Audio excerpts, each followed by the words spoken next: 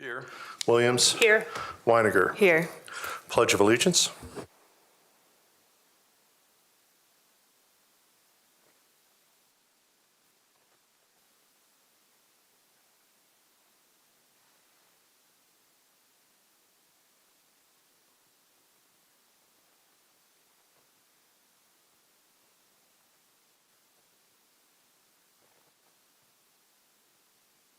Okay, right into the DCSD spotlight. And tonight we have Board of Education Committee recognition for our outgoing members.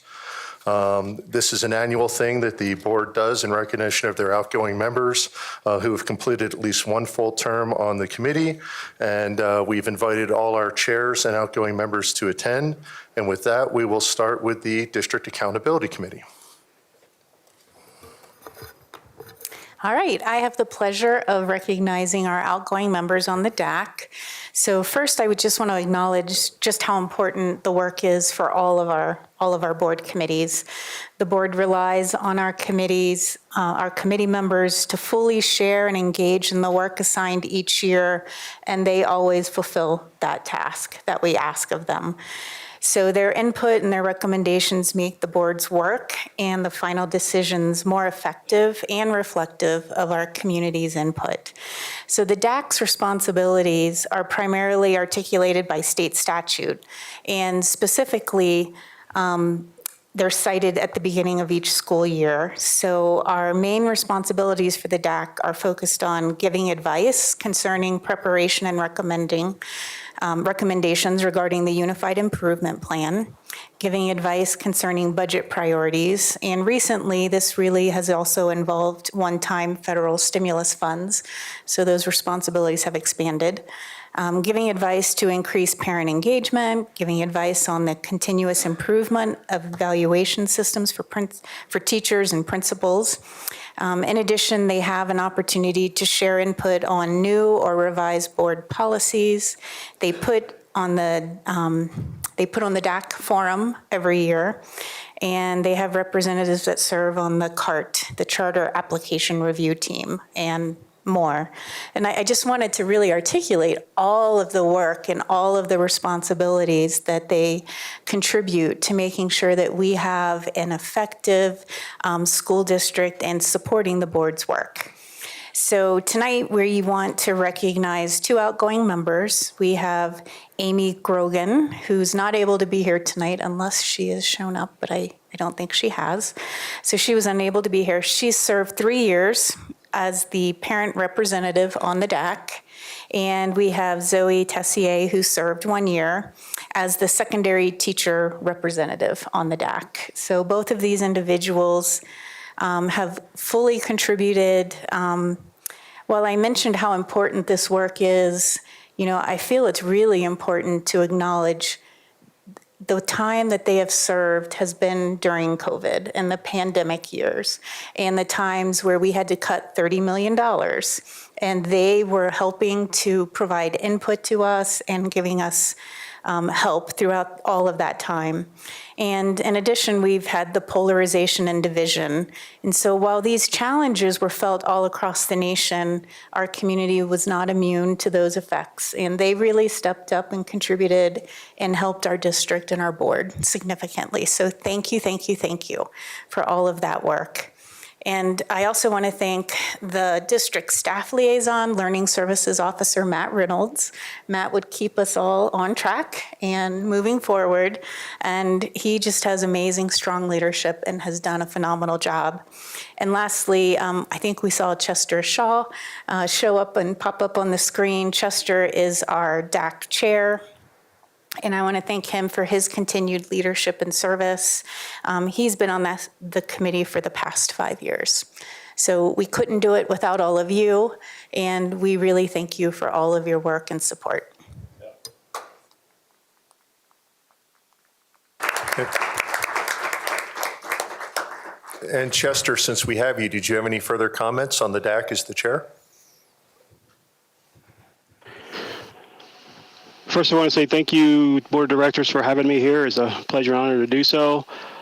Second, to say thank you to all of my DAC representatives. They have done a great job, as Director Meek has pointed out, making sure that we fulfill the priorities given to us by the board, working diligently with the budget and all the different things that we tackled this past year. It was a great year, and very, very proud of that committee for that. And just to also echo the outgoing DAC members, Zoe and Amy, very, very vital to our success as a DAC and making sure that we accomplish the things that we accomplished through all the things that we've been through, COVID, polarization, all those different things. So they stood in there, hung out all those together, and did a great job. So I'm very, very proud of what we accomplished this year. Thank you also to Matt, kind of my partner in crime, being there for me and the questions that I had, as well as for our board liaisons, Director Meek and Director Myers. Thank you guys so much. Appreciate it. Hey, thank you, Chester. And one more round of applause for the outgoing DAC members.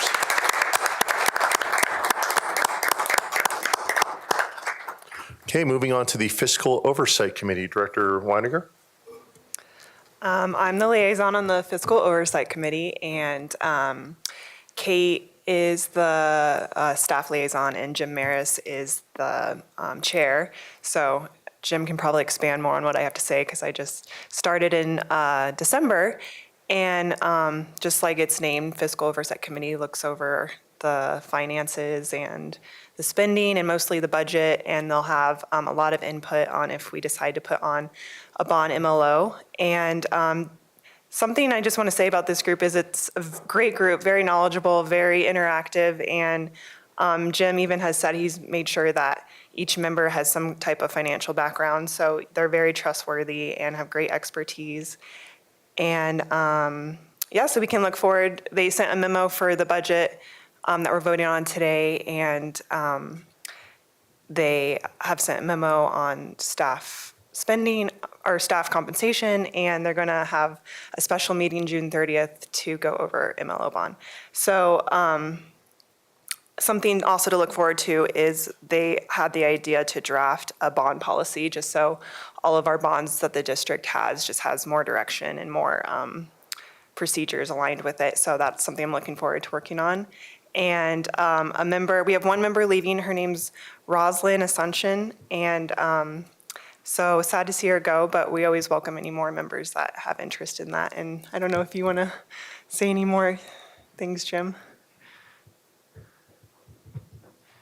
Well, thank you for the opportunity to serve on the FOC. Thank you for the opportunity to serve on the FOC. This will be my fourth year now that I've been on the committee, and second year as chair. Our group is a really well-experienced finance group, as Kaylee knows and spoke about being there. But we can get funny sometimes. And but the group is really focused on helping the kids and helping the district. And I think that's the important part. We, the memos that we provide are really based on a well-rounded, experienced group of people. And we're glad to be able to provide that input. And so thank you. Hey, thank you to our FOC.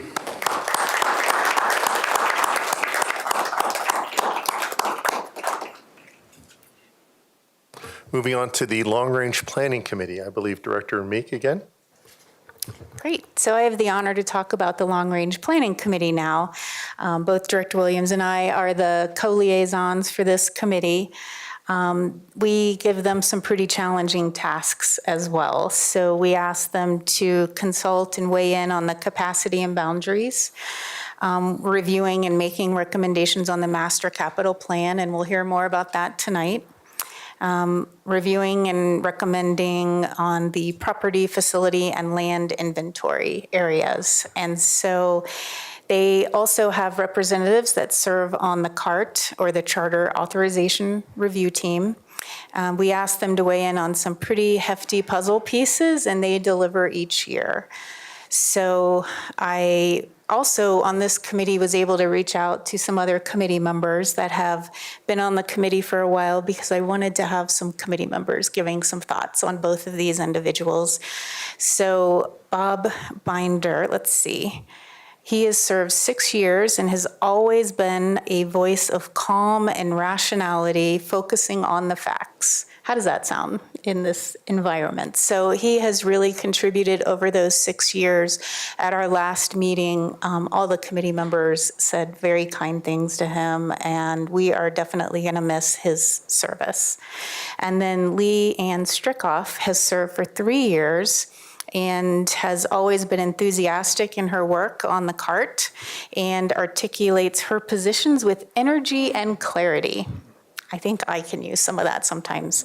So I just want to thank both of them for their dedication over the past years and assure you that your contributions have made a difference in the lives of so many children as well as our community.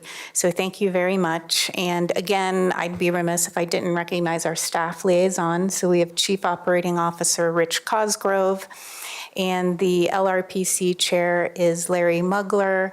And Larry has joined as the chair pretty recently, but his leadership is strong, steadfast, and much appreciated. And I don't think I see him here. Rich, is he here? Okay. So. Okay, and let's give a good round of thanks for Long Range Planning Committee.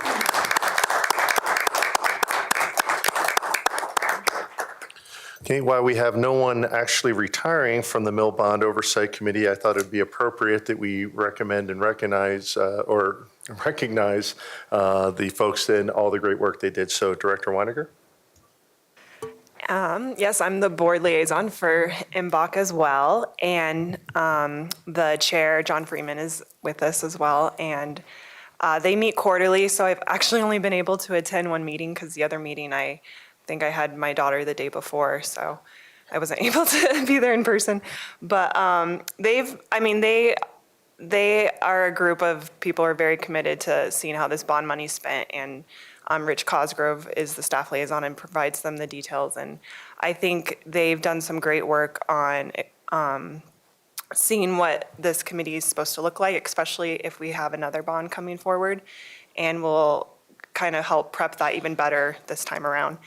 But yeah, it's been great working with John and everyone there, and we have a lot of openings, so if anyone is interested in joining, definitely check out our website to try to apply. We actually interviewed someone yesterday, so we hope she'll be a great addition. So anything else you'd like to add, John?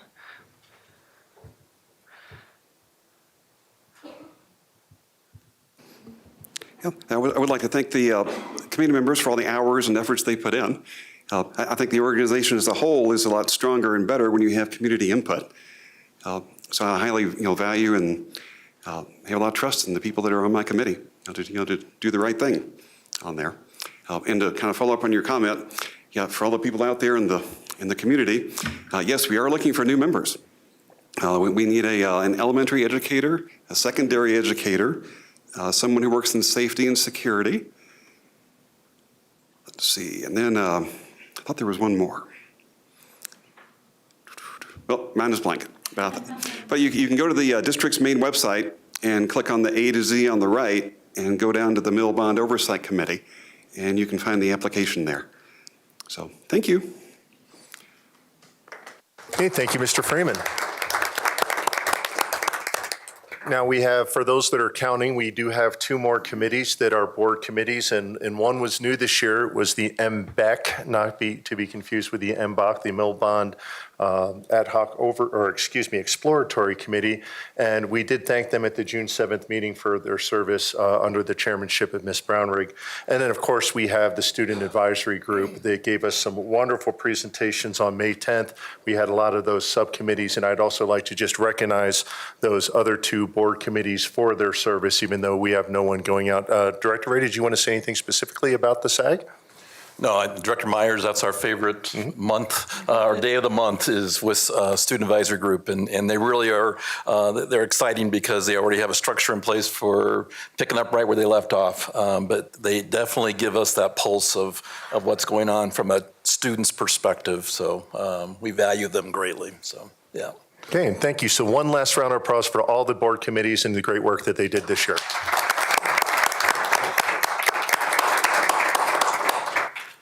Go ahead, Director Ray. So Director Peterson, since we're on the recognition part of our agenda, I think we'd be remiss if we didn't recognize a certain Sandy Marsh, who has served as our Assistant Secretary for the past 2 years, joined the district, I think it was six years ago, I believe.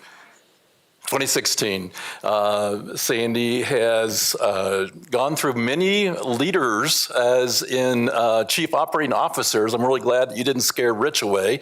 But no, I'm kidding. Sandy has been the rock behind groups like our chief operating officer in his department, long range planning, as well as the board. The past 2 years, I had the pleasure of working with Sandy for the past 2 years when I served as board president. And I got to tell you, she is that behind the scenes person that keeps everything moving forward, and she's unflappable.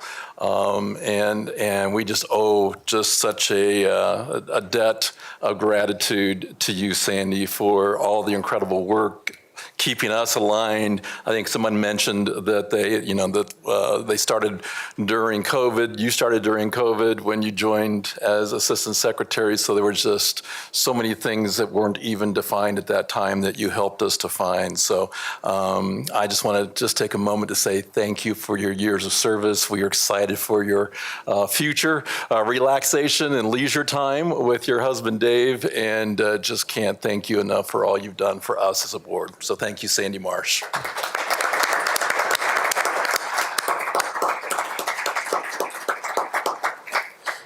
Okay, thank you, Director Ray. And moving on to item number 4, the acceptance of the agenda. And the recommendation is the Board of Education approves the agenda as presented. Do I have a motion? Motion to approve the agenda? Okay. Second. Motion by Ray. So I would I'm like sorry. to pull agenda item 21, please. So approval of resolution regarding appointment of designated election official and notice of intent to Douglas and Elbert County clerks. Okay, and we do not need a vote on that, so pulled to be carried on as a single action item.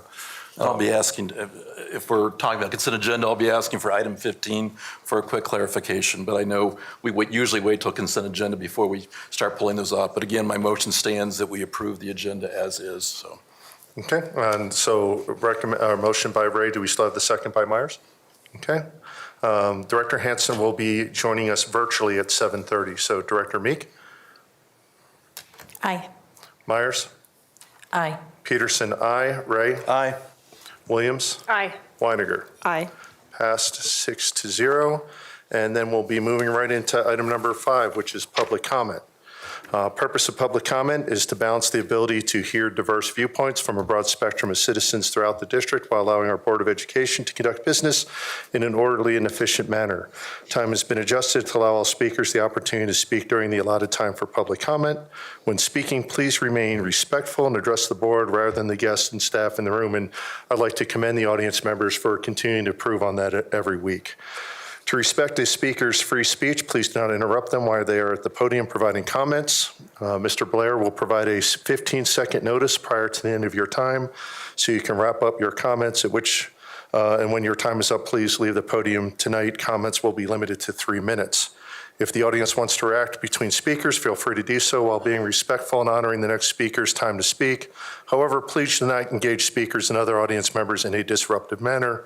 Attendees who create a disturbance or disrupt speakers while they're speaking will be asked to leave after a prior warning. The board president will be responsible for determining when audience members are being disruptive.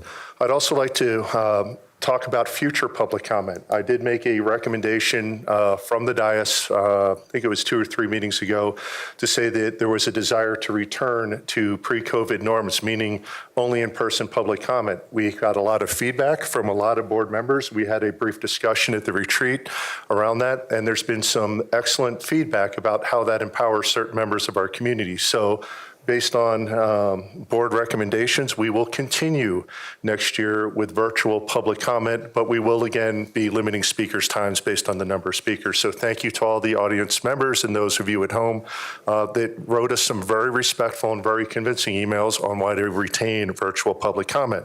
With that, we will move to our first group of speakers. We will do the in-person folks, followed by our remote speakers. The first 3 speakers will be Krista Gilstrap, Jason Cassay, and Iko Browning. Ms. Gilstrap.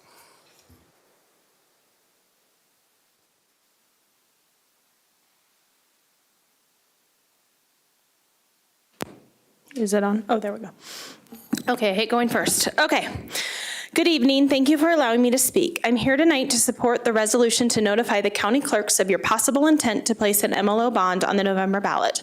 I was happy to see this was added to the consent agenda as it presents a firm, united stance from this board, and that's exactly what we need to see if we want this effort to be successful. I do hope Director Meek pulling it from the consent agenda won't impede this effort.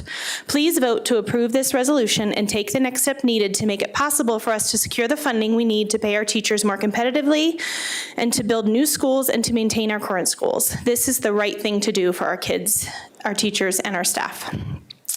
As I've spoken to people about this over the past 4 months, I've come across a common theme. People saying I'll only support funding if X happens. Much as if funding is a bargaining chip to leverage this board into doing what they want. The things people want vary greatly depending on the person, but the theme is there. I'd caution those who think this way. This district needs this funding regardless of who is on this board or what other initiatives are out there. I'd also caution people from focusing on the challenges we face that make passing funding more difficult at some point, At some point, our words become a self-fulfilling prophecy. The one thing that has been made crystal clear across the board is we will need the most specific language possible. If we have that and broad community support, we will be successful.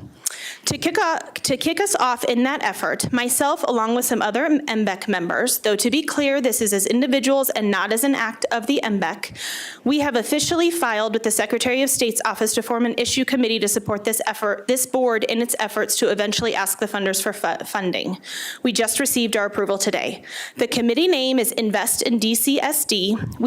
We still have a bit of work to do to be fully functioning, but we have set up an email account for anyone who would like to join us in this effort. Please email us at investindcsd@gmail.com to get more information or to get on our volunteer list.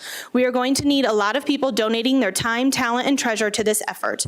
We will also be creating a Facebook page and group so you can find us there as well. We look forward to partnering with this board, district staff as allowed, and other parents and community members to do what's necessary to make this funding we need so desperately a reality. Thank you. Thank you, Ms. Gilstrap. We'll have Jason Cassay, Iko Browning, followed by Robert Marshall. Mr. Cassay.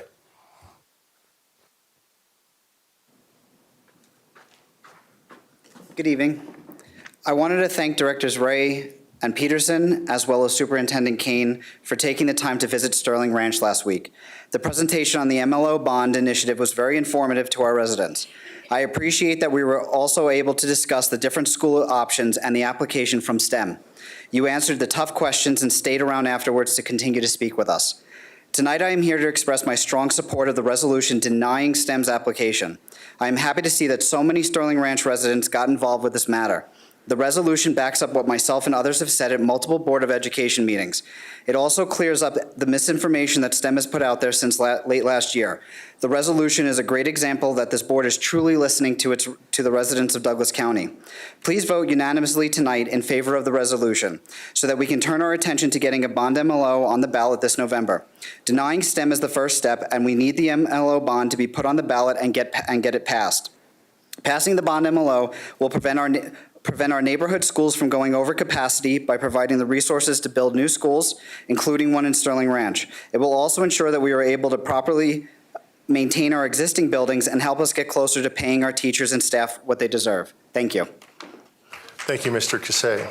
Iko Browning, Robert Marshall, followed by Carolyn Williamson. Iko Browning, who I do not see here. Okay, Mr. Marshall, followed by Carolyn Williamson, followed by Eliza Williamson.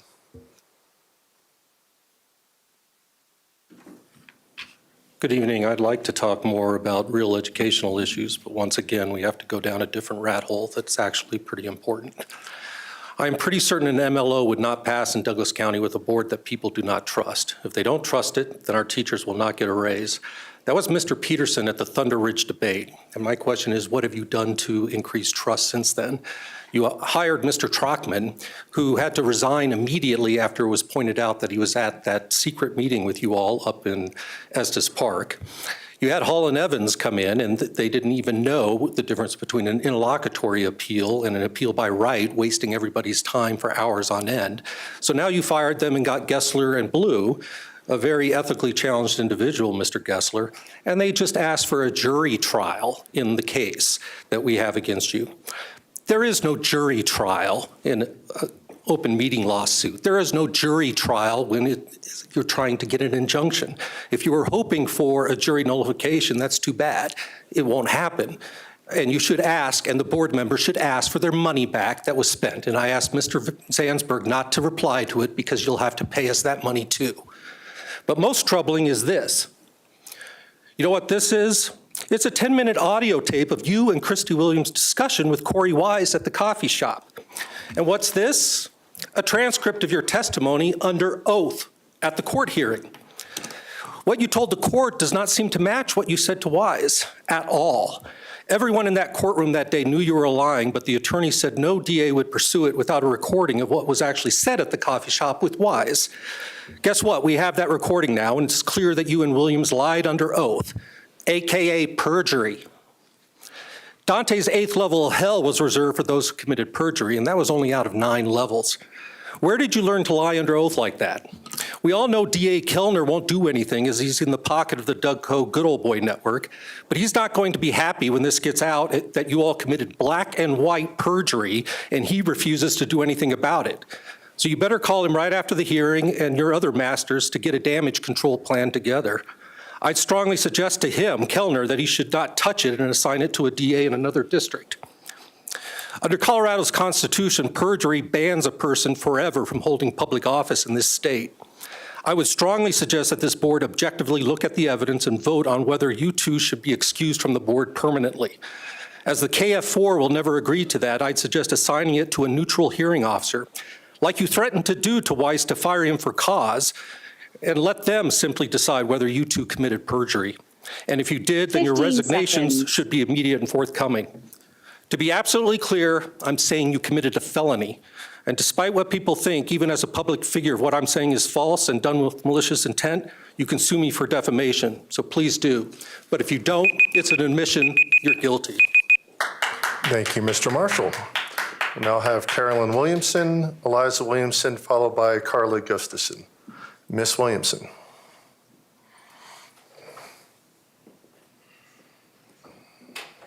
Good evening. Oh, look what I found, a binder.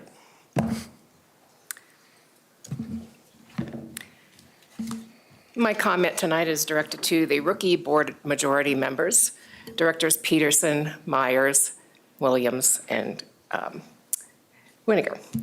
I have questions after reading the recent Westward article by Michael Roberts on June 15th about all the mounting legal fees that you continue to incur by your pattern of shady backroom behavior. I do agree with Robert Marshall that the community's never going to support a mill levy override if they can't trust you. I went door-to-door canvassing for the last one, put my heart and soul into it. You think I'm going to do it for you? In particular, I'm concerned about your mysterious Estes Park retreat binders. Why not simply turn over the binders? Unless they contain such sinister content, as many of us surmise, likely concocted by national GOP extremist groups who are scheming to take over public schools across the nation. Are the binder contents excerpts from a Steve Bannon playbook? A white nationalist guidebook for slow motion coup? When Trump failed, you're going to go from the ground up to destroy our democratic institutions? The longer you refuse to disclose the binders, the more our imaginations run wild and we realize they must really be damning if you don't want to turn them over.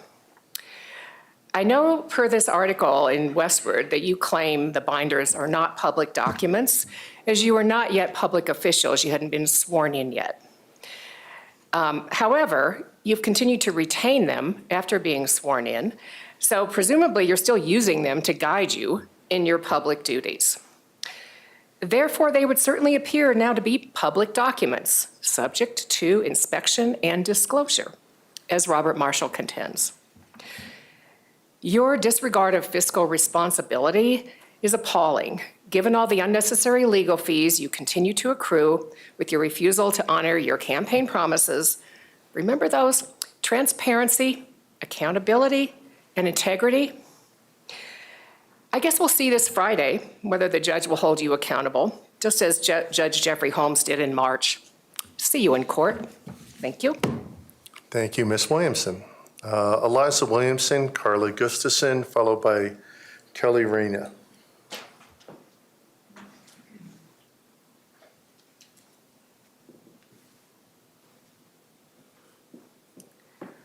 Good evening, and thank you for the opportunity to speak here.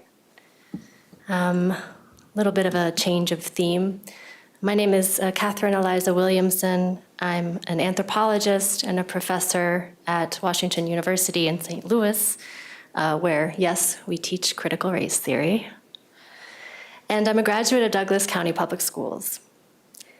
While it's not on tonight's specific agenda, I feel compelled to speak about the district's shameful refusal to truly educate its students for the world we live in.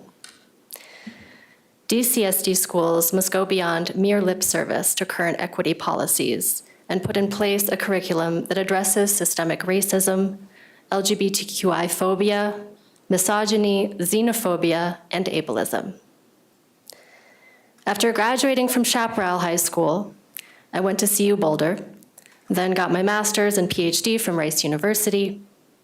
I'm a Fulbright alumnus twice over. I've won several research grants and awards for my work on reproductive and disability justice in South America. And I've been able to develop the critical perspectives that are vital to my success as a scholar only by leaving this district. Of course, I couldn't have gotten to where I am now without the education, that baseline of education that I received here. But in many ways, DCSD schools left me wholly unprepared to succeed in our diverse and gravely inequitable society. Casual racism and de facto segregation went utterly unaddressed by administrators. Queer students were relentlessly bullied with few consequences for perpetrators, and learning materials tepidly lauded diversity while avoiding any mention of structural violence. I arrived at college never having heard the term white privilege, much less having the tools to interrogate my own. I wanted things to change for the better in these last 2 decades. Instead, I've watched a tragic backslide into defensive conservatism that refuses to acknowledge even the existence of systemic forms of oppression, despite mountains of evidence to the contrary. DCSD students deserve better. I urge the board to make Douglas County a school district that prepares students not just to live in an ever more diverse world, but to be agents of change for an equitable society. Thanks. Thank you, Ms. Williamson. Carla Gustafson, Kelly Reyna, followed by David DiCarlo. Ms. Gustafson. Thank you. My family has been in DCSD since 2013 and part of the STEM school community since 2016. Our family has benefited from the combined experiences of both neighborhood and charter schools. My oldest son has thrived with the problem-based learning curriculum at STEM because of the engaging experience with real-world problems and hands-on activities. Most importantly, he's found his community of peers where he really fits in. As a parent, I am here to express my support for the application of STEM to Sterling Ranch so more families can have that choice we've had to find the best school for their kids. I feel strongly that there is room in our community for both charter schools and neighborhood schools, and that having that choice throughout our district will benefit all families. I've personally committed countless hours of my time and support to STEM because I believe in the school mission. I just completed my 2-year term on the SAC committee and am starting on my 2nd year as a member of the STEM board of directors in my new role as vice chair. As a board and school community, STEM has made great strides in increasing participation in SAC and building the capabilities and parent engagement on the STEM board. We've also already started the transition to a new executive director at STEM School Highlands Ranch to allow our senior leadership to focus on replication to Sterling Ranch. As a STEM parent and board member, I'm requesting your support for the provisional approval of STEM replication to Sterling Ranch. We welcome the opportunity to collaborate with DCSD, work together to serve the Sterling Ranch community. STEM has a proven track record of growing a school in phases, which allows an earlier opening that's balanced with a longer-term schedule to get to the full capacity.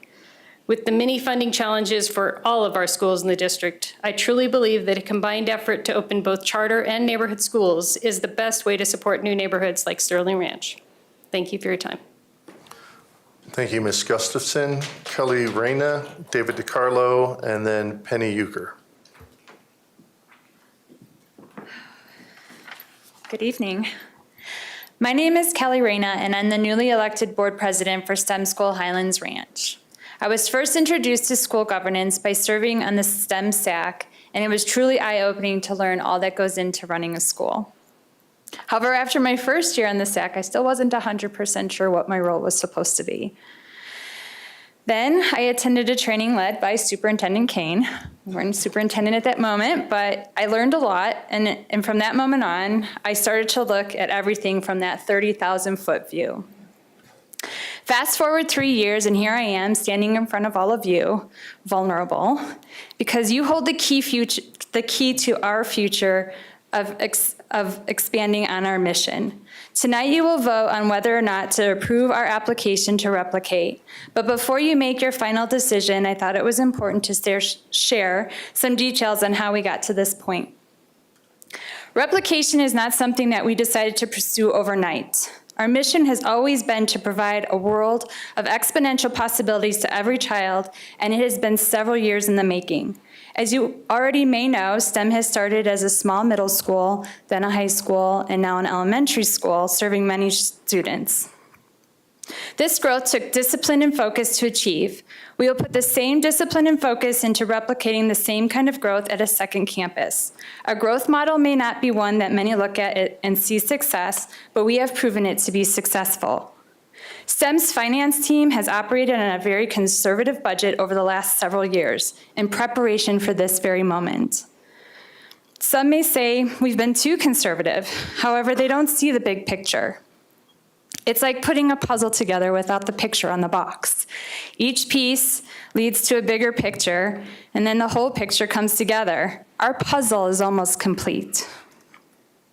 Good business sense is to have enough reserve money to cover a year's worth of expenses. We have planned for that. The finance section of our application focused on per pupil revenue because that would be the goal. But we neglected to highlight our fiscal ability to stay in the unknowns.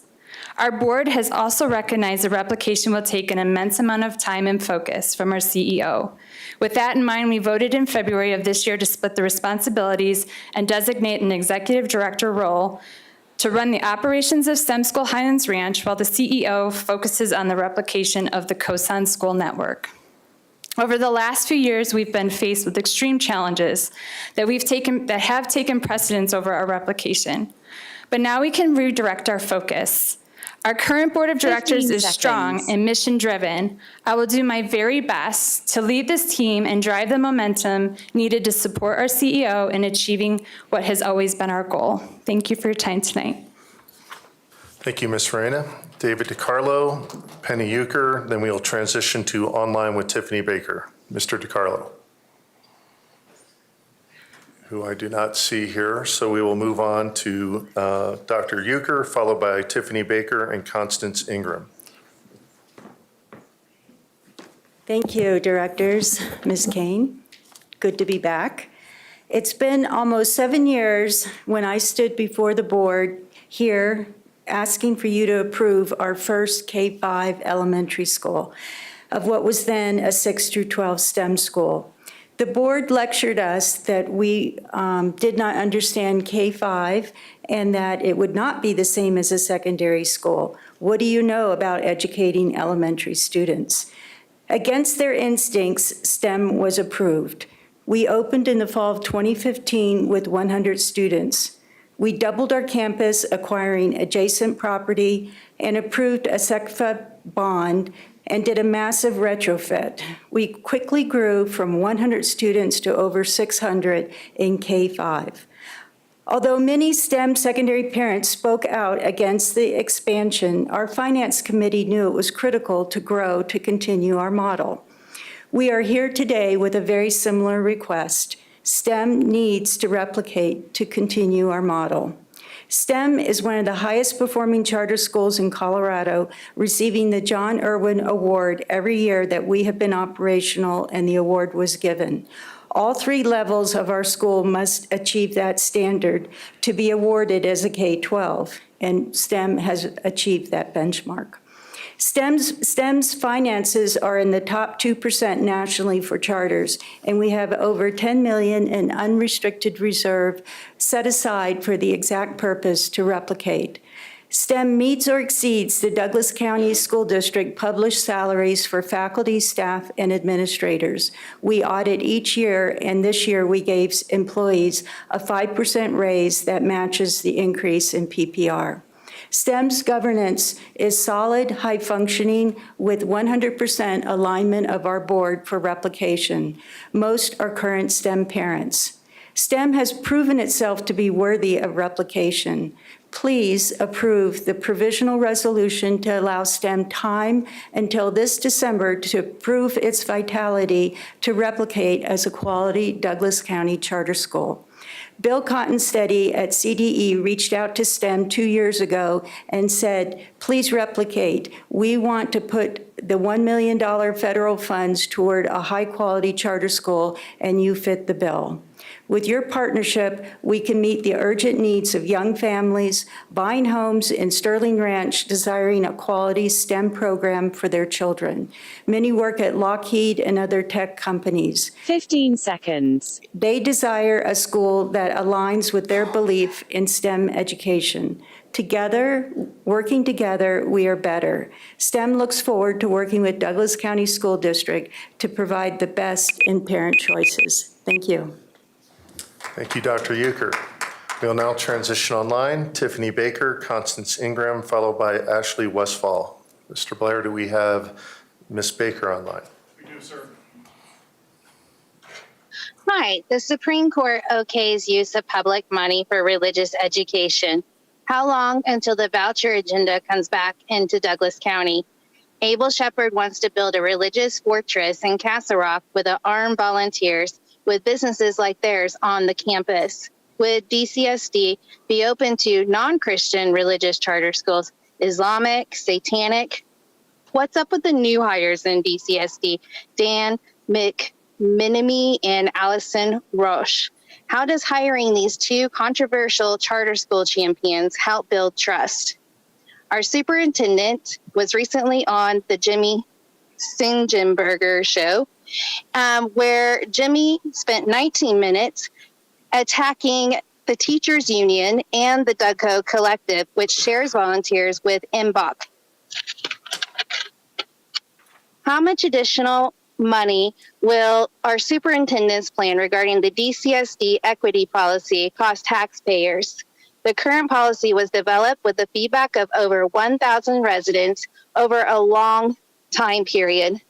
What will the changes to appease the homophobic, racist Kids First supporters need to be on the equity policy to resolve this issue? A good number of whom protested a drag queen comedy show in Highlands Ranch this last weekend for ages 21 and up. What will this board do before November to help build trust in hopes of passing an MLO and bond? Could we discuss putting a collective bargaining agreement in place with the Douglas County Federation?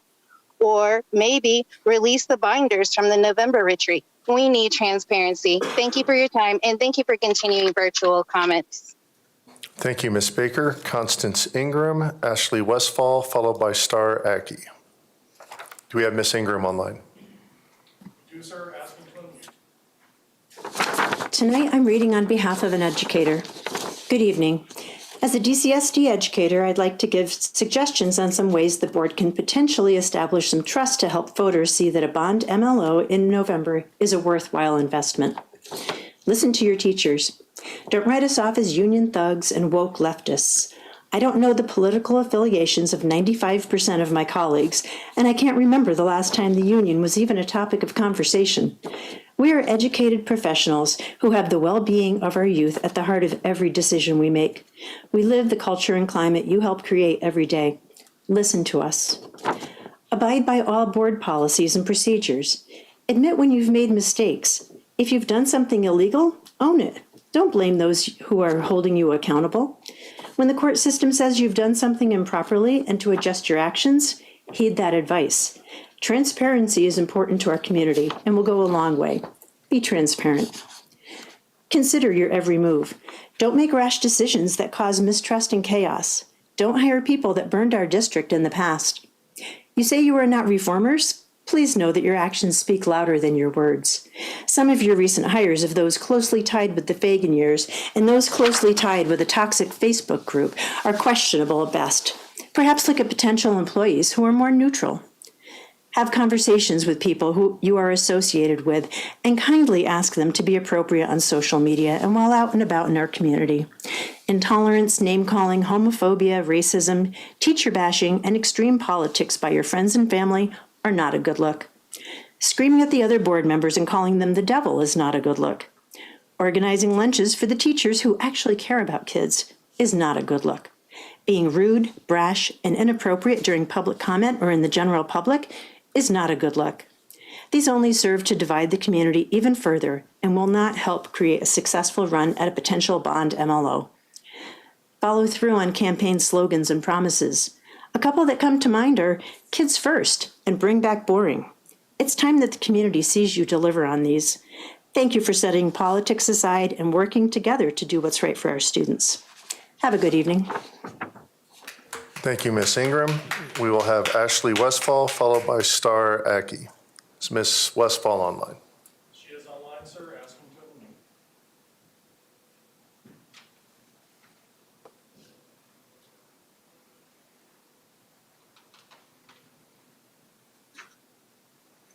Hello? We can hear you. Hello? Go ahead. Oh, okay. I'm a staff member at STEM School Highlands Ranch, and I wanted to have my say. I would love for the school to be replicated, and I hope you consider giving us that opportunity. I've worked in a lot of different types of jobs, a lot of different types of places, and there is no place like STEM where the staff are supported and we all have a voice. Every parent that I talk to about STEM is always saying, I wish there were more places like STEM, and you guys have the opportunity to make that happen. Every school's kids are special, but the STEM kids are special and have a track record to prove it. That's because of the opportunity that STEM gives them and the care and attention that they get from the staff and the teachers. So I hope you will consider replicating our school. It's an amazing place to work, and it's been a real blessing for me and my family. So thank you so much for your time. Thank you, Ms. Westfall. Our final speaker tonight will be Star Aki. Are they online, Mr. Blair? They are. Ask him to unmute. Hello. Are you able to hear me okay? We can. Go ahead. Thank you. Respectfully, Douglas County board members, my name is Star Ake, and I'm currently the CFO of STEM School Highlands Ranch. I have been with STEM since 2012. When I came on board back in 2012, Douglas County had STEM on the radar regarding financial and reporting concerns. Since I came on board in 2012, I have worked very hard to provide the highest level of integrity, transparency, and collaboration with the finance team at the district level. My relationship at the district level has been respectful, punctual, and dependable with those who I have worked closely with, and I have on occasion looked to those folks for collaboration on best practices. As someone who feels it's integral to maintain the highest level of integrity and ensure fiscal responsibility with government funds, I believe that I have built a very strong team who views our community responsibility as the most important thing we can do for our school. My budgets are very conservative and our spending reflects that. I have worked diligently to ensure that my team considers who we work for and that we have a great responsibility to our stakeholders. You, the Douglas County Board, Douglas County taxpayers, and of course, our school community. I keep my certified public accounting license current to ensure that I'm up to date on the latest in the financial field, specifically to government funding. I do all that. I do all the reports for the audit myself, and I have a great working relationship with our auditors, Hinkle and Associates. This is the pinnacle point of what I have to say tonight. So let me say as clearly as possible, yet as humbly as possible. I can't imagine anyone more qualified than myself to ensure that a new STEM school within Douglas County is managed wisely, carefully, and finally, frugally, yet generously to benefit the new school and yet continue to provide the highest customer service and care to our current school. My goal in both locations is to manage, budget, and spend knowing every day that funds that come into STEM are for the sole purpose of always, and let me repeat always, to benefit our students first. I have no doubt that financially we are able to provide the highest level of service to both locations within Douglas County. So let me be clear, we have the funds, and I would never allow STEM to overextend itself. We have saved for this opportunity and look forward to carrying our mission to other communities within Douglas County. Thank you, Board. Thank you, Ms. Haig. And with that, that ends public comment. We are now moving on to item number 6, the adoption of the consent agenda. Do I have a motion regarding consent agenda? Previous comments were made around items 15 and 21. Motion to approve consent agenda with the exception of items 15 and 21. Second? Okay, motion by Ray, second by Meek to approve consent agenda items numbers 7 through 21 with the exceptions of 15 and 21. We'll go through the vote. Director Meek? Aye. Myers? Aye. Peterson, aye. Ray? Aye. Williams? Aye. Weiniger? Aye. Passed 6-0. And at this time, we would move to items number 22, but I suggest we just take up numbers 15 and 21 individually in that order. So we'll start with item number 15, which is approval of the site and lead rubric revisions and recommendations.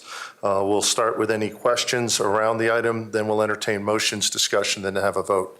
So Director Ray, I believe this was the item that you wanted addressed, if you'd like to lead off. You bet. I think it might be helpful for the public, though, first of all, just to give a quick overview of what SITE is, because we tend to talk in acronyms in educational world. So I don't know, Superintendent Kane, if you want to just kind of give a quick, or Mr. Reynolds, a quick overview of what is SITE and what's being asked of us tonight with these rubrics. I'm going to ask Mr. Reynolds to go ahead and specify what's being asked and give a short overview. Thank you. Oh, perfect. Good evening, Board. Thank you very much for the question. So the acronyms aside, SITE is our evaluation rubric that we utilize for our licensed staff for teachers. LEAD is the evaluation tool that we use for our principals. Whenever we have a modification because we have our own evaluation system, we bring it forth to you all following a process.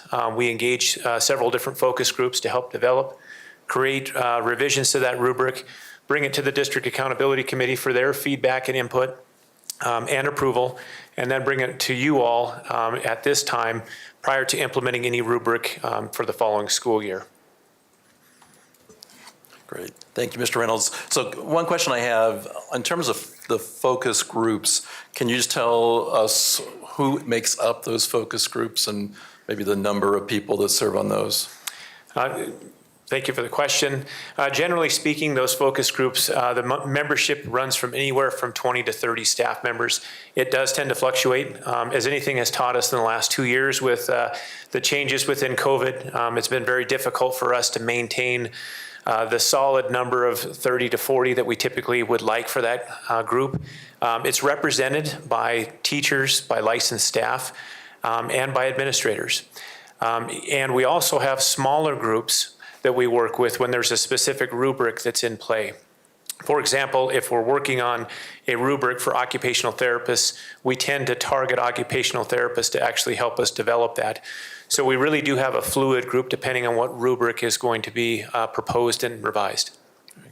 And it looks like the two main reasons for revisions, one is the survey that was done with staff that indicated there was a need for more clarity of the rubric, and then the second was the State Department asking for more clarity in terms of specific things around the essentials. Can you elaborate on that just briefly?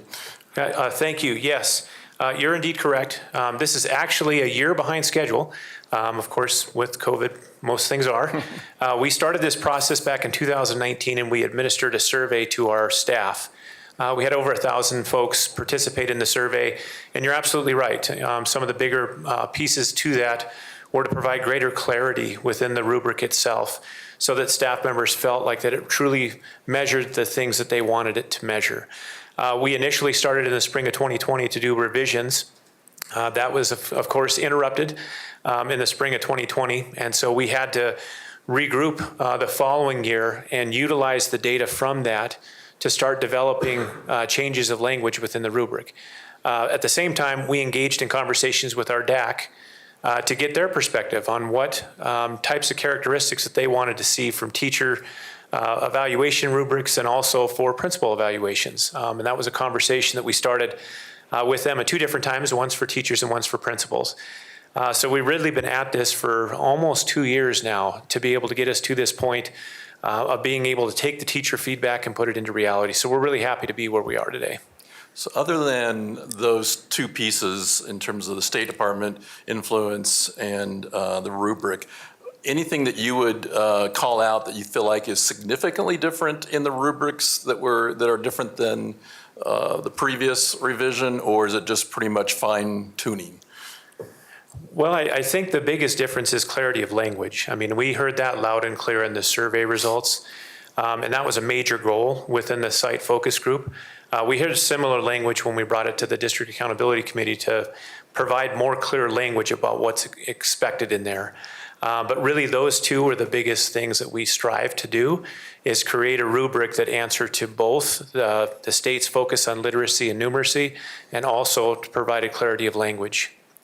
DAC is serving in a statutory role, if I'm remembering, because we're required to have a committee that actually reviews evaluation procedure for staff. Is that correct? Yes, they serve as our evaluation council.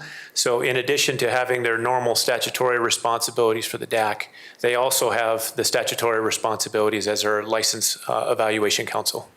And then was there any plans or input from employee council? I know you went from DAC, or have gone from focus groups to DAC to us. Was employee council a consideration in terms of giving feedback as well?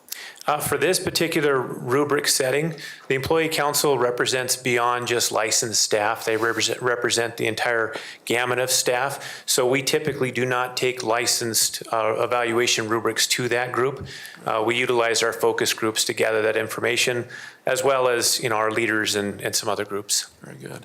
Now my last question is Site 6. So we're approving rubrics for Site 1 through 5, and Site 6 really is around student performance specific.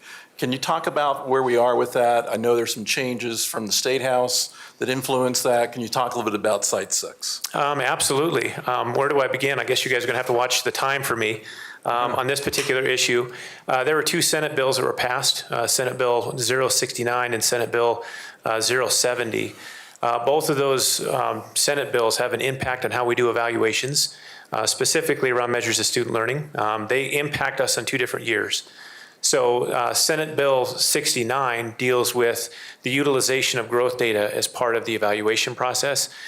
They specified what we can and cannot do for this upcoming year with that. And so we'll be implementing exactly what those limitations will be, including, with assessment just kicking off, that growth data that's coming back wanted that additional year of stability within that growth model before it was input into an evaluation.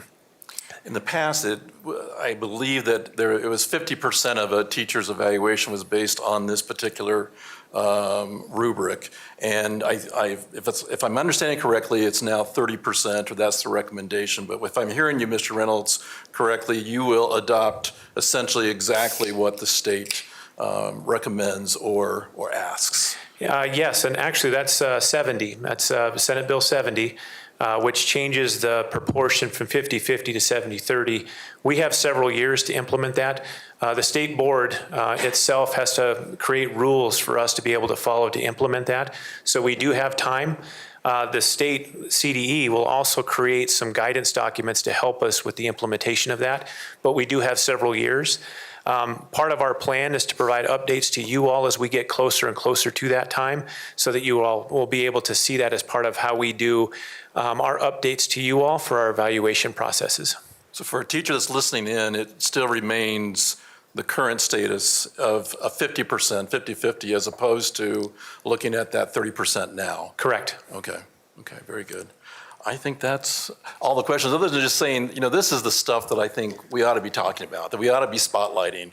This is student learning. This is what impacts student learning tremendously. And so when I see it on the consent agenda, it's kind of like, I really think this is the stuff we ought to be able to talk about, because there's some great changes in here in terms of inclusion, in terms of the culture. And I think there's some great revisions, Mr. Reynolds, that you and the focus group and DAC have done. And sometimes I think it would be great for us to spotlight those, because that truly is what impacts our student learning the most, is when we talk about, as teachers, what is it that we expect of you when you're performing. So thank you for the brief conversation. I appreciate it. Well, absolutely. And I would like to take this opportunity to thank those that have really helped us, the District Accountability Committee, the focus groups, all of the staff that participated in the surveys, and people are very open to giving us feedback about evaluations. So we take all of it, and we just really appreciate them being open to give us that feedback. Director Meek? Yeah, I think this is a great opportunity to recognize Dr. Kirby as well. She just did a phenomenal job working with the District Accountability Committee. All of the members of the DAC were fully engaged in reviewing and providing feedback. And Dr. Kirby even did a crosswalk with the strategic plan, which I really appreciated. And so the amount of work that has gone into that, and then DAC's involvement, has been really great to see. And my last comment or question, since we've opened this, is I looked at, there's a nice history under this agenda item for folks that want to look, that starts with 2012 and kind of brings us up to today, why we're here. Does the district plan have any periodic plans for future revision of the rubrics, especially in light of some of the recommendations that were made with the FOC around the budget and things like that? Absolutely. Thank you very much for the question. The benefit of having our own evaluation instrument is we can review it every year. So we have a standing focus group to do just that. Our focus next fall will be looking at the newest bills that are out to see if there's part of our processes that need to be updated as a result of that bill. But we're always gathering feedback and looking at different ways to make our evaluation system and processes better, more effective for our staff. Thank you, Mr. Reynolds. Any other questions or comments from directors? Okay, is there any motions around item number 15? Yeah, I move that we approve the site and lead rubric revisions and recommendations as stated in agenda item number 15. Second. Second by Williams. And for anyone listening in the audience, site is continuous improvement of teacher effectiveness, and lead is leadership effectiveness through analysis and data. So there are the acronyms for the rubrics. We have a motion by Ray. We have a second by Williams. If there's no discussion, we will take a vote. Director Meek? Oh, aye. Director Myers? Aye. Director Peterson, aye. Director Ray? Aye. Director Williams? Aye. Director Weiniger? Aye. Passed on a motion of 6-0. We will now take up item number 21, which is approval of the resolution regarding appointment of designated elected official and notice of intent to Douglas and Elbert County clerks. I believe, Director Meek, you asked for that item, so please go ahead. Sure, thank you. First, thanks, Ms. Gilstrap, for your public comment. I couldn't agree more that we absolutely need an MLO and bond, and that the most specific language possible is really important. So just wanted to reiterate that. I also think the only way forward for us to be successful in passing a local election is to be fully transparent and address headwinds and questions that have come up. And so that really is the reason I'm pulling it for discussion. So I know we had a question last time we were at a regular board meeting about whether there would be a cost incurred to just put this, to give the notice in this resolution. And so I just wanted to confirm for the public what the answer is. There is not a cost incurred for just informing them that you might potentially put something on the ballot. We verified that with the clerk and recorder's office. Have we gotten an actual cost, or is that something we need to wait until it's closer? Just to clarify, Director Meek, are you asking for a cost to put something on the ballot? Right. Okay, thank you. The estimate is $1 per voter, as I understand it, but that is what we have at this point as an estimated cost. Sorry, the other thing is during the MBEC, someone else did a little bit of research into it, and it was about $280,000 for the first 5 inches, and then after that, it's about $3,000 per additional inch on the ballot. So that's the total cost. And so if there are 2 questions, do we know what that equates to? Like, no? Yeah, okay, that's a good answer. It depends on the language. Oh, thank you for repeating the answer. Right. Is it okay for me to just continue then? Again, at our last conversation, I had indicated that I had several questions for the organization that conducted the polling. And so I didn't feel it was appropriate to ask MBEC questions related to the poll. And we talked about inviting the organization here to answer questions. And I thought we were all in agreement because no one disagreed, and they're not here tonight. And so honestly, I find that frustrating because I feel like we have a public conversation, no one disagrees, and then somehow outside of our public conversations, a different decision is made. And I realize it happened during agenda planning, which is a time that most board members can't attend. It's during the workday. So I think it's my fault. I did not move to have the pollster attend tonight to answer questions. So I will try to do better to make motions and not assume that we're in agreement when I don't hear any conversation suggesting that we're not in agreement. So one of the reasons I wanted them to come tonight, we had talked about doing a second poll, and I'm not sure that we're qualified to really talk about pros and cons without having the individual here. In the conversation I did have with her when I brought the idea of conducting a second poll to see if we might move the needle in support, her response was that she would not be optimistic about that, and she thinks it usually takes a very concerted effort in a short period of time to impact results that substantially. So those are her words. But we could say, well, here's what our plan looks like, right? And I think we could have a dialogue. But I don't think we're going to have an opportunity to do that until August at the earliest, which is when we're voting on this. So I don't know where everyone else is thinking about doing a second poll, or if that is something that we need to investigate sooner rather than later. So I wanted to bring that up, and maybe I'll stop with that concern first, just to hear what other board members are thinking. Sure. Open it up to other board members for comments, questions on that. Director Ray. Yeah, I would say I was surprised too that it wasn't placed on the agenda. And I guess that's a process thing that we need to work out. But and I do know that we make decisions at agenda planning in terms of what gets on or off. But I know I had placed it in writing and directed it to Superintendent Kane as well as to you, Director Peterson. I know Director Meek raised it as well. So it is frustrating when we assume that we were going to have that interaction, just to be able to have that expert share with us some of their findings.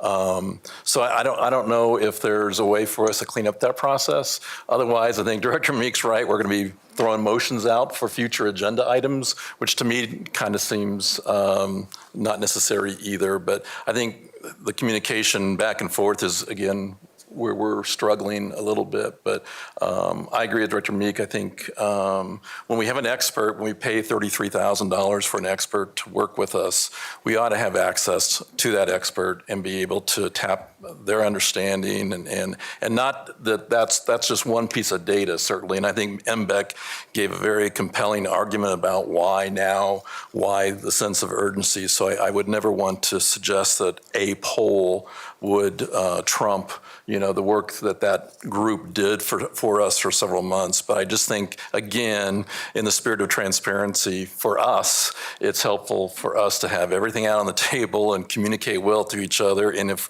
a few of us would like to have that expert be there, we ought to have the expert here. So those are just some of my thoughts regarding that. Yeah. Well, thank you, both Directors Meek and Director Ray, for that.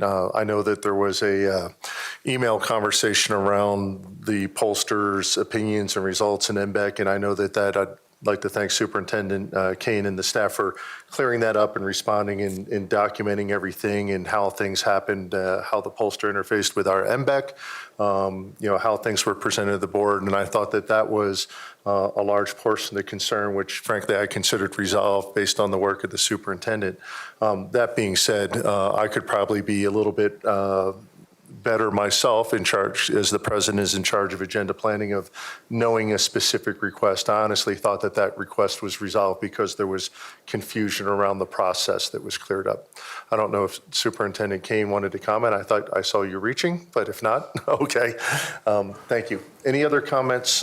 Go ahead, Director Meek. Yeah, so unfortunately, I don't think the confusion around that was totally resolved. And so, that's really my second concern is, the pollster delivered information that has not been posted publicly to the public. Neither file, and there's really two files that are out there, which is really what created a lot of confusion. And so the questions that came forward, after multiple requests for me to see the information from the pollster, when I received the file, it was not the original file. It was the file that was supposedly presented to MBEC. And the file that was presented to MBEC was modified to change the pollster's opinion at the end, feeling that MBEC should make up their own recommendations and opinions of the data. So the modified version, removed 4 sentences from the bottom line last page. None of the proposals can be considered viable at this time. All 4 iterations of the MLO bond are well below the 50% threshold. Neither the bond nor the MLO request receive majority support with most demographic, partisan, or geographic key subgroups. This is not the right time to move forward with a funding request to the voters. So we were told that was removed and presented to MBEC. I've talked to different MBEC members who felt like they did receive those recommendations. And when I open up the file that was modified, it wasn't created until a week and a half after MBEC met. It was created the day that we received the file. So when you look at the file creation date. So honestly, whether the experts' opinions were withheld from MBEC or the board or the public, I just find it to be totally unacceptable. For whatever reason, the taxpayers paid for this report, and we don't have it posted anywhere. And so, in our community, people are going to be sending in a core request for all the documents, right? And so when we don't post stuff publicly, or when we try to change something, we're only creating more questions. And so I think moving forward, we need to just post it and explain why, we can address those challenges as opposed to not sharing information. And I think that hurts us. And so I would like to move that the district post all files provided by the firm hired to conduct the poll publicly, as taxpayers paid for this information. Okay, I can second that. Are we going to vote? Oh, okay, just checking. Got to write down the motion since it wasn't on the agenda. But this is, just to be clear, this is not any type of motion for number 21. We will take that up separate. This is a separate motion just to, and if I get this right, to post the original pollster's files that was, and just to be clear, everybody, the board did not edit or redact or do any part of that. That was not a board action. That was a transactional action between MBEC members, district members, the pollster. Just to be clear, this is not the board that redacted anything prior to publication. I just wanted to clarify that fact. So we have a motion for a posting of the pollster's original documents by Meek and a second, by Williams. Thank you. And is there any other conversation around that before the vote or questions, discussion? Go ahead, Superintendent. So we are happy to post whatever you would like us to post, but I would like to understand where you would like it posted. Would you like it in an email to the community along with other information that we send out on a regular basis, on a web page, since there isn't an agenda item to attach it to? I think that's a great question. And typically that would be just posted to an agenda item, but we did not do that. So I think now we just have to figure out where is the appropriate place. So anyone that wants to ask, you can direct them. What's your recommendation?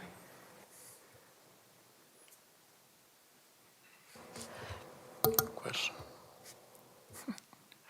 I mean, Go ahead, Director Ray. We can wait for a second. well, I was just going to ask the question. It seems like we're building on our website resources from MBEC that they've accessed, as well as, you know, giving the funding presentations, the slide decks there as well. Can we just add that as an additional resource for a potential on that same website area? Or am I? This is the MBEC page. Is that what you're speaking of, Director Ray? Uh-huh. Okay, that would be absolutely fine.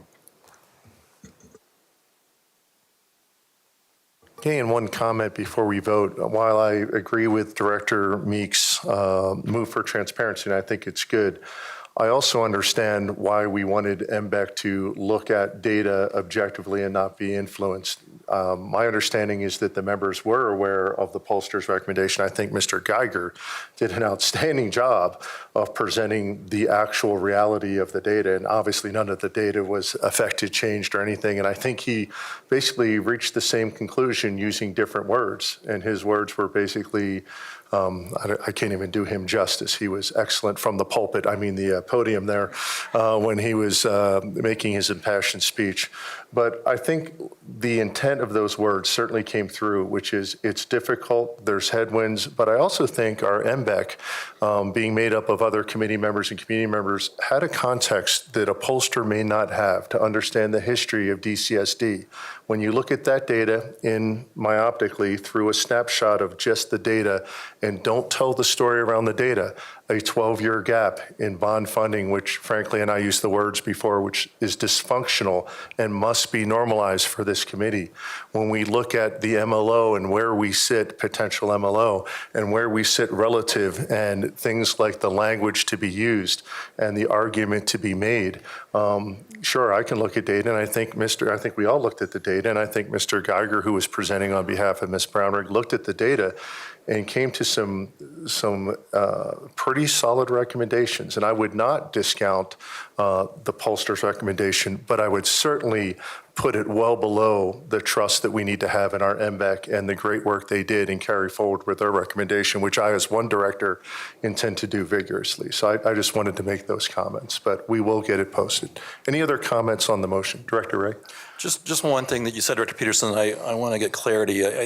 Because I heard really two different messages. One is I think it was appropriate for that expert's report to be modified because we wanted the MBEC to focus on the data and not the expert's opinion. But then the other part of that was, but yet the MBEC did get the unedited version of that report. So it's kind of contradictory. So, and the reason I bring that up, I just think it's something we need to really be careful with as a system, because I also, having been on the board for 6 or 7 years, we tend to present in ways that we would think the person wants to hear, if that makes sense. So in other words, I'm not going to be brutally honest about some of the negative messages because I really want to hear positive messages about everything that we do in the district. And so I think we need to be careful with that because I think that we have a history where we don't always have the authentic message presented to the board. There's a history where we're going to present what we think the board should hear and possibly maybe even to help kind of promote the narrative that we think the board should respond to. So I think we just have to be careful because you're absolutely correct. MBEC certainly, in my mind, made a compelling argument beyond the poll, and they could have done that with the unedited version. They could have said, we know that the pollster says that these are not viable times for you to put out an election. And I would still have listened to Brother Geiger, carry on and say, no, this is the time to do it, and this is why. So I just think we need to be careful that we don't filter things for the purpose of thinking, well, this sounds like they won't be able to focus on data. Well, MBEC's a high-performing group, and I think they focus on the right stuff in spite of the multiple different messages that came into that group. So I'm just concerned that we don't go down a road that says, let's filter things for the narrative as opposed to just being brutally honest. Sometimes we got to work on this. No, and I actually couldn't agree more, so very well stated, so thank you. Any other comments before we take up the current motion on the table, which is the posting of the original pollster items? And our understanding would be on the MBEC page. Is that okay? Go ahead, Director Weiniger. Just something real quick is I pushed on the agenda planning to not have the pollster just because I felt like it was trumping the MBEC, and that's just how I personally felt. And but I agree, it is good to hear from her, and I believe we did hear her opinion, and I think it was just an honest mistake that we didn't get sent her opinion on the attachment. And I just want to say that she actually the pollster was okay with the edits made, and that the board should come to their own conclusion based on the data as well. And so there wasn't, to me, it felt like it was settled. That's just adding on to what Susan had to say. Okay, thank you, Director Weiniger. Any other, go ahead, Director Meek. And just lastly, my purpose is really just to make sure that what the taxpayers have paid for is made available so that months down the road, we don't have individuals come forward and say, you were hiding something, you weren't being transparent. And so this is a taxpayer-funded document that I believe needs to be made public, and that really is what's driving my desire to have it posted. No, thank you, Director Meek. And I think when people ask us, what can we do to increase transparency? What can we do to show trust here?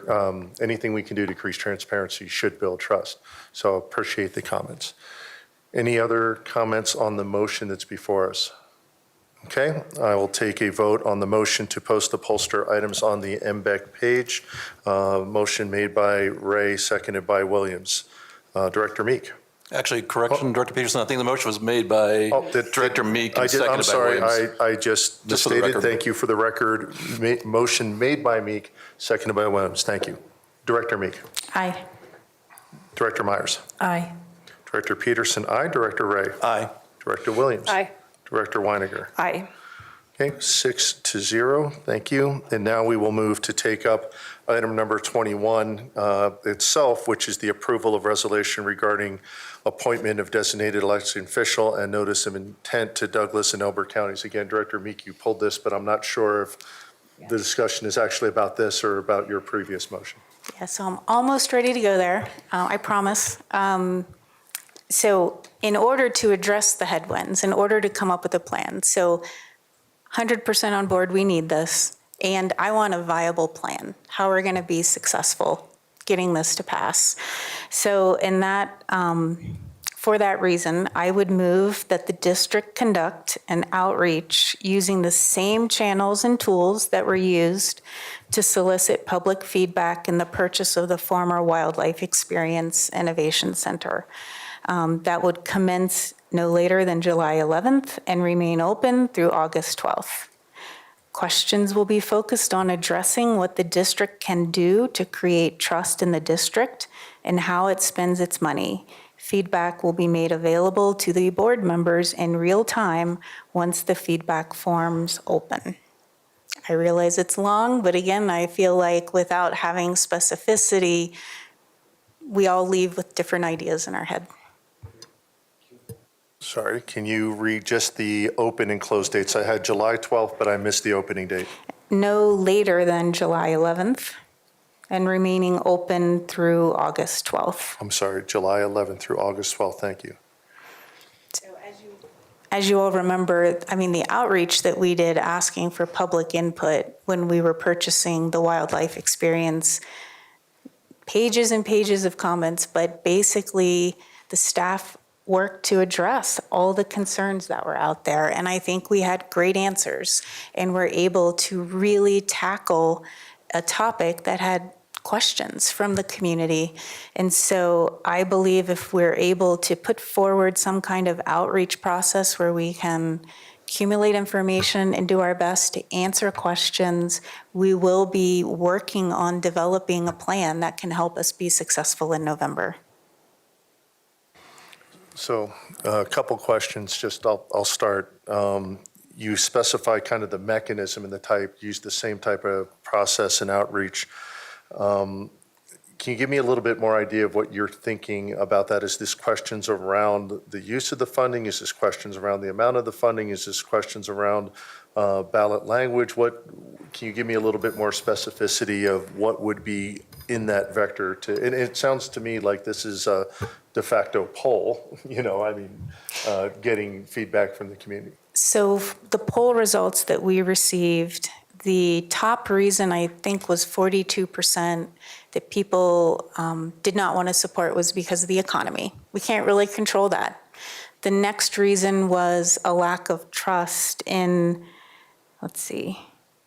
district can do to create trust in the district and how it spends its money. So it's really around that question in asking the community that specifically, because that was really the top item that I think we can use feedback to develop a game plan to be successful in November. One other comment, and I'll open it up for others. My only concern with that is without lacking specific language, and again, based on the schedule, we are supposed to get a briefing on the language and what may be a potential ballot initiative or two on the 9th, and we are supposed to vote on that on the 23rd. And a lot of people have written in and say, hey, why so late? Why can't you just vote on that tonight? And one of the reasons, and it came up at Sterling Ranch the other night, is because once we take a vote as a board, and if we vote affirmatively to put even one of those on there, it then has some statutory effects on the district's ability to go out, educate, advocate, and frankly participate in promoting those initiatives. So it behooves us, I believe, to keep that window open as long as possible. We also heard some excellent comments from Ms. Gilstrap tonight around the necessity to have specificity in the language. And I, as one director, believe that a lot of that trust will specifically depend on the language. How tight is it to gain the trust, but how much flexibility do we build in for our COO and other folks to be able to account for unforeseen things? You just mentioned CU South. That was not in the bond in 2018, but a CTE facility was, and I believe everything that was done certainly complied with the intent of that bond. So we need those type of flexibility. So just to wrap up and be quick, I understand where you're going, but my reservation would be lacking some specific language that we would have people comment on.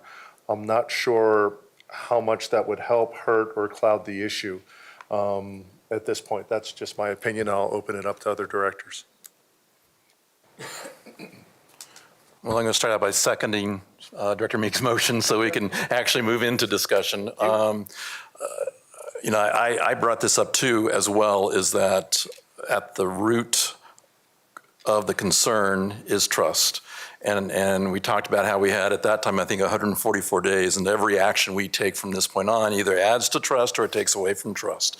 And so I think some of the thinking that Director Meek is sharing, certainly from what I can understand, is it's a add value to the trust to say, we heard you loud and clear that you said that you do not trust the district right now for some reason, to even if we can justify why there's a need for an MLO bond, there's still the notion that we don't trust the district and how they spend the financial resources. And so I do think that there's some great benefit from us responding and saying, what can we do then?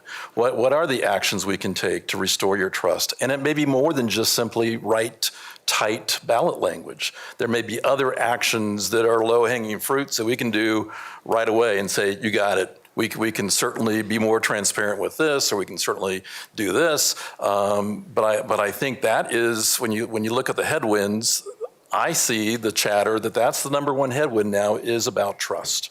It's not about whether teachers deserve it or employees deserve it, whether or not we should be competitive. It's nothing about that. It's not about whether we need new schools either. It's really about, can I trust this district, this board to carry out the things that they say they do. They even like our goals. You know, we even saw great responses that said, yeah, we want you to retain the best employees possible. So I don't know how tight the survey language needs to be, other than us being able to look at themes that really help us inform us. Are there some low-hanging fruit things that we can be doing as a board immediately to help move that needle to where, because we know we're in an uphill battle from everything that we've heard so far. So let's focus on the very core of what's, you know, causing the illness, which is trust. So my thought is the language to me, you know, we've got some experts in our district that can whip out a survey like nobody's business and capture the language we need. So I'm not worried about the actual logistics of the survey, but I do think it's a good faith showing that, yes, we heard you, we're responding, and now we want to hear more. How can we specifically get your trust so that you're confident that we're going to do what we say we do? Director Williams? So I guess my concern would be that it is not the board's responsibility to direct staff. And so I feel like it's a little bit in the weeds to be saying that we want the district to go do this, because that's not technically our role. I can just respond to Director. Sure. It is our role to direct the superintendent, and that's she's our conduit. So certainly it would be appropriate for us to say, Superintendent, we need more information of how we can make this successful. Please use whatever resources you need to get a survey out to our staff and our community to find out what we can do about trust. So I hear what you're saying. I agree. We shouldn't direct staff members, but we absolutely should be directing our superintendent. Director Weininger? I was just thinking if Superintendent Kane wouldn't mind just speaking on what that means for staff, just so you know. Superintendent Kane, go ahead. So I very much wish that staff could have some time to sit down and talk about what kind of effort this looks like, if it can be realistically done. We obviously have a lot of administrators on vacation in the middle of the summer, so I'm not sure how to ask for a minute to be able to confer with my staff, but I do not want to commit on behalf of cabinet to enter into a major project without over specific dates, without understanding what that, if we can even pull it off and what that looks like. So just would appreciate a little bit of time to confer. I'm not really sure what that looks like. The second question I have is if this is a direction that the board would like to go. From my understanding, the wildlife experience process ended in a study session with the board. If that's the case, then my question would be, is there a special meeting to be scheduled between August 9th and August 23rd?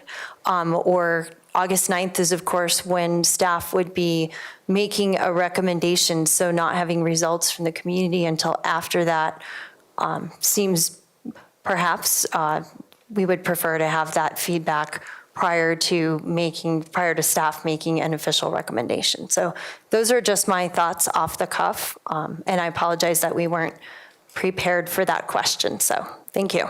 It's the first time we've heard it. So thank you very much. Any other comments with the motion on the table? Sorry, go ahead. Director Meek. Yeah, so I think, Superintendent Kane, would you recommend an earlier date for it to end than August 12th? Is that what I'm hearing? In concept, yes, I would.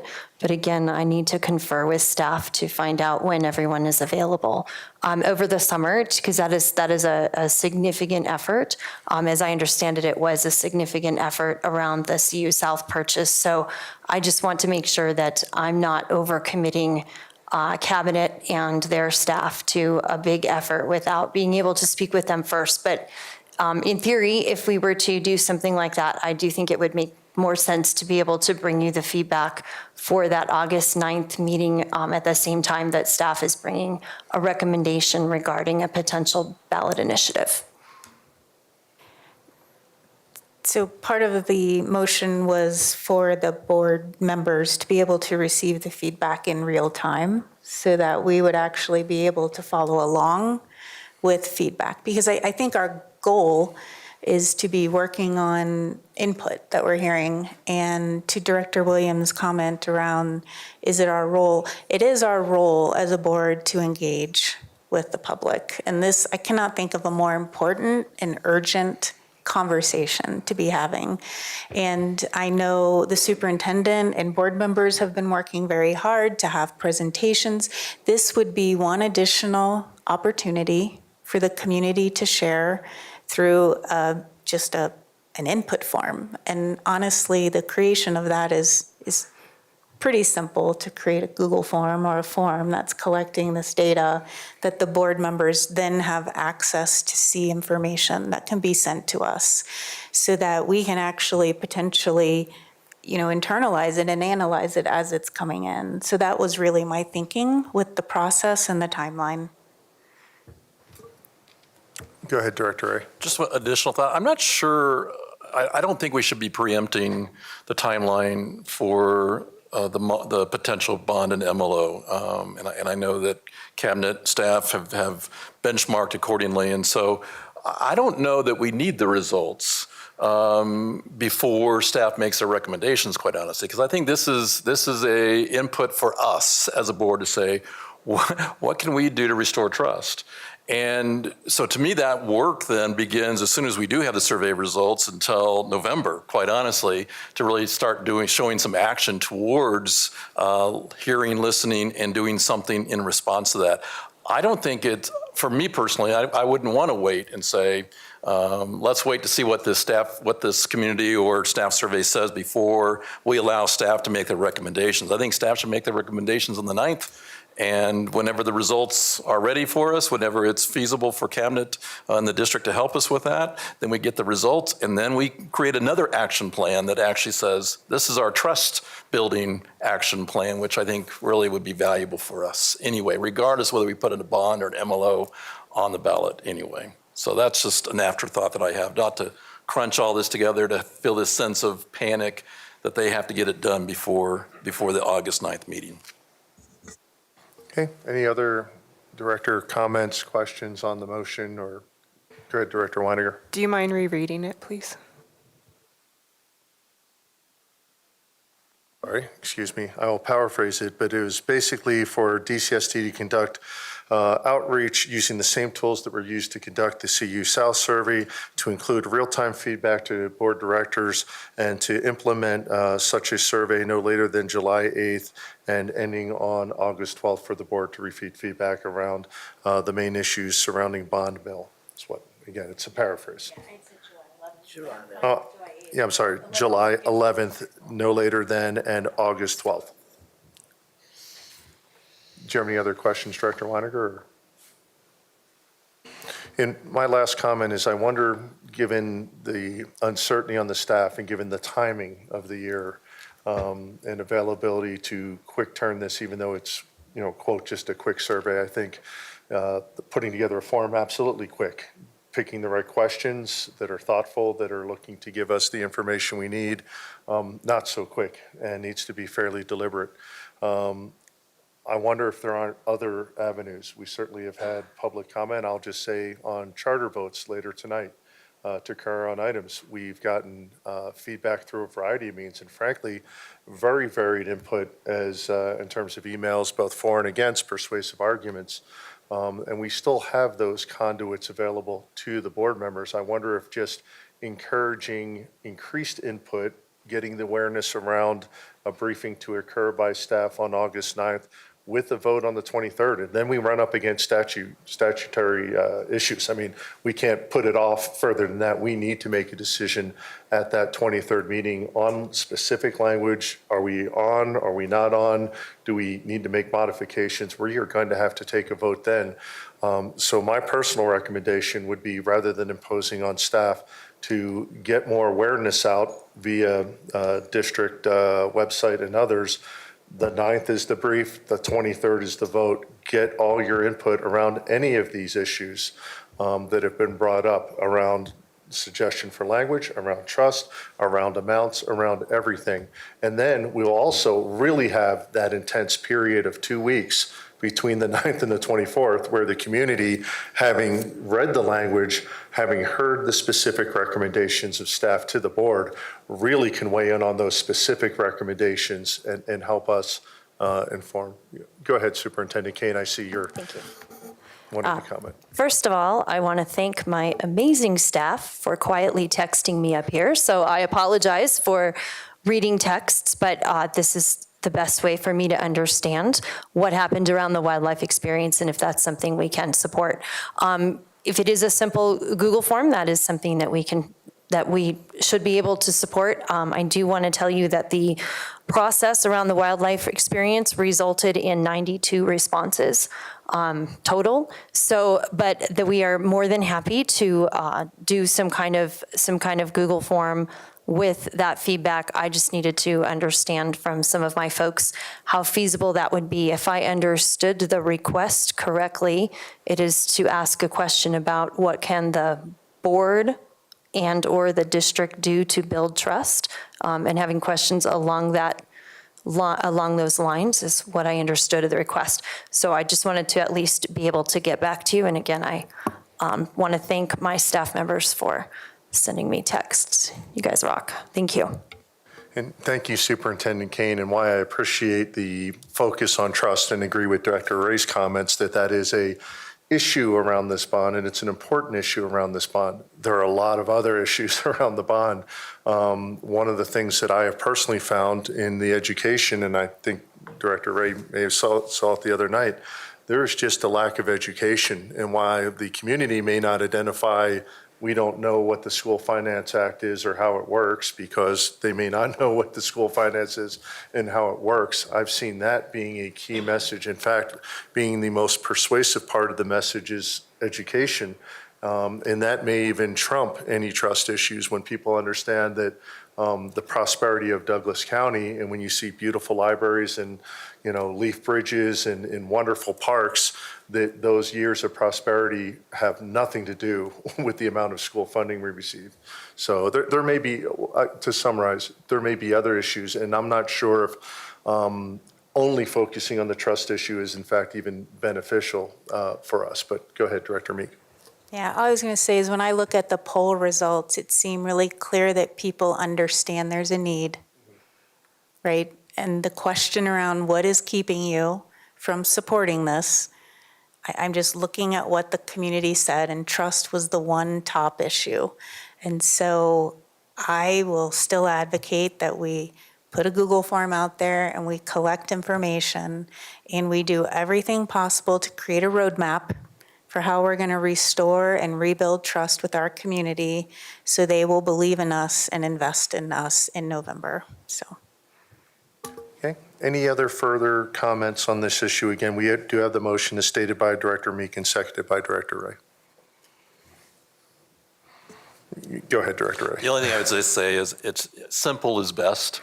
And I mean, I think we're making this more complicated than it needs to be. We've got a poll statement that says this, and all we want people to do is react to that. Basically, I don't think it takes this a lot of cognitive effort to say, okay, what questions do we want to ask? Let's just leave it open-ended, and then you figure out themes. What are the common themes you keep hearing that people are saying that we could do or the district could do to earn their trust? So I would just encourage us to keep it simple and sweet, and not overthink this, because basically we just want to hear from our community and show them that we heard you, and therefore we're following up by saying, okay, what can we do? Okay, thank you, Director Ray. If there are no other comments, I'll bring the motion for a vote. Director Meek? Aye. Director Myers? Aye. Director Peterson, I understand where you're going, but I will be a no, but also a no that highly encourages input prior to the 9th and specifically after the 9th, prior to the 23rd for a vote, but I will be a no. Director Ray? Aye. Director Williams? So I will be honest and say I am not loving the fact that we don't have time to actually consider and think about this, and it wasn't put forth before tonight. So having said that, because I am concerned about the timeline that we're putting around it and the dates and putting that extra work on the staff without having more clarity around what's needed, I am a no. Director Weiniger. I completely agree around the idea of it, of figuring out what we can do to gain our community's trust and hearing from them. I just, because similar to William, sorry, I always want to say Weiniger for some reason. I feel like it wasn't enough time for me to really digest on the exact language of this, and I hope that, and I trust our superintendent to hear what we're saying and kind of take it into her own hands to get that input from the community. So your vote is? No, sorry. Thank you. Motion fails on a vote of 3-3. We'll now take up item number 21, the original item number 21, approval of resolution regarding appointment of designated elected election official and notice of intent to Douglas and Elbert County clerks. Do we have any motions or discussion prior to the motion? I believe Council Klemesh is raising her hand. Yes, thank you, Director Peterson. I just wanted to insert a clarification in that there is approval of the notice of the letters of intent. And at Section 3, I would just propose that there be an clarification that the resolution be amended to identify that and insert the words notice of intent letters requesting, so that that phrase reads that the notice of intent letters requesting intergovernmental agreements with Douglas and Elbert counties in substantially the forms and with substantially the same contents as presented to this meeting of the board are in all respects approved, because the notice of intent letters were attached and noticed with this resolution. And there's one other instance where the notice of intent letters could be inserted, and that is before the words intergovernmental agreements in the final phrase of the sentence, or close to the final phrase, where it says directed to execute and deliver the notice of intent letters requesting intergovernmental agreements. And I just suggest that for purposes of clarification. So I did take notes on this. So what I'm hearing is it would be a motion to approve item number 21 as written with the amended Section 3, which is under the resolution part.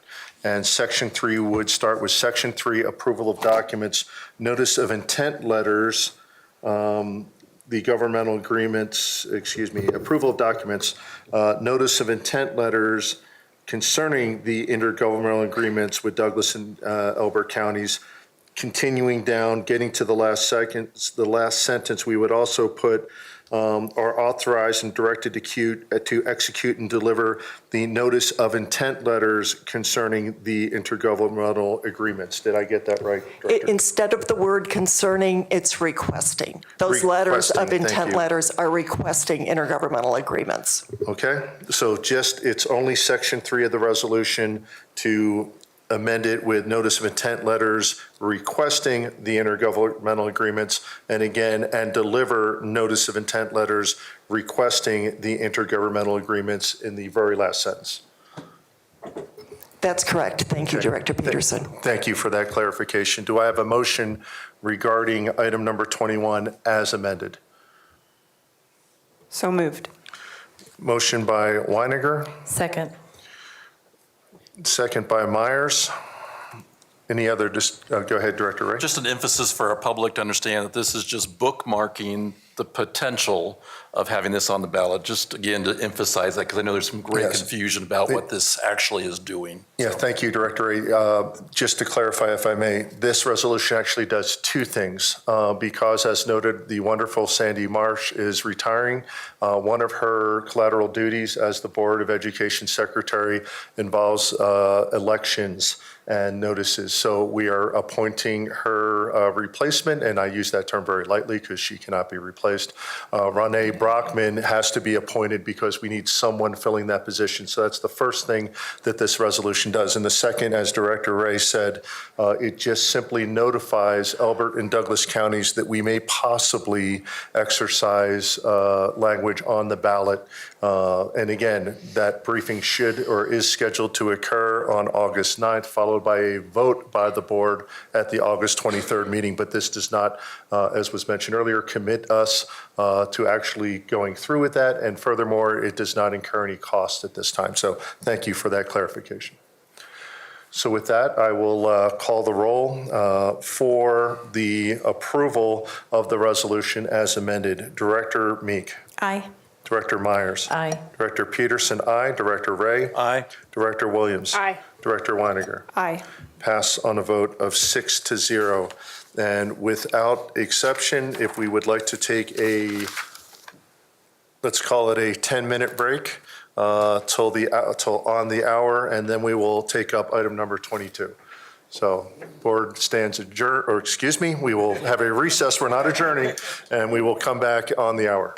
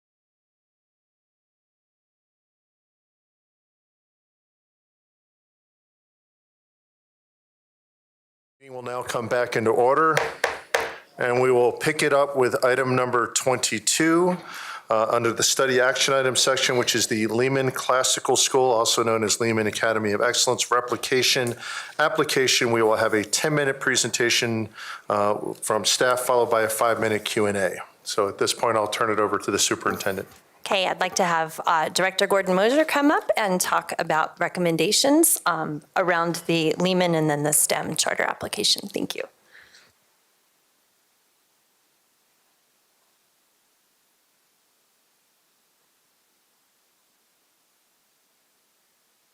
Hello, check, check. I always have to lean on this thing. Thank you, thanks for the opportunity. If it's okay, what I had planned was to do the process presentation at one time, do one recommendation, pause for questions and comments, and then move into the second recommendation, if that works with you. That's fine, Mr. Mosher, and then we will take up the votes after both recommendations, but we'll go in your order. Okay, that's how I think that will be a smooth transition for us. So in making the staff recommendations, I want to go through a few process pieces before that. Also want to openly recognize all the people that have been involved in this process and thank them so much for their support and guidance. Assistant Superintendent Windsor and my new boss, Mr. McMinamy, Kirsten Schmidt in my office, Susan McDaniel, my assistant, have been fantastic, and the whole CART team that put in countless hours for this. I'll recognize them in there, but I wanted to make sure I publicly said that up front. So with new applications, everything that we do is in the Choice Programming Office is driven by the Colorado Charter School Act, which says that the local Board of Education shall receive and review all applications. Thank you. If the local board does not review a charter school application, it is deemed to have denied that charter school application, and then it would go potentially straight to a appeal to the state board at that point. Douglas County Schools welcomes high-quality charter applications with letters of intent due on March 1 and full applications submitted through our Charter Tools program between March 1 and March 15. This is just a slight change. We've been some changes at the state board level, so we have a window now instead of a due date because there was some reading into that of if it's due on March 15, that means up to that point. I can submit at any time, and we have a pretty clear process that begins and ends, so we have a window now moving forward in our documents that you'll see there that says we begin receiving on March 1 and we end receiving on March 15 annually at this time. As in March 2022, we received 3 applications from charter schools. We received a Novastar Academy. They have withdrawn their application after moving through the process and working with Choice Programming and getting feedback. That was a decision that we made mutually. It was for them to withdraw. We will work with them if they come back in the future and help them meet a higher level of standards, and we look forward to working with them if they choose to do so in the future. We do have STEM School Highlands Ranch and Lehman Academy of Excellence, both still moving forward, and that's why we are here today. In accordance with Charter School Act 2235, 107, you shall rule by resolution on the application within 90 days after receiving the application, and the applicant and the Board of Education may jointly waive those deadlines set forth. If you remember, there was a mutual agreement between both applicants and the board by formal resolution earlier this year to extend just because we had a study session where you were not able to take action. So this is mutually agreed upon that you will take action today. With the new charter school application process, I just want to be clear here. The process is the same-ish in terms of what we're looking at, okay? So the Colorado Charter School Act, this is the comprehensive checklist that says what must be included in an application. This would be for new schools. A replication school, which we have 2 of moving forward tonight, all of this okay? But we zoom in on some levels, and I have those highlighted here in the next one. So in our replication application, we're looking at the same overall. You must continue those things and also move into D, evidence of support, educational programming, budget, finance, governance, employees, enrollment policies, and facilities. So those are the application areas for a replication that we expect more information, more clarity on what this new campus will look like. But it's going to the same standards as a new application. The Charter Application Review Team, we affectionately refer to as CART. Again, cross-disciplinary, multiple levels. We do have executive directors. For the first time this year, we had two charter school leaders who were also in CART, so existing charter school leaders from Douglas County authorized schools. We had LRPC, we had DAC, we had FOC. We also have two charter parents. One is a parent who works at a charter school, and the other is a DAC member who is a parent of a charter school student. So those were also in there. So thank you to everyone on that list and people who are not on that list who also played a part. I appreciate everything that you did to this point. Important dates. This is everything we've done so far, just outlining this, and I've been highlighting in multiple board meetings where we are in the process moving forward. So we are at a point where between the last board meeting where I made a presentation was the public hearing. So on April 26th, between then, we had additional pieces that I'll go into detail here, but CART made a work session to complete as a full team on May 13th.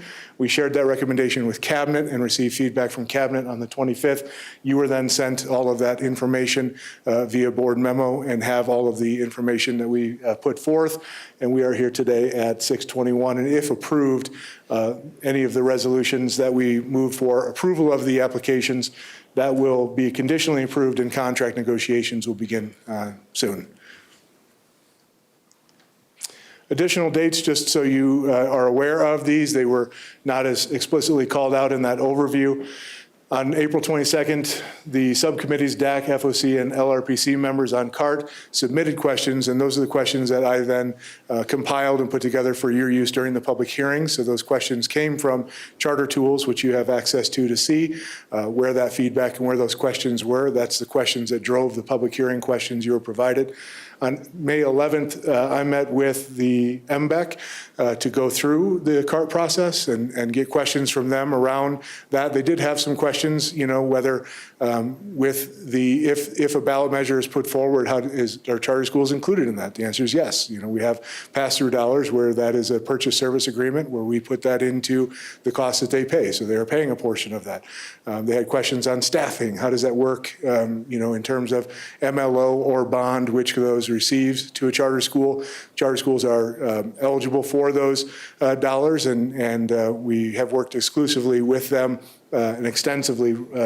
Chief Operating Officer Rich Cosgrove has been fantastic in going back and forth and identifying capital improvement needs and needs for the charter schools in the district as we move forward. May 11th, full applications were then sent to all DAC members. So all DAC members formally received the entire application from the three applicants at that point, because we still had the three. We did not have one withdrawn. I then met with DAC and Mr. Reynolds to receive feedback from them before making the presentation to Cabinet based on CART's recommendations. So I just wanted to make sure you saw the levels of the involvement in the decision-making process to that point. Before I get to the next one, I want to stress the objectivity in the process. We have a very, very well-grounded process that ties back to Colorado Charter School Act and charter law. It has been in place for years. We have made minor revisions, but everything we do is objective. We look at it through a very clear lens of viability in terms of looking at all of the areas of the application, but really keying in on, is this in the best interest of the district, of the students, and of the community based on that lens. So again, very objective in looking through there. Community input is taken in. Obviously, that is an important part, but it's not everything. So the first recommendation I'd like to give, any questions before that on process? Thank you, Mr. Mosher. And thank you also to Superintendent Kane and your staff for answering my long list of questions. It was very helpful to have those. I just have a few questions now that I've gotten responses to those questions. So in terms of the process, when CART meets as a work session, all 22 members are there, is that correct? Correct. Every member was there, or an appointee that, if we did have a couple of directors when we were going through some changes in special ed or human resources, where they made a substitution for someone, and that person then continued on from that point. Okay. So it was from the capacity interview forward. So when I look at the report that is attached that you've given, so CART gives statements of strengths, concerns, questions. Correct. What I don't see is necessarily a final recommendation. What I see is staff recommends, and then they list those, and then they reference, of course, CART's evaluation. So help me understand, when you're in that work session with CART members, do you actually come and say approve or deny? Is there a point where you come to that conclusion, and where is that reflected? Yeah, and so during the CART process, the entire team collaboratively works together. We were in one room. We all sat. It was about a 8-hour meeting where all members were present. We went through very objectively, and what we did is we compiled input from all members and looked at what they had put into, because they individually reviewed in charter tools, and then we sat together. We talked about what everyone saw, commonalities, and put them together into the one staff recommendation area that we then compiled. And what I did for me was I did not make my individual comments. So when you see my name listed on the charter tools, that was the culminating comments from the team that I was pulling together. And some of them, they said, everything that we need to see, and I agree with everything in this person, what they said, so we can just put that in there. But there was another layer there definitely where we all talked about every single aspect of that application. And so the 22 members are all in consensus at this point to say deny or approve. At the end of your work session, there's consensus that says we all agree that we should recommend to cabinet, for instance, that this replication application be approved. Is that an accurate statement? I can see you were. What I will say is, so in the same way that the Board of Education has staff compile feedback and information for them so that you all can come to a vote or a decision, the CART team compiles a great deal of feedback and information that Gordon eventually brings to cabinet and presents to cabinet, including, the outstanding questions and concerns, et cetera, but cabinet makes the final decision as to what the staff recommendation will be. Again, in the same way that your staff compiles information for you. So there isn't then a CART drop dead that says we all are in consensus that we recommend. I mean, so and I would agree, Superintendent Kane, that the input and the feedback that CART gives is incredible. I mean, very thorough, very in-depth. But where the disconnect for me is in terms of what does CART say versus what does cabinet say. I hear Superintendent Kane saying that CART is kind of the collector, the gatherer, and then cabinet makes the final decision of the recommendation that goes to the board. Is that what you're saying? Yeah, so Director Mosier could speak more to CART. I don't believe CART takes a vote or anything along those lines in terms of making a recommendation. But as the superintendent, I'm relying on my staff to come forward and say to me, this is all of the feedback that we've gathered, and based on that feedback, here's my recommendation, superintendent, what do you want to do? And so cabinet looked at all of that feedback and Mr. Mosier's recommendations, considered it. We felt that everything was appropriately captured in that recommendation, and so we decided to move that forward. But again, I'm not under the understanding that CART does any kind of vote. Just like in any organization, I need my staff to come forward and make a recommendation to me, and give me all the information so that ultimately we can make a decision on what the staff recommendation would be. I would say that the one layer there is we did, it's not a vote, but we did go around and say, is everyone good with what I'm going to take to cabinet? Do you all feel that this is representative of our conversation? And yes, everyone in the room at that time says, I feel that's good, or you know what, I think that needs to be there and I'm not seeing it, and then we talk about it again. So everything that came to cabinet came through that collective lens of CART. think the difficulty when because the charter school tool, and thank you for giving us access, that was really beneficial, for me to go in and really see what some CART members were commenting. It was very helpful, but it's not truly a rubric because, you have a section in there where it's like my rating and final rating, for instance, and that doesn't get populated. And then I see what's hard is I see maybe 4 members who actually made comments in that tool. Not all 22 members made comments. And so there's this disconnect for me, I guess, in terms of the process. I totally understand Superintendent Kane in terms of, she's that gatekeeper to the board to present the recommendation, but I'm having a difficult time understanding the CART process other than them delivering all the stuff that we talked about in CART, but we really don't ever come down to funneling it down to saying, overall, this is our final recommendation that we're going to say, give to cabinet, and then cabinet in turn says, do we agree or disagree with CART? And then they send it on to us. There's just a disconnect for me. Okay.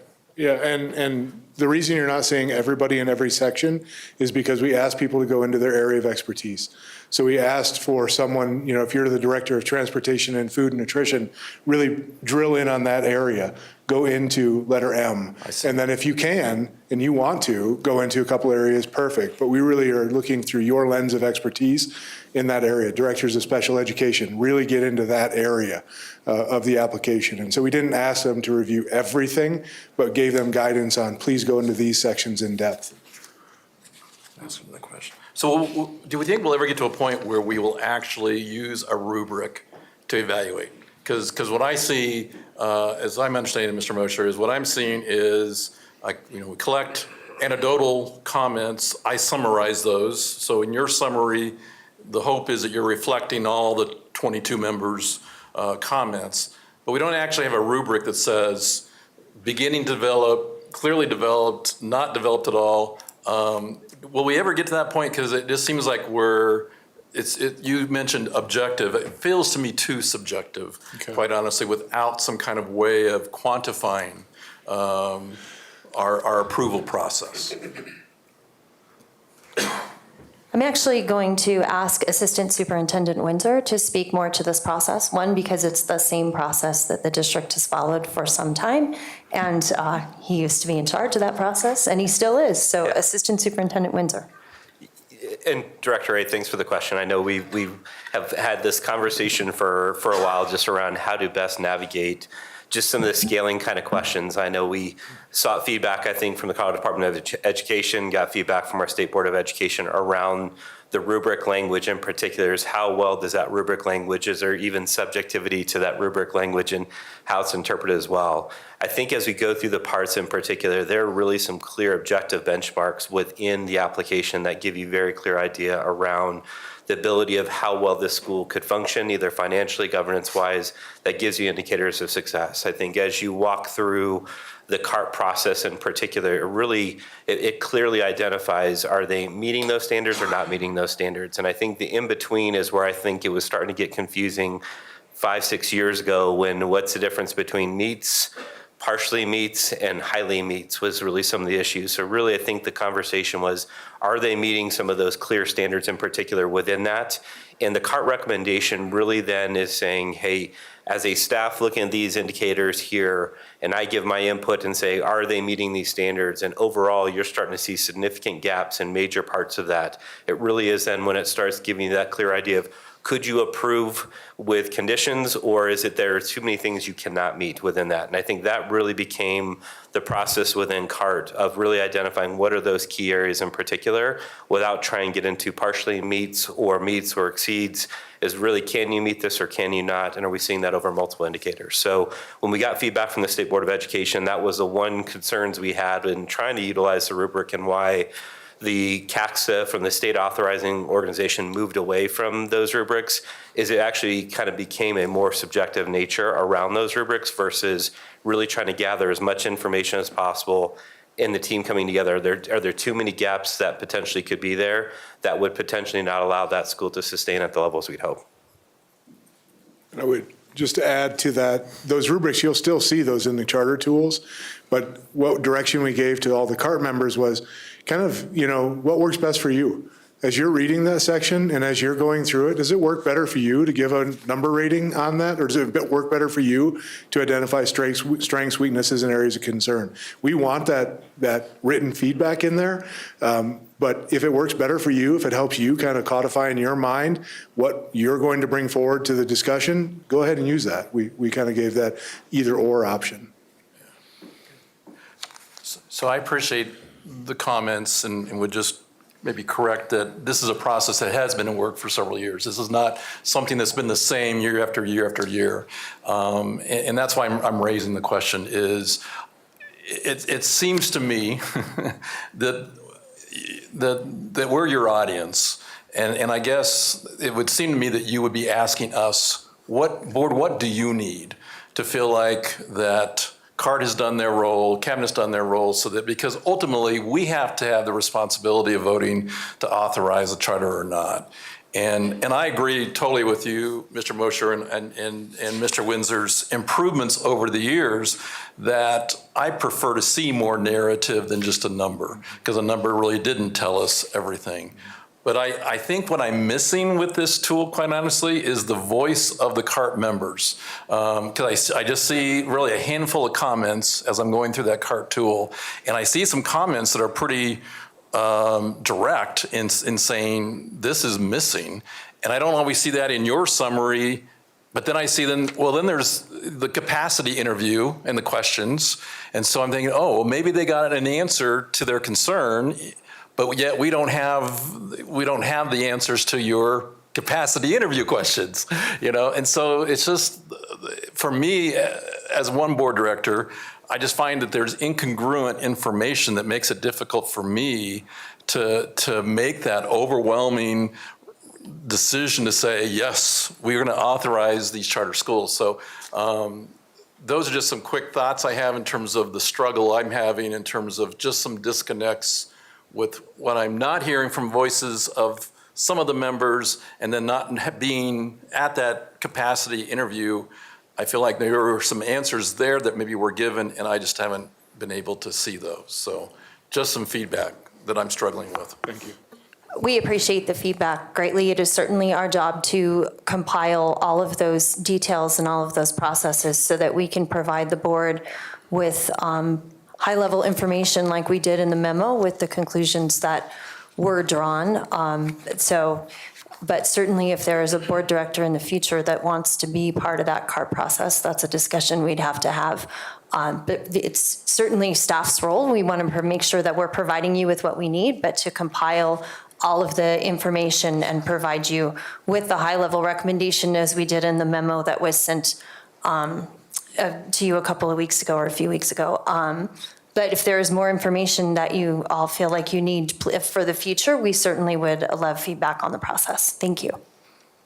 Yeah, one thing I'd like to comment on and thank Mr. Mosher, when we originally got our briefings way back when before we got access to the charter tool and everything, there was some missing links, there were some issues there. Thank you for responding with all the requests, because some of the stuff we couldn't just access. That being said, the charter tool access was welcome because it allowed us to do some exploration and certainly generate some questions or say, I don't know what's going on here.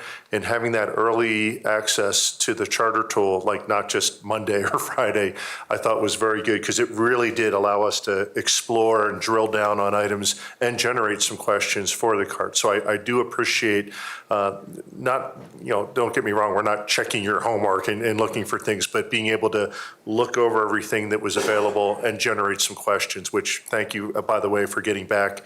And I'd like to thank Director Ray for putting together a comprehensive list of questions, because frankly, he preempted me and got a lot of good information that's going to inform my decision tonight. So thank you for that work on behalf of yourself and everyone on the CART. Thank you. And just, this is our first year using that tool. Yep. So we're going to continue to improve on that based on your feedback. I appreciate it. We've got a great team that's putting those things together and taking the lead on even redesigning. One of the aspects we found this year was that there's not a way to just click a generate all comments. So that's why we have to sit together in a room with one person typing while 22 people are giving feedback, which is not productive sometimes, and it took a long time. So we're going to build a tool better, but if that's something you would like to receive in the future, we can continue getting that to you when the appropriate time comes.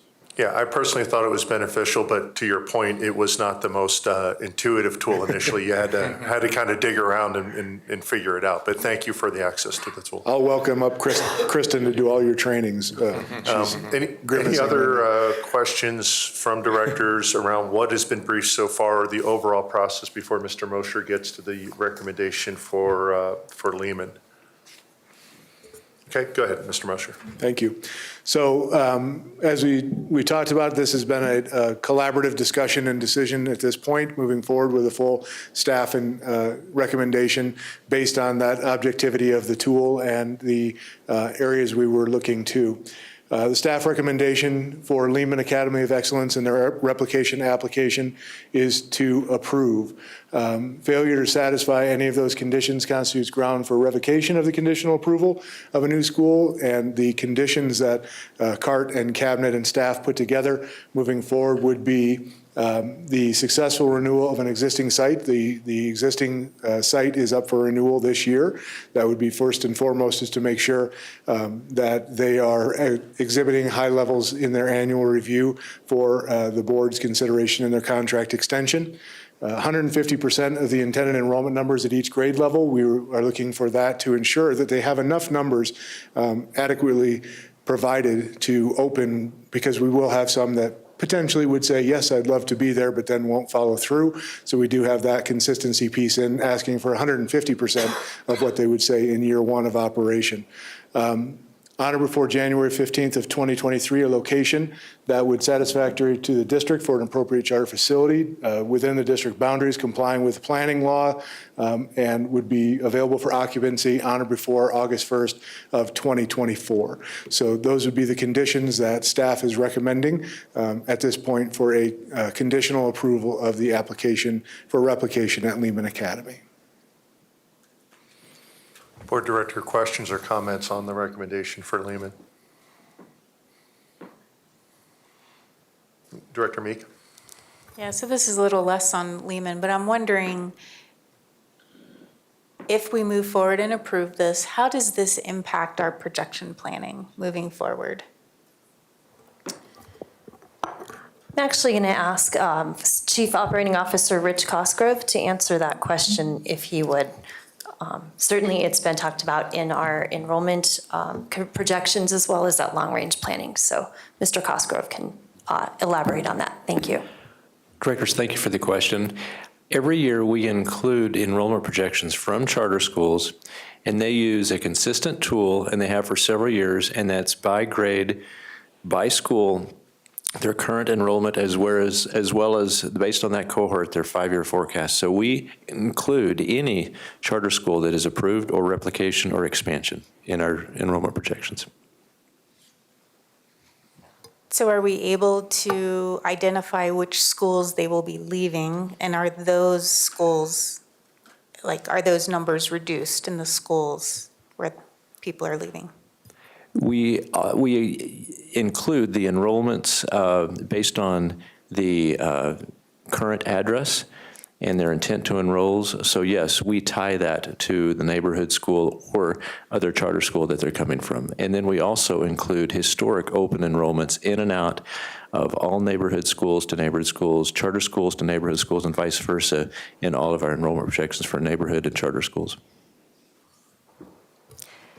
Thank you, President Peterson. I believe, Director Meeks, perhaps your question is more about capacity. And so the Long Range Planning Committee, if I'm correct, COO Cosgrove, the Long Range Planning Committee has identified 5 elementary schools that would need to open up in the next 5 years. The top 3 are the ones that we have been discussing for potentially putting on the ballot. One of the elementary schools would have been located in the Crowfoot Valley area in order to absorb what is expected to be overcrowded schools in that area. I don't know if you would like to expand on that, Mr. Cosgrove. Yes, so the Master Capital Plan for 22-23 that Mr. Larry Bugner is soon going to present, it will include the urgent schools needed in the next 5 years, and those are Sterling Ranch, the Canyons, Crystal Valley, Sierra Ridge, and the Crowfoot Valley or Cobblestone Ranch, one or the other, either Cobblestone Ranch or Crowfoot Valley. The most urgent of those needs, as Superintendent Kane said, are Sterling Ranch, the Canyons, Crystal Valley, but a close second, a top priority is also Sierra Ridge, unless you expand Sierra Middle School to house 6th grade. And that's in addition to Mesa Middle School expansion. But that Crowfoot Valley corridor is a 1 to 5 urgent need. As Mr. Brad Geiger said last board meeting as part of the MBEC, even with a successful bond in 2020 for those urgent schools mentioned, Crowfoot Valley and the Cobblestone area are a close second, and that would be in the very next bond. And for the directors, we did get an attachment of regional projected growth. And again, looking at those, again, just generalizing, we saw a lot of red in those, right, projected without any relief. So, and thank you to the staff that put that together. That was very, thank you for the regional focus. It was very easy to see on placement where we might have replication or where, in fact, based on a potential bond, we may build some local neighborhood schools, what the potential relief and pressure points were across the county. And that was very, very informative. So thank you for ever put that incredibly detailed chart together. Director Ray. Just to follow up, 2 questions. One, back to Director Meek's question. So have we analyzed the letters of intent in terms of where those students are currently attending and which schools would be impacted should those students enroll in Lehman in 2024? Not at this point, to my knowledge. We have not to that level of granularity, but what we have is evidence of those students being on current wait lists at Lehman Academy, indicating that if there were space, they would attend that location or a location close thereby. So those are students, and I believe, if my numbers are correct, the letters of intent were also broken out by geographic area, with 85% indicating South Parker and 15% being Lone Tree Highlands Ranch. Thank you. And then Sierra Ridge, Mr. Cosgrove, what schools potentially would be relieved by a school in Sierra Ridge? Almost all of the elementary schools in the Chaparral feeder. Okay. In particular, Prairie Crossing. Okay. So schools like Legacy Point, that's sitting with 353 kids, Mountain View, that's sitting with 330, Northeast, 289, Franktown, 363. Those schools would not be impacted at all by Sierra Ridge. No, Sierra Ridge is basically adjacent to Meridian Village, just east of Ridgegate, very north West Parker / Lone Tree. And would you agree that those schools that I just listed were the schools most impacted when Lehman opened almost 4 years ago? I would have to confirm my numbers, Director, but in general, the schools impacted when Lehman opened were those in the near vicinity of that, which would be southeast Parker. So Legacy Point, Mountain View, Northeast, Franktown. Correct. Thank you. Any other director comments or questions? Director Leininger? I have a question about the resolution. Are we at that point yet, or? If you can hold that, because what we intend to do is have the briefing, the recommendation for both schools, and then we'll take up the resolutions. So thank you. Any other questions for the superintendent, Mr. Mosher, Mr. Cosgrove, regarding the recommendation around Lehman? Okay, if not, we can move on to the second recommendation. Thank you. With that, we'll move to STEM School Highlands Ranch, and again, take all of those slides from the beginning and put them right now, and then move forward with the staff recommendation. Based on the objective process, looking through the input from CART, the processing through cabinet, and all avenues therein, staff recommendation to this, at this point, based on those objective measures, is to deny the application to replicate of Sterling Ranch, Highlands Ranch area STEM school. Based on the formal intent to enroll forms being submitted with the application, the number's low. The numbers did not, were not lining up with the capacity interview and also with the projections of enrollment opening. STEM School Highland Ranch has only identified and discussed in the application and interview the desire to replicate to that area off Titan Road in Sterling Ranch, and that is the only school site available in Sterling Ranch. Filing 1 off Titan Road has not been identified as surplus and therefore has not been released by LRPC to be available for a charter school to occupy that piece of ground at this point. That process is in November. It's unclear if the new campus would be financially stable if opening at 100 students and can lack identified facility and clear facility costs, including specialized staff, specifically in the area of EL students, SPED students, GT students, as you have seen in the recommendation and memos to this point. And it calls into question the viability of that replication and the ability to not negatively impact the existing school. So at this point, the staff recommendation on STEM school is to deny the replication application. Director, questions, comments around the STEM recommendation? Go ahead, Director Ray. Just again, I guess a process question. So after your interview capacity or capacity interviews, does the charter have the ability then to come back and add resource? Like if this came up, you don't have enough letters of interest. Does STEM then have the ability to come back and say, oh, we found or we have this many more? Is that part of the process? If it's asked by if CART asked for that during capacity interview, but we did overtly say at the beginning of the capacity interviews, we're not accepting any more information at this point. It should be in the application. It should be provided. We should have all of that data as attachments in charter tools. That was very clear. So that's stated at the beginning of the interviews. Correct. That no additional information be provided this time, but here's our questions that we're wondering about. Unless we ask if that's one of the questions from CART. This year we did say we would like to see more information on that. Please provide us that as soon as possible. Great, thank you. As a follow-up to that, and it's in the resolution, but I'm not asking about the resolution language. It does talk about enrollment evidence, and it cites 100 students in grades K through 3 for the opening year, then increasing to 225 and 475. But it says when asked for evidence of that only 56 letters of intent were submitted for K3 and 62 letters of intent for K4. Again, as a follow-up, just so I understand, that information was relayed back to the STEM leadership, but there was not after that an opportunity to say, oh, we got those wrong or we just didn't include them. You were basically saying you claimed on your application 100, but this is the evidence that was submitted that was roughly half of that or a little bit more than half. Is that correct? Correct, and with an opportunity to explain during the capacity interview. Can you help us understand what's going on with those?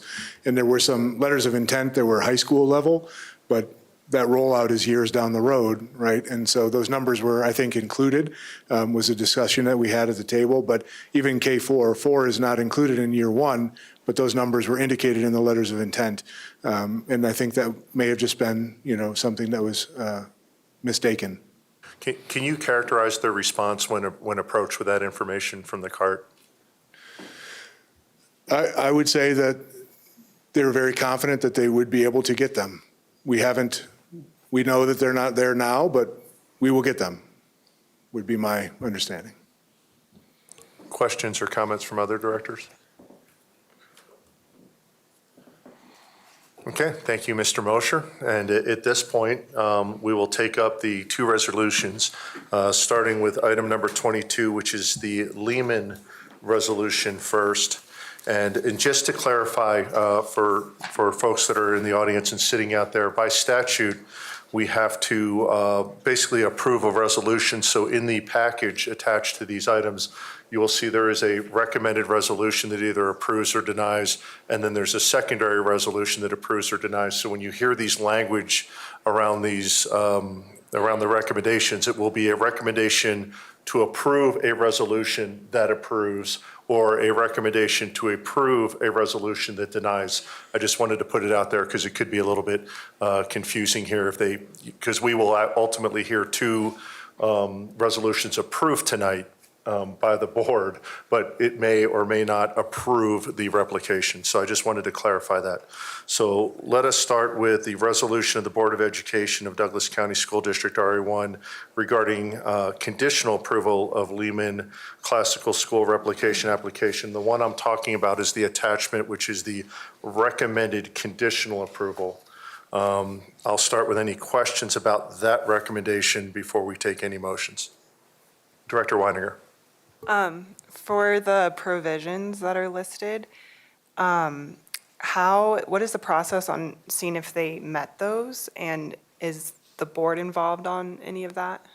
That's an excellent question. I'll throw it to the superintendent. I believe the question is, there's a couple conditional statements in here that were in the brief about subject to approval of meeting these conditions. I believe the question, Director Weininger, is who monitors those? And then obviously the board just votes on the resolution, but which entity is monitoring compliance so that the board's approval, if granted, can continue to go through or ultimately be denied for failure to meet those conditions? So staff monitors to make sure that those conditions are being met prior to at the time that we enter into a charter contract. Do you have anything you'd like to add, Mr. Mosier? Okay. Okay, and go. I think Director Weininger had more. Okay, I'm sorry, Council Klemesh.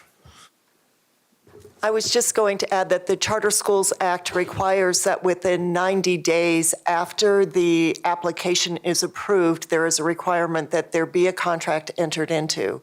So the language in the resolution provides that those conditions will be stated within the contract, and then essentially there would be a recommendation coming forward as the staff is monitoring whether or not there is compliance, whether or not the charter school has met those requirements that are contained within the contractual provisions. Okay, thank you. And other questions or comments by directors? Director Ray. So I'm trying to decide who this really is for, but it's just something I'm kind of struggling with. And it's about really the conditional resolution.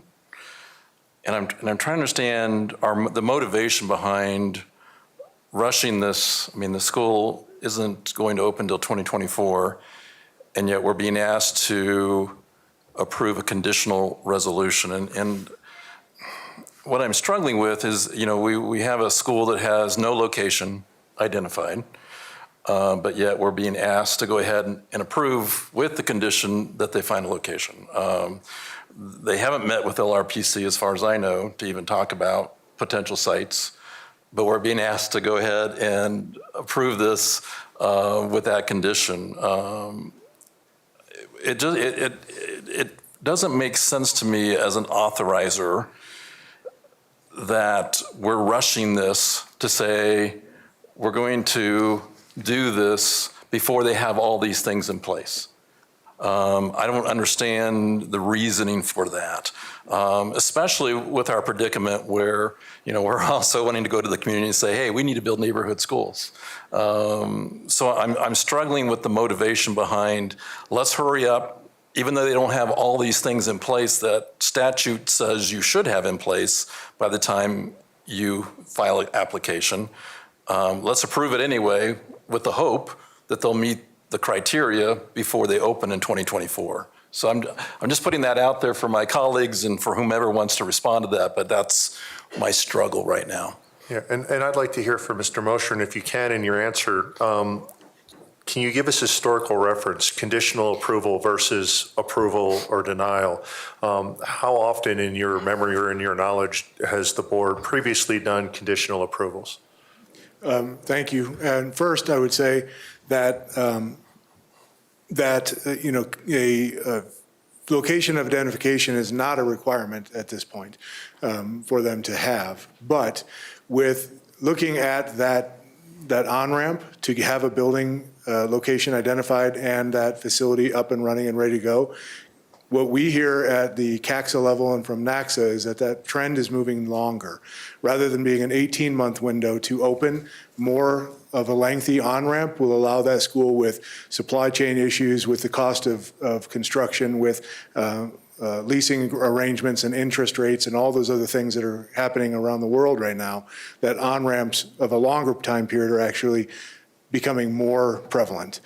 So I would say those two things. And I would say, I would ask Assistant Superintendent Windsor to talk on some of that historical, if he doesn't mind. Yeah, I think some of the questions you had around some of those conditions, I think about the first day on the job, I think day 7, I think we were working on some of the approvals as well. In my time in that role, we did have a number of conditional approvals around this, but not tying them to the contract language let me frame this way. There's conditions they had to meet around certain timelines for enrollments as well as locations. So that's really kind of a common theme that you would see not only in Douglas County, but I think across all schools nationwide around that. So it's not anything that would not be a common practice that you would see. I could speak to across the state and also within Douglas County historically.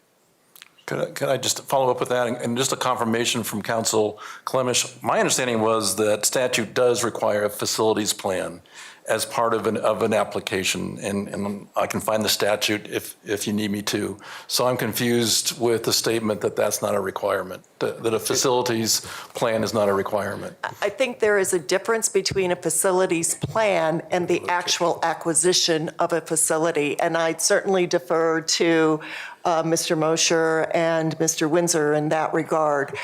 Certainly within an application, there is a requirement for a plan, but that does not mean that there needs to have been acquired the actual physical plant or the ground upon which the physical plant will be built. I would say there's a number of districts who have approved conditional replications or open new applications, lots of them, and the school never opens, right? So there's a lot of districts that approve many applications per year, and the schools never come to fruition because they do not then meet those conditions that are laid out. So I'll revise my concern. It's not that I was thinking there was a need for an acquisition of a site or a facility, but I'm not seeing in this application a facilities plan, I think is what is absent from, and maybe you can point that out for me if I'm missing that somewhere. Yeah. And I'm sorry, can we go to the recommendation for Lehman while we're talking about Lehman, just so we don't get off? I can't control. Thank you. Thank you. I'm clicking like a madman, believe me. Thank you. The facilities plan was definitely submitted, and the budget, that is part of the budget analysis and update. A geographic area was identified in the capacity interview of that area of the Crowfoot Valley, of the Southeast Parker, somewhere in that area between current Lehman existing campus and Castle Rock, along that Crowfoot corridor. So that geographic area was identified. There's a clear facilities plan under the EMO of what that plan would look like, but the physical location is not a requirement at this point. Thank you. And relative to the comment about the long lead time, I do remember that specifically standing out when the Lehman plan was briefed to us previously about, okay, this doesn't seem like it's a, quote, rush. It seems like a long burn. And that was, I think, as one director, I appreciate that because that I guess what they're looking for in my mind is that certainty, predictability, and stability to navigate the inflation, the climate, the supply chains, everything that's going on, and the unknown coming up. But I also appreciate it as a district because it gives our LRPC and other folks some amount of predictability, and we can be a little less reactive if we know that something's happening over a period of years. So I understand the motivation for a little bit longer on-ramp given the current economics, but I also appreciate it for the district and our ability to incorporate that into future revisions of MCP and other plans that we have. And for new applications, currently we require that 18-month window. For replications, they don't have to identify. They can tell us when they would like to open. So we have two schools that chose different times to open facilities based on what they felt was best for them. Okay, other questions from other directors? Okay. Sorry. Are we still questioning about the resolution? Yeah, we're still questioning. So again, the resolution we're taking up was, or discussing, is the one that was the affirmative, the recommended resolution. So go ahead, Director Ray. So the B condition, 1B condition, talks about budgeting for facility programming, that there needs to be at a certain date a 5-year balanced budget. And then but then the CART comments that I saw was that was a concern, that the 5-year balanced budget was not presented and the applicant submitted a budget that has a negative fund balance for year 0 and does not meet the requirements of TABOR for year 1 and year 2. So I'm trying to reconcile, again, CART voice versus now we have this condition that to me should have already happened, I guess. Yeah, and I can tell you that was actually an error in our accounting, in our template, that provided that error. So that was covered and addressed during the capacity interview. That was one of the questions. That was an error in our template that led to that outcome, and then that question was brought up to the committee, and then our finance team helped us understand how that was something that we needed to change. We needed to update. Great. See, that's why it would be great to have the answers to those interview questions. So anyway, but thank you. So we don't have concern because there was also CART voice on there that said that assumptions for successful opening are dependent on support from the existing store ranch location for financials and operational management. With costs continuing to increase, there is concern that the current plan for use of reserves is not viable for 1 to 2 years out. So again, that statement you feel has been resolved because some error in the spreadsheet that was provided. I think we do. And then also there was some discussions about infusions from the EMO and from the existing campus that were talked about of not commingling funds, but being able to carry some of that. Yeah, and just for, if you would explain what a education management organization is for the folks living out there, so we're not living in the acronyms. Yeah, so an educational management organization is an umbrella organization that has multiple campuses, carries some of the organizational, some of the human resources, some of the marketing, some of the budget, finance. They carry some of that as part of their relationship with schools that operate independently in other areas, but they're under one umbrella of a management organization. Lehman is one of those. We also have Global Village Academy that's under an education management organization in Douglas County. Which, just to follow up with that question, if I may, is what the answer I didn't get to my previous question was how much per student is going to pay towards paying the EMO? And I apologize, I did see that question there. I reached out to them, but I did not get that information back before being able to provide you with those responses. And this EMO is Lehman Educational Services, is that my understanding? That's my understanding as well, from Arizona, yes. But we don't know what we're actually paying Mr. Lehman down in Arizona to help manage Lehman School. There's a set portion. It's the same as the existing campus. And then I believe they said that there was in the capacity interview, if I'm remembering correctly, there was a kind of a grace period in the first couple of years where they allowed the school to not pay that amount as much so that they could get up and running and be successful. It'd be helpful to know the amount. I just think that's, and then along those same lines, when a charter decides to use an EMO, because I don't believe the EMO, well, it may have been, but when a charter decides to use an EMO to help manage their school, is that something that needs to be in that original charter, or can a charter decide I'm going to contract with an EMO, a couple of years after my charter has already been approved? There's a specific provision, in fact, it's an exhibit or an attachment to the charter school form agreement that is utilized by most of the charter schools in the new charter renewals. And I believe it is included in Lehman Academy's present charter agreement. I haven't checked it, but it provides the conditions under which, or the parameters under which, a charter management company is used. So it provides a set of guideposts for assurances with respect to the utilization of a management company, and it is contained within the contract. Very good, thank you. One question on 1C, the provision that requires a location lease or purchase agreement. Just because I'm wondering, that could involve Lehman coming back to the district to negotiate district-owned land. It could involve private land. Is there any constraints on where they might get that land or how they meet that condition? Could be any of those. We would encourage that they work with our LRPC. If they will be using school site land within Douglas County, that's a requirement that they are working with us to go through that process, and that would open in November. But that would be completely separate from anything we did today. That's if they considered that in the future, that would be a completely separate negotiation and possibly subject to additional conditions or considerations. Is that correct, Superintendent Kane? First of all, any request for land from a charter school will need to go through, as Mr. Mosier mentioned, the LRPC, and then it would come before this body, before the Board of Education, for you all to consider. If this application moves forward based on your all's vote tonight, we can start talking about what kinds of conditions.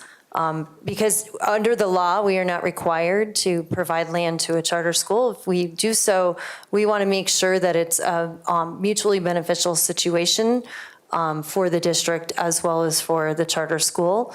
And so staff can have some preliminary discussions about what a mutually beneficial situation might look like, whether it's around cost or special education or a number of other possible scenarios. So just as a follow-up for clarity, should Lehman want to pursue district land or some type of sale or agreement or exchange or whatever, that is completely independent of anything that we do today, correct? That is correct. Okay, thank you. More questions?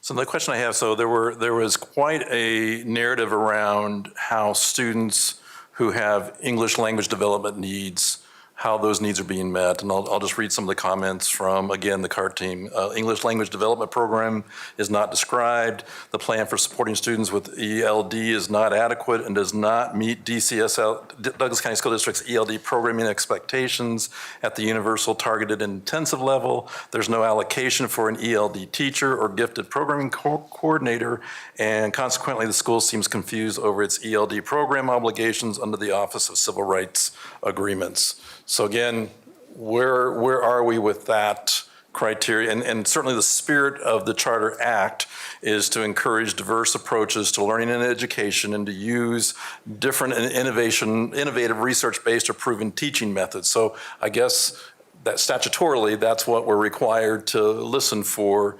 But your comments from your team indicates that that group of students that there's not necessarily a clear plan for meeting their needs. I would say first, the comments, those were private comments on charter tools, were not meant to be public. Those were all internal. And we do have a public option to post those public. So some of those discussion items were internal between the team of us then discussing as a group, because that was one individual's comments, not the representative of the whole CART. So in discussion and in after the capacity hearing of talking with each other, being able to understand better more than one person, how they could meet those needs. And I apologize if I compromised something. I figured we had access and it was all, as long as the board has access, it's public to anybody. But I guess I would tell you that concerns me greatly. And I would say the comment came from not just one person, but I don't want to continue to compromise privacy. But that's where we get to the root of whether or not a school should be replicated for the benefit of the district and students. And so I would like to hear more about how you feel that's been resolved when there's been statements like that made. Sure. During the discussion and during the capacity interview and in the debrief, there was a debrief after each time of us talking it through. And then again on the full team collaboration day, identifying there is a plan in there to share resources. There is a plan in there for the existing executive director of the campus to move to the new campus, hire a new executive director to be there to lead those efforts, working with our SPED services, working with our team. Everything that was indicated was very collaborative in the capacity interview of, okay, if that's something you're seeing there, tell us how, and we will make that improvement. So tell us what we can do, and we will make sure that that's happening. So everything that came in feedback form was then received as okay, we can build with that. So let us talk about that and let us figure it out. But we have a plan that's baseline right now, but we want to be in good relationships with you as a district, and we want you to feel good about what we do, were the responses. So there's an intent to improve in that area, even though we don't necessarily see in the budget or staffing that there's designated personnel to necessarily serve that population. And that's that provision in the resolution that would indicate we want to see more staffing allocated in those areas. Okay, thank you. And Superintendent King, go ahead. Yes, Mr. Mosier, given Lehman's current program, have we had any issues or concerns around English language development and how that's being handled in their existing school? I would say, there's been discussions on staffing and turnover, and sometimes there's gaps, but the school has been very receptive to that feedback and has been able to step up and change and fix those issues at any time there were. Great. So part of what we have with a replication is we have a track record of an organization that has handled various pieces of the charter application process. At this point, though, I want to recognize that Director Hansen's been with us for a while, listening remotely. She has checked in. So, Director Hansen, I don't mean to cut you out. We know you're here. If you have any questions, please pipe up or wave violently so we can see you. But just wanted to recognize that you were here and hopefully hearing everything in the conversation. Okay, any other director comments, questions? Again, and we're talking about the resolution. We don't have a motion yet, but any other questions on the resolution or aspects within the resolution as proposed by the staff? Go ahead, Council Klemesh. I just would like to supplement my prior comments. I checked Lehman's present charter contract, and they don't have the attachment that we are now including in our renewed contracts. But the provision or the attachment I am referring to, which is proposed in the charter contracts that we enter into, is an education management provider agreement requirements, and it specifies the requirements for those EMP agreements that are utilized by a charter school. But the original application didn't have that, Ms. I didn't locate it in the original agreement. Okay. And I would have to say I didn't look carefully, but I didn't locate it when I looked. Very good. But wanted to indicate that this particular, there would be a proposed charter agreement that would be taken back to the board that would likely include these requirements, or at least the district would advocate for inclusion of these requirements. Okay, thank you for the clarification. Any other question or discussion items before we'll entertain motions? My last one. Go ahead, Director Ray. These are important decisions, so go ahead. So my last wondering is, I know I asked the question about current waivers from district policy, and I understand the answer was whatever is currently at the original Stroh Ranch, Lehman carries over to this replication school. My specific question, though, and I don't know how we resolve this, quite honestly, and I was on the board when we approved Lehman first go around, but our policy FF about naming schools specifically prohibits that we don't name a school after an individual. And I don't know that we ever got resolution with Lehman regarding that. I went back and looked at our archives with their most latest waiver, and they did not request a waiver from policy FF, which specifies how we name schools. So I guess my concern or my wondering is, so now we're being asked to replicate a school that continues to violate a policy that hasn't been waived. So I would just like to, for the record, note that or have a reaction to that concern.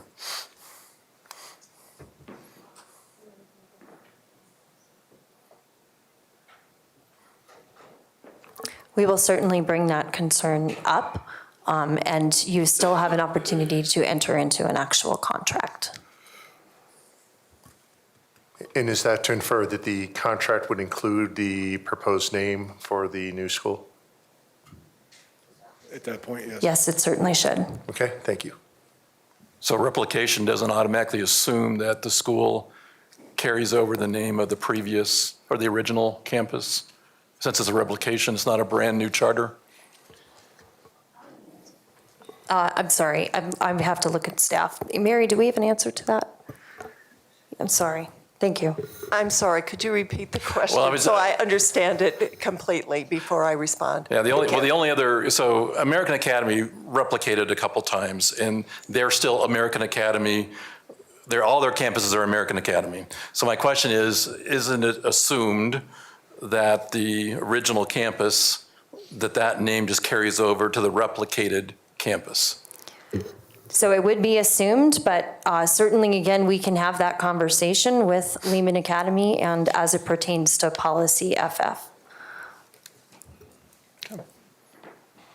Okay, thank you. Any other comments, questions before we entertain motions on the proposed recommended resolution?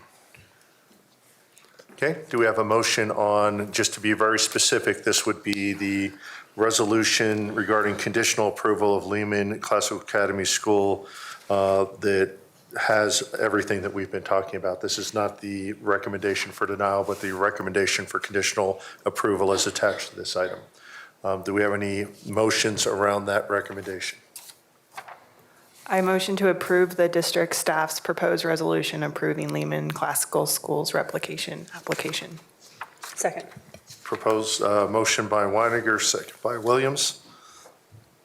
And we'll start with a vote if there's no further discussion. Go ahead, Director Ray. Yeah. I want to preface a little bit about some of my questions and discussion that Lehman is a good school. I was there for the ribbon cutting. I have great respect for Dr. Edwards and Victoria Hostin, and you know, my concern really is there's just some things that, again, are incongruent. You know, Superintendent Kane, you mentioned a track record, and I feel like Lehman is on their way to having a track record, but I don't feel like they have a track record. When you replicated, your school was around for 7 years before you did your first replication. Lehman, due to circumstances beyond their control, they don't have a track record of student performance with CMAS because we skipped a year, and then the next year it was, we can say, an out of the ordinary year for performance. And so when we look at replication criteria that says we replicate schools that outperform their neighborhood schools, that criteria really isn't necessarily established with Lehman. They have good performance indicators in other areas, et cetera. But I just want, as part of discussion, to recognize that for me, it's not a solid no, it's not yet until we have an established track record for the school where they have 4 normal years. The renewal process, and I'm sure Superintendent Kane, you can affirm this, is that a renewal process for a charter school is incredible in terms of they reflect, they analyze, they evaluate, they set goals, and Lehman hasn't had that opportunity yet. And I get it that when they open their campus, that'll be completed, and that's one of our conditions, that it be successful. But to me, that's not the purpose of the renewal process. The purpose of the renewal process is to lead that charter to a place that says, okay, now where are we headed? Do we need to open up another campus? And that's where I have actually regard for American Academy, because I feel like you were very thoughtful, you were very intentional, you had that well-established track record before you came. It wasn't just because we've got a bunch of people on a waiting list. It was because we've been able to show that over these 7 years of performance that our students are doing well and thriving, and our practices, we've reflected on them, we've made these changes, or we're still using these, and things look great.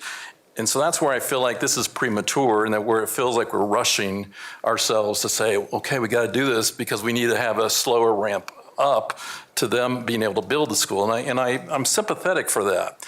But our responsibility is to always come back to the question of what's best for the district and the students. And I think we have to make sure that there is an established trend before we say this school should be replicated. And then we should celebrate that replication, because we're basically saying that it's a school of excellence so much that we want to have another one of those schools. So I would just, as we're getting ready for the motion, I would just say that my disagreement with approving this replication has really very little to do with my confidence in the leadership of Lehman. It really is that I feel like it's premature, that we haven't given them the appropriate time span to really reflect, analyze, evaluate, and I am concerned about the students who are identified with English language development needs. And I know that Lehman's concerned about that as well, because they're going to put in some I know, intentional thought, and I know they're going to work really hard to identify whether there's needs there. But I think that's where we get back to the whole notion of this being a student-focused decision, not just a hurry up because we've got a bunch of people on a waiting list hoping to have another school. The other thing I will just say generally, and this does not contribute to my decision-making in terms of denying or voting to not support the resolution, but we also have to remember that a charter school is not a choice for everyone. A charter school is not a choice for a student with significant needs. A charter school is not a choice for a student who relies on district transportation. Charter school is not a choice for students who maybe don't thrive in that particular learning model. And so it concerns me, just as we will talk about with Sterling Ranch, that we put in a school that isn't necessarily a choice for all the students in that region or in that development area. So again, I think that's where it's premature. I mean, I would love for us to get a neighborhood school into Crowfoot Valley. Lehman comes along and offers a charter school at that time. But I feel like overall, we're rushing this, and we're not taking into account the message that we're sending. We're basically saying to our community, we want to pass a bond because we want to build more neighborhood schools, and tonight we're approving a replication of a charter school. I think those messages really contradict, quite honestly. So I will just say that as I'm pondering this, I have every confidence in Lehman and what they're capable of doing. I just don't feel like the timing is right to do this now for the reasons I've stated. One being the English language development learners, and certainly statute says we have to pay attention to how those learners' needs are being met. So those are just some of my discussion points that I will throw out there before we vote. Superintendent Kane, but if I may go first. Thank you. Agree that a charter school is not a choice for everyone. However, I think that's the critical role of the enrollment projections and looking at the demand. And certainly the charters that we have tonight before us are viable choices for many people, and certainly in the case of Lehman with the demonstrated need and demand. And why we won't fill a need for everyone, there's certainly demand, and certainly I think back to all the parents that testified affirmatively with the wonderful results that they were seeing from a Lehman Academy, and I know that other parents want those similar results. So I understand your concerns, Director, and certainly English language development is a concern, but again, there is a track record there and a willingness to work. I take the other look at charters in general. The charters are an enabling choice, and it is one of the wonderful things we have about Douglas County is that ability to go to that local neighborhood operated school, to go to a different neighborhood, a public operated school, to go to a public authorized school, our charters. And we've got wonderful choice here, and I'd like to see that continue, to have that nice mix and that availability of choice. So whatever is the right fit, and we have families that one child goes to a local neighborhood school and the child goes to a different neighborhood school and a child goes to a charter school. We even have a mix of public school and homeschool families. And I wouldn't want to deny those choices to our community because I think they're valuable. And with that, I will turn it over to Superintendent Kane. The only clarification I wanted to make is that when the district receives a charter school application or a replication, which is considered an application under the Charter Schools Act, the Board of Education has a legal obligation to respond to that application within a statutorily allowed timeframe. So there isn't any kind of choice on behalf of the district or the board to just say, we want to decide this later, or whatever that might be. So I just wanted to make sure it was clear that the district the timing of this is solely because we have an obligation to respond to the applications within a statutory timeline. That's all I wanted to clarify. Thank you. Go ahead, Director. Just a response, Director Peterson, I certainly am an advocate for the choices that we have. I mean, we've got a beautiful portfolio of schools that no other district has. Absolutely. But you mentioned the word mix, I think was the word that you used. And the Parker area has twice as many charter schools as any other region. I think this will be number 9. And so I would debate whether or not we have been intentional in ensuring that we do have balance. And I do feel for those students, like I said, who are significant needs, or students that rely on district transportation, can't have their parent take them to school. I worry that we are taking essentially a choice away when we don't do our due diligence to get a neighborhood school built in their community as soon as possible. So I want to be really clear, this is not an anti-charter message by no means. Every charter renewal that's come since I've been on the board, I have voted in favor to approve, because I absolutely believe a portfolio of schools is important. And I also understand, Superintendent Kane, is that we do have to make a response, but I'm also giving you reason why my response will be no tonight. And thank you for the clarification. Any other comment? Go ahead, Director Williams. So just to kind of speak back to what you've said, Director Ray, is I actually believe that Lehman Academy has been thoughtful, much like American Academy, in saying, listen, give us 2 years. This isn't a hurry up, do this right now. This is giving the district time to be able to do the neighborhood school, and to also offer the opportunity for those who want to attend their charter. I also can appreciate, Mr. Mosier, your work through CART and cabinet staff, everybody. I think that there has been a very thorough job done looking at everything. And so I have to say that I have to rely on those people that are digging deep into these things, and show them that I trust what they're telling us as a board. Other directors? Okay, with that, the motion on the table made by Weiniger, seconded by Williams, that the Board of Education approve the district staff's proposed resolution approving Lehman Classical Schools replication application. And with that, we'll take a roll. Director Hanson.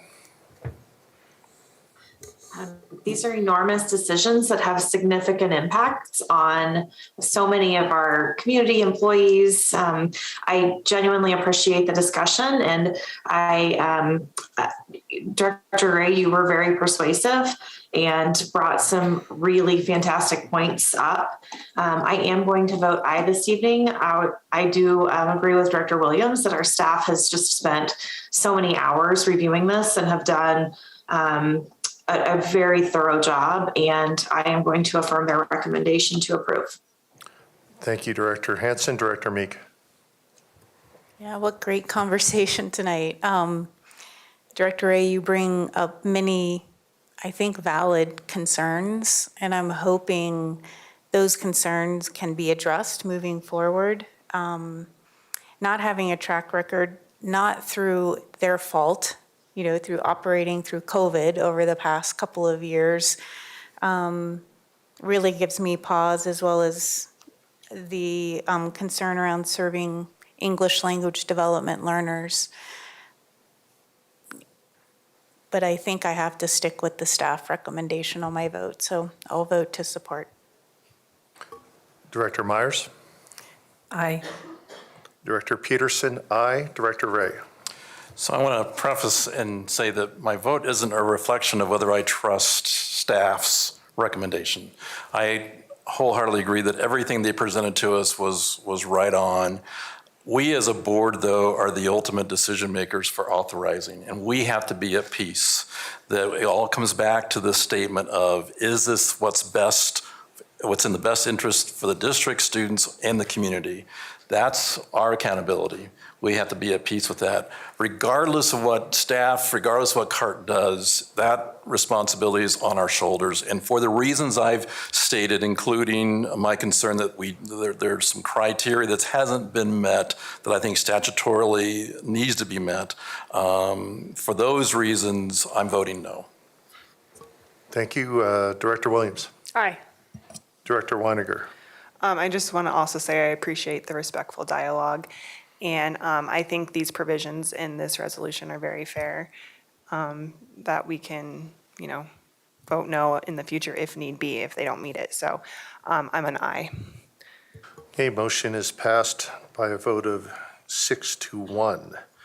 We'll now move to item number 23, which is the STEM School Highlands Ranch replication application. The recommendation before we have discussion is that the Board of Education approve the district staff's recommended resolution denying STEM School Highlands Ranch replication application. With this point, we'll take any questions we have around that resolution or any other things, so I'll open it up to directors.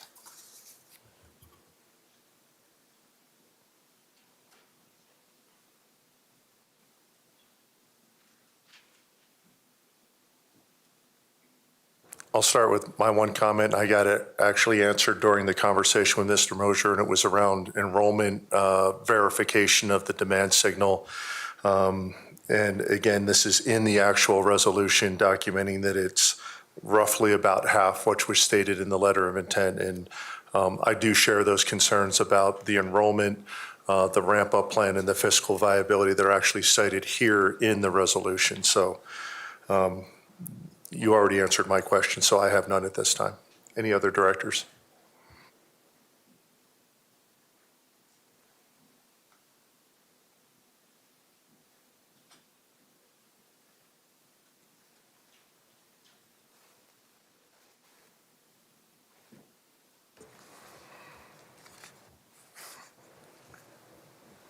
If there are no questions from directors, I will take a motion concerning the recommendation that the Board of Education approve the district staff's recommended resolution denying STEM School Highlands Ranch replication application. Do we have a motion?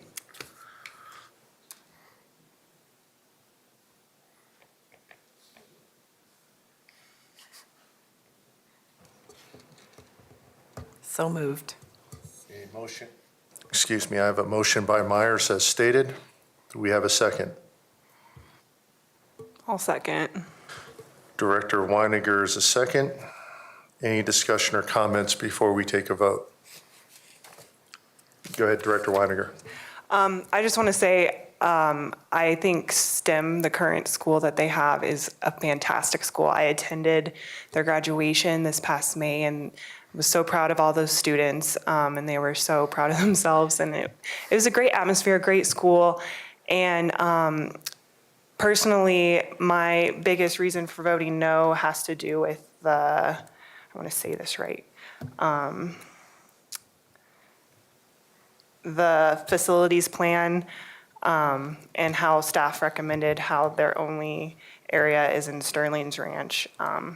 It just, I encourage them to replicate in the future, but the facilities plan is a reason why I'm voting no. Okay. Sorry, I'm voting to yes on the resolution to deny. That's what I meant. Yeah, thank you. It's very specific language here, so thank you for that. Any other director? Go ahead, Director Ray. So I would concur. I mean, STEM is an amazing school, and if you've been there, what the students are doing is just unbelievable. And I've really have, actually appreciated some of the comments from the people that have come and advocated for STEM, because their heart shows for students who may not have been successful in other places. And so, but again, it's the irony for me is that the reason that I'm supporting the denial is for similar reasons to Lehman, but that almost feels hypocritical that we're saying, yes, Lehman's is on, and no, this one isn't. And to me, there's some inconsistencies. But certainly, I think we all know that we've heard strong voice from Sterling Ranch community too, that really I think has swayed me a great deal in terms of their desire to have a neighborhood school be the next school that gets built in their community. And I think it's the same thing for Crowfoot Valley, quite honestly. I think, unfortunately, Crowfoot Valley wasn't as organized as Sterling, but we've probably heard from them to say the same thing, that we need an anchor school in that community. But again, my reasons, my formal reasons for voting in support of the denial include the budget that I don't believe is, as presented, is economically sound. I don't believe there's the adequate number of parents and students. And that's the other thing I've missed, I think, with both of these replication applications is where are the people? We've heard probably from 2 people that supported Lehman, I think, at the last board meeting, but usually with charter renewals, you've got people, I can remember yours, I think, I shouldn't say yours, but American Academy, you pack the room out with people who are like, renew our school or replicate our school or whatnot. And I've missed that. I just don't feel like that there's the same momentum of our communities demanding that either of these charters be replicated right away. And I again would stand on the fact that we start with an anchor neighborhood school and then we add charters after that, because the anchor school provides choice for all students where a charter does not. And so for that reason, also, I question the facilities plan. I feel like that it was problematic, certainly because they were putting a lot on the basis of the land that had not been decided as being surplus land by LRPC. And then I think just overall, some concerns with the learning program and whether or not we really saw evidence that learners like ELL, GT, and students with disabilities, that there was a strong plan for what that replicated school would do with those students. So those are my reasons for supporting the motion to deny the replication. Other director comments? I'll go ahead and just echo my principal reasons again, looking at what the CART is tasked with reviewing in the objective criteria. I have to agree with Director Ray. My largest one was the level of support for enrollment and where that currently stands. And then that feeds into the second one, which is the economic viability, giving reduced levels compared to what, frankly, we expected with the intent, letter of intent. Also have concerns about the facility plan, seem to be looking at one target there, and there hasn't been a decision by LRPC to how to allocate that property. So for all the reasons you stated, but I will also say we have heard some very passionate remarks about STEM replication in Sterling Ranch. But what I'd like to focus on is the very clear message from the current parents of STEM, especially around the problem-based learning strategy, how valuable that has been to their children, and that message came through very clearly how much that is valued, how much of a significant choice, value proposition that is in the future, something we probably need to have more of ultimately. And I would also like to cite some of the comments that I, again, support the resolution for denial tonight, but that is not a standing issue. I think I would love to see future applications from STEM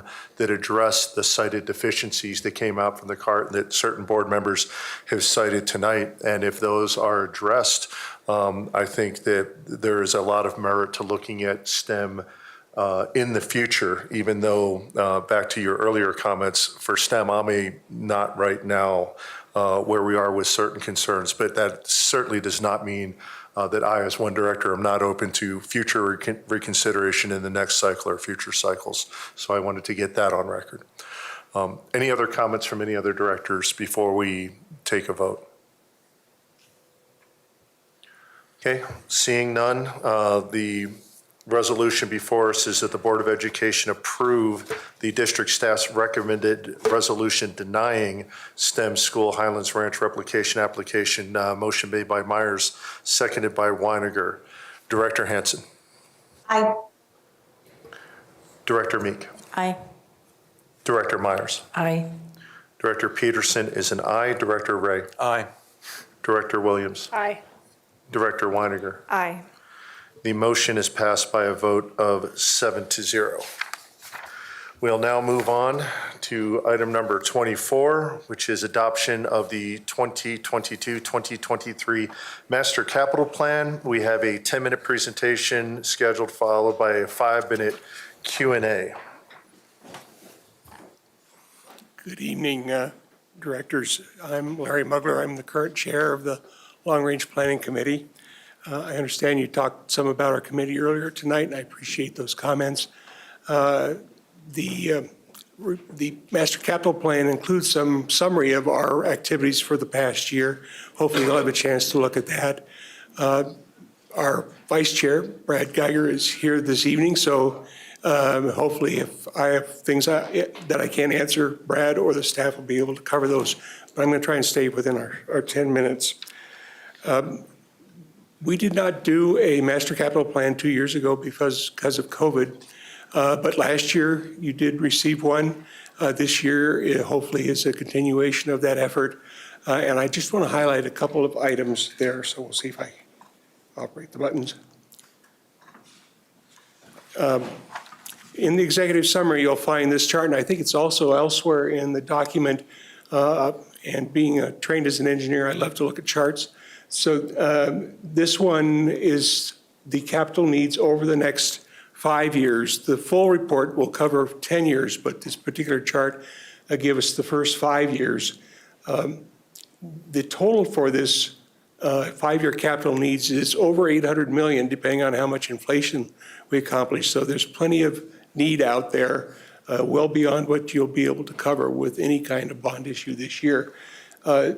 The discussion in the text, in the executive summary about the new construction element, which is more than half of that amount on the chart, gives you some background on where those facilities are likely needed, the ones that we mentioned earlier are highest priority, as well as the ones that are down the line that hopefully we'll be able to cover sometime in the 5-year period, and things that would go beyond that. The second chart, in the Master Capital Plan, we do identify priorities through a tier process, and tier 1 would be the top priorities for improvements, primarily beyond new construction. I think all the new construction material falls at the untiered part of this chart. But you see another $122 million worth of improvements we need to keep our facilities up and running well. The last, if I have this right now, the last bond issue was able to pretty well cover tier 1 needs at that time. So these are all new priorities for what we need to accomplish in those needs. And I thought I'd just highlight a couple things that come out of the list of items that are in the Master Capital Plan. I would encourage everyone to read the executive summary if you don't read anything else. It's a long document, but it does a good job of summarizing what the needs are and how we go about developing those. It does include a section on methodology, and maybe here's where I should note a little bit of difference between other kinds of capital things that you adopt. This, as I mentioned, covers 10 years with a priority on the first 5 years. The bond issues have been, like the last one was a 4-year bond, so there's a difference there in timing. And then in your annual budget, you include a line item for capital needs. So there's 3 different areas where capital needs are addressed, and you're likely to find, when you read those, differences between numbers. Some of that's in the master capital plan where we're looking out 10 years. So anticipating what inflation might be 5 years from now, even what it might be next month, is difficult. So we do our best job with the staff's help of what the inflation is likely to be over this 10-year period. The bond issue has to be a lot more exact because you've got a limit on how much you can spend. So the cost estimates in there go in much more detail, and they're covering a much shorter period of time. And then in your annual budget, you're looking at next year's capital needs, and you can get pretty well exact numbers on what's happening there. So when you find different numbers between this and other capital needs documents the district has, there are reasons for those differences. It's not an error. The new construction, as I mentioned, if you look at that section, you'll find some rationale for what we believe are the most high priority construction needs. And then the body of the document, it's a long document, is details for each of the school, not just schools, buildings in the district. And if you don't look at anything else, look at the ones that are of interest to you. So I pulled up Mountain Vista High because my granddaughters will be sophomores there next year. So I know a little bit about the building. I've at least been in the auditorium. But it's a good way to look at it and say, when we look at tiers, this shows that there's over $1 million worth of Tier 1 needs at Mountain Vista High, even though you spent a fair amount of the last bond issue on it. And what are those things? Then there's a table that says, how did we get those numbers? And those high priority Tier 1 needs are to paint the metal roof, which is a cheap one at $9,000. And then to replace the rooftop units is more significant. That's one that caused those Tier 1 needs to be over $1 million. So look at the facilities that you know something about. If you see things there that you think we ought to add to the list, let the staff know, and next year's master capital plans will cover that. The charter schools are covered in this document. They have their own sections in that alphabetical section of the document. And then in the appendices, one of the things I would note is that we now are providing some history there of what have been the improvements we've made in facilities over the past years. No details with the amounts, whatever, but you can see where the district has been spending its money, not just in our next 10 years, but in the last 4 or 5 years. I'll stop there to see if you have questions that either I or the staff or Brad can answer.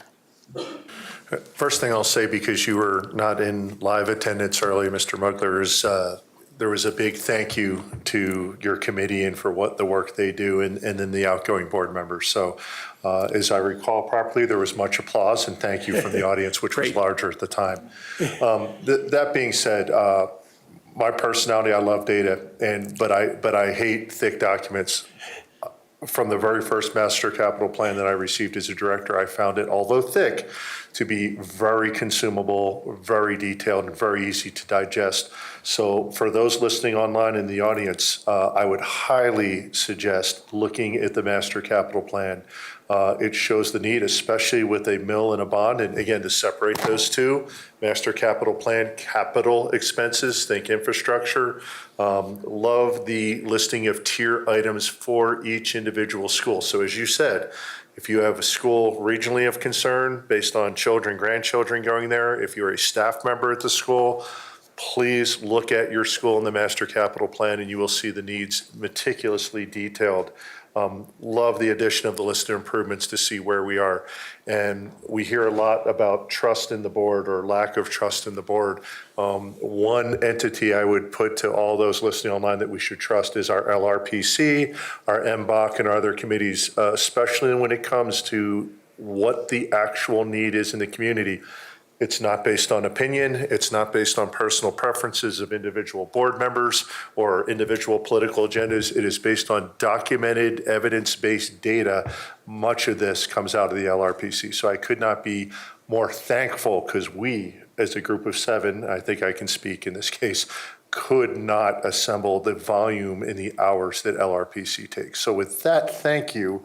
Do we have any questions from individual directors regarding the latest master capital plan? And if you could, sir, could you let the folks listening at home know where to find that document on our website or if they need to access it? You can find the current one under the Long Range Planning Committee's webpage.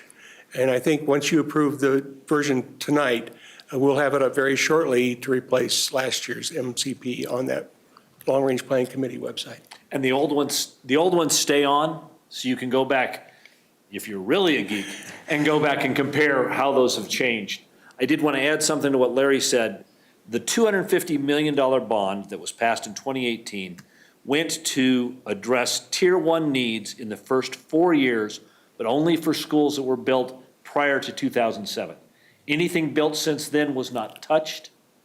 And so when you see those additional Tier 1 needs, those are either new needs that have come up in older buildings or simply needs in not quite so old buildings that have not yet been addressed in the last bond. Yeah, and if you don't mind, if you could bring up slide 2, the first of the pie charts.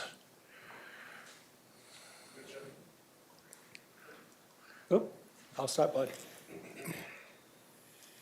There we go. So the lower left-hand quadrant, the 135 million for facilities reinvestment over 5 years. I actually pulled out my calculator, so I didn't do math in public, but that's $27 million per year. To put that into just common language, is that basically our ongoing maintenance cost just to maintain the facilities on a year-by-year basis, anywhere between 20, now by that math, roughly $27 million per year just to maintain the facilities that we have? Is that an accurate reading of that chart? I believe so. In fact, we've discussed at the committee that it would be something you might want to talk about sometime, of building that into a mill levy, I don't know, we call it a set-aside, that there is an ongoing maintenance element to your regular budget that is in that range. Just to keep up with the facilities we have. And this is the result of a decade of not significant investment in our capital needs. It's reduced, but yeah, it's less this year because of the work we're doing based on the last bond. We can anticipate, once those bond constructions start, somewhere between 25 and 35 million a year, continuing. Thank you. Other directors' questions, comments? Director Meek. Yeah, mine's really just a comment. Thank you both. Thank you for your leadership, and please extend our thank you to the entire committee for all of their work. To see the level of detail and commitment from all of our committee members to pull this together, it's truly phenomenal. And I encourage us, as we go out and we visit schools, take a look at that school as you're going in. It's kind of a great way to prompt some questions with the leadership and all, but thank you. Thank you very much. Well, and we appreciate the involvement of Director Meek and Dr. Williams as board representatives on our committee. That input and that connection is very helpful. Very much. Director Ray. So, yeah, I would echo all of the accolades. One of the things I would just point out is the work you did on boundaries and capacity was huge. And the fact that we didn't have the pack out room of angry people truly is a reflection of how thoughtful and intentional you were. And I really appreciated the work, especially with new development, to really look at and how to get creative and say, can we go ahead and do that now, as opposed to moving those groups of people more than once. And so the vision behind that was great. I see that we still have some work to do with boundaries, so there may be some opportunities for us to, again, deal with our community in a way that it may be difficult, but I think the goal always is making sure we're being good stewards of the facilities we have and directing students accordingly to where we have space. The other thing I want to just point out that I was really pleased to see is just the differentiation of all the different resources that we use to identify capital needs. So we have the capital improvement plan, we have the master capital plan, and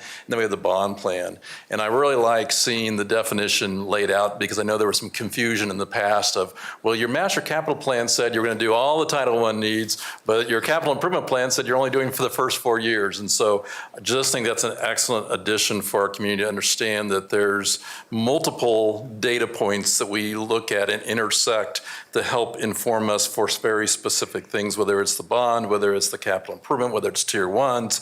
So just want to celebrate that as well. For the community's benefit, I want to read some numbers that I think are important for the community to hear.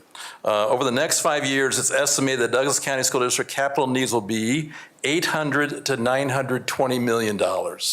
And I read that because as we start amping up to, again, validating the need for a bond, that's the numbers people need to realize. 383 million in construction, 156 to 223 million in reinvestment, 49 million in transportation.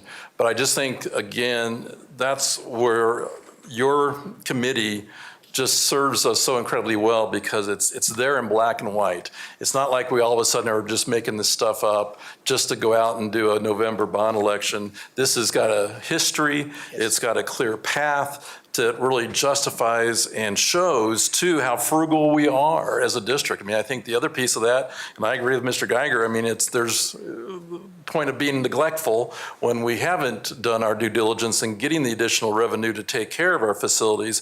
But it also says for our conservative community, we really understand that when we spend your dollar, it better be spent in the right places and the best benefit of your dollar. And so just wanted to highlight those things and just again echo the praises of your committee and the work that you do. It's invaluable to the work that we do. So thank you. And if I may point out something as the old guy on the room, and I know at least the longer serving board of directors knows, one of the things we're most proud of is over the last 4 years, we've reached out much better to the charter school community and obtained much more information from them about their needs. We can't always meet them, but there are ways that we can help contribute to our charter schools in terms of safety, in terms of other issues.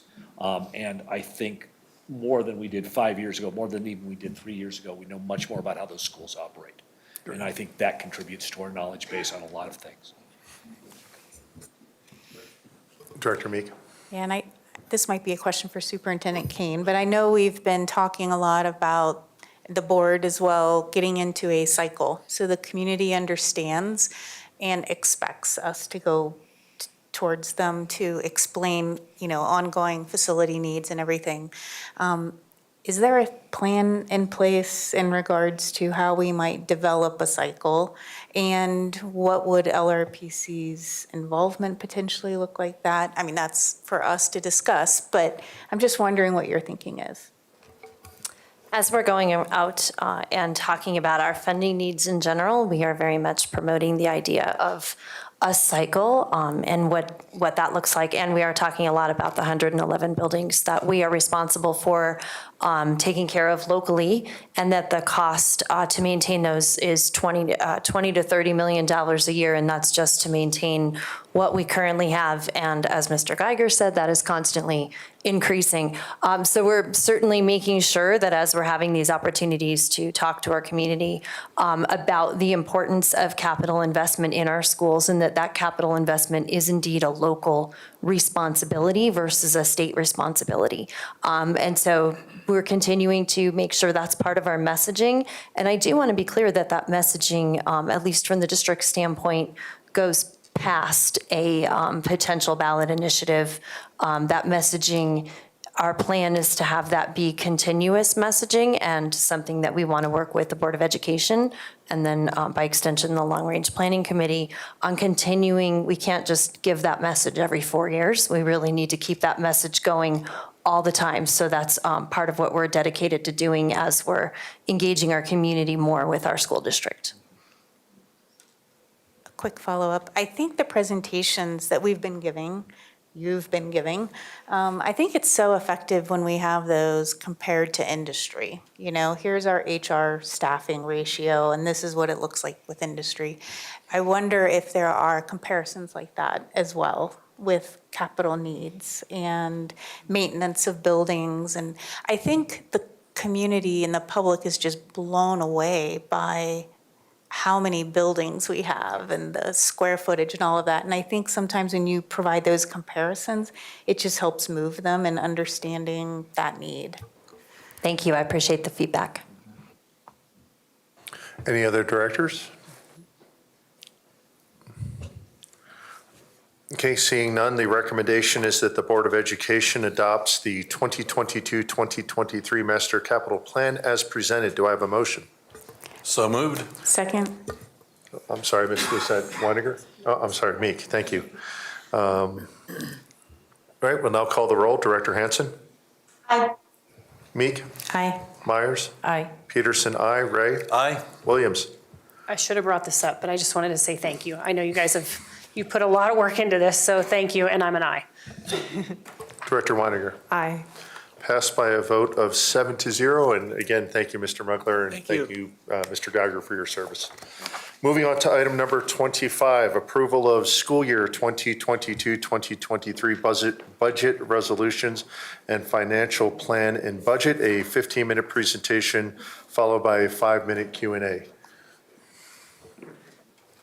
So I'd like to introduce both our outgoing CFO, Kate Kataska, and thank her for her work, and our incoming interim CFO, Jana Schleisner. Thank you for stepping up, and of course, Ms. Colleen Doan. So they are going to be presenting the budget.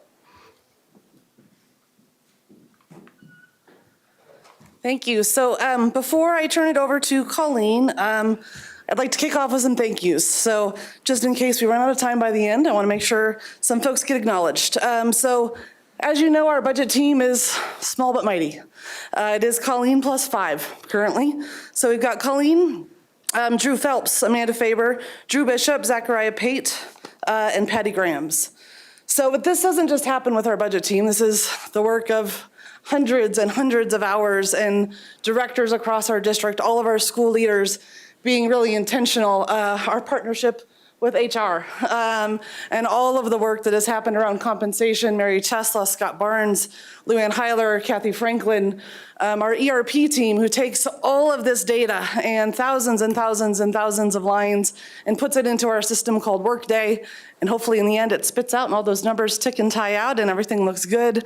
It is our payroll team who's making sure that all of these compensation adjustments get entered and we're ready to hit go come July 1. It is our committees, it is DAC, it is FOC who is reviewing our recommendations. It is our cabinet who is sifting through millions of dollars of requests and scrutinizing every dollar to make sure that we are putting every dollar that we possibly have to the best work possible for the kids in this district. So I did just want to take a moment to say thank you, again, in case we run out of time here at the end. But with that, I will turn it over to Colleen Doan to take us through the adopted budget recommendations. All right, good evening and thank you, Kate. I was planning to do some thank yous, but she said it best. So our agenda will be brief tonight. This is meant to be a summary of what was largely presented over the course of the last few months, most recently on May 24th, just highlighting a few changes since that point in time, really focusing on your role tonight, which is a vote on 2 separate resolutions. So I have linked in here the presentation from May 24th if you would like a reference to the larger set of content. In addition to that reference, also within your agenda item is the full adopted financial plan and budget. That is where you can find all of the details on every single school and department budget, as well as not only the fund financials, which you see 4 times a year, but also the multi-year forecast, which we only present along with the adopted budget for each one of our district funds. So to begin, as a reminder, our single largest investment within our budget for this upcoming year is our new license compensation structure.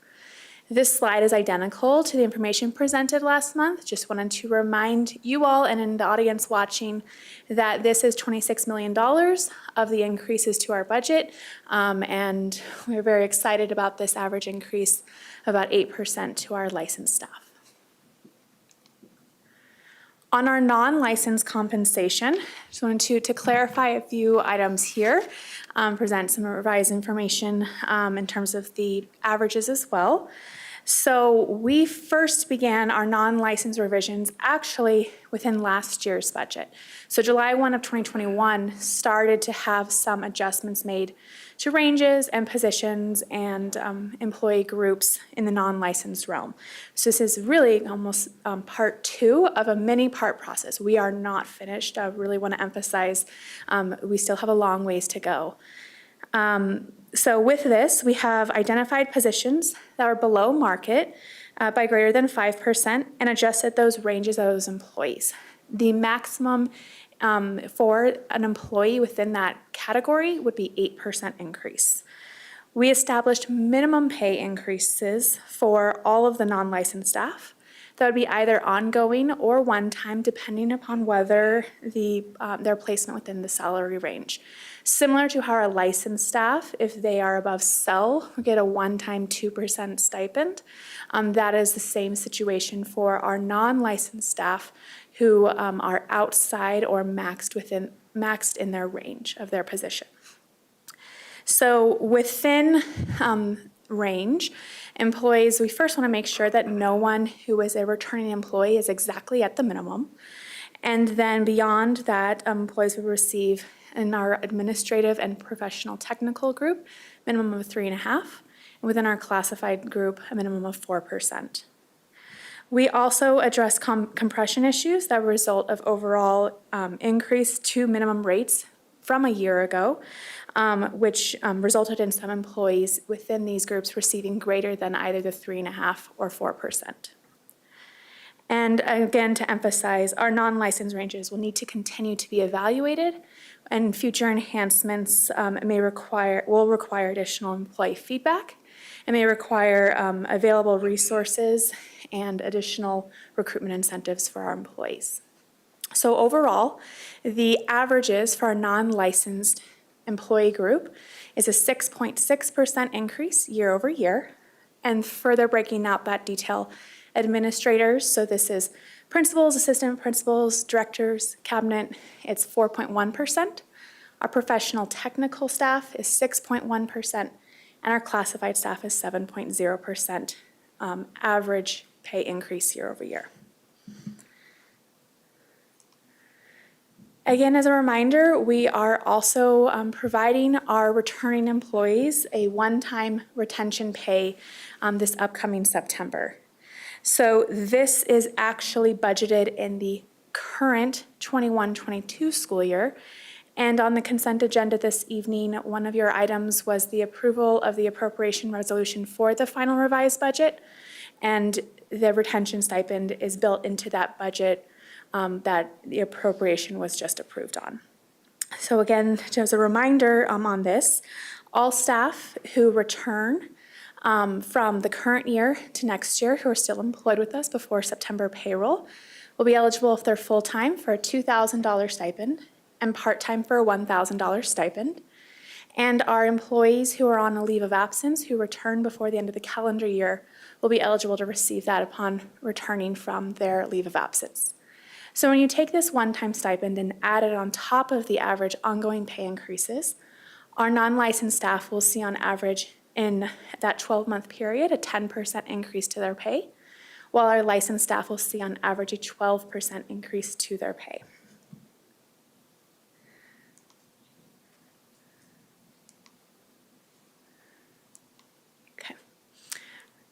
In the May 24th meeting, presented this slide. I'm not going to go through it again. This is just to remind you where we were, which is the summary of our department budget increases.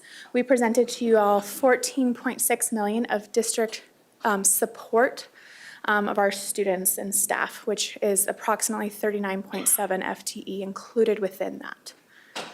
Since then, we have had minimal changes. The changes are largely, and I apologize, before I get to this, I jumped over a couple slides. Sorry, went too fast. So pause there on the department. Some of the items were skipped, unfortunately. So back to compensation. This slide is actually based upon feedback received in the last meeting to see a distribution of the ranges of increases to employee compensation on our licensed categories. So what we've provided here is the distribution of pay increases for all of our licensed staff who are being placed on the schedule. So that means they are going to have an ongoing pay increase. So the staff who are receiving the 2% one-time stipend because they're oversell are excluded from this graphic. The bars, the colors represent the 3 different schedules. So licensed general is blue, the hard to hire is orange, and the specialist or extremely hard to hire is in gray. And what this demonstrates is the bars are the different ranges of increases, and most of them in $3,000 increments. And what it shows is that the first 3 groups of bars, from basically a $1 increase to be placed on the schedule up to $9,000 to be placed on the schedule, represents 72% of our licensed staff. So the majority will receive an increase within that range. We do, though, have increases, particularly if on the specialist schedule, all the way up to, you see that far right category, so all the way up to 37,000, meaning individuals will have varying pay increases in order to be placed on the schedule, but the vast majority are concentrated in those first 3 sets of columns. So sorry about skipping that. It also, clicker too fast, skipped this next slide, which is investing in our schools. So this again is a repeat of, for the most part, of the May 24th presentation, emphasizing that we are investing, taking feedback from our principals and staff on our student funding through our site-based budget, but really want the take-home message to be that we are increasing the funding available for our schools despite a decrease in projected enrollment year over year. So overall, it's approximately a 2% increase to the SBB overall allocation, while the projected enrollment of students funded through the SBB is decreasing 1,745 kids, or 4% year over year. Okay, now we're back to where we were. So the intention of this slide is really just to show any change that has occurred since May 24th outside of our schools.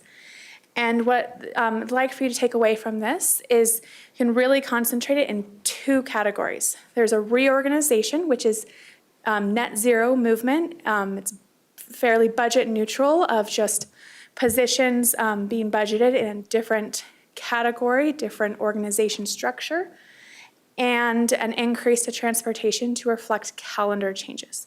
So all of this is approximately $76,000, demonstrating with $75,000 of that in transportation. The rest is budget neutral.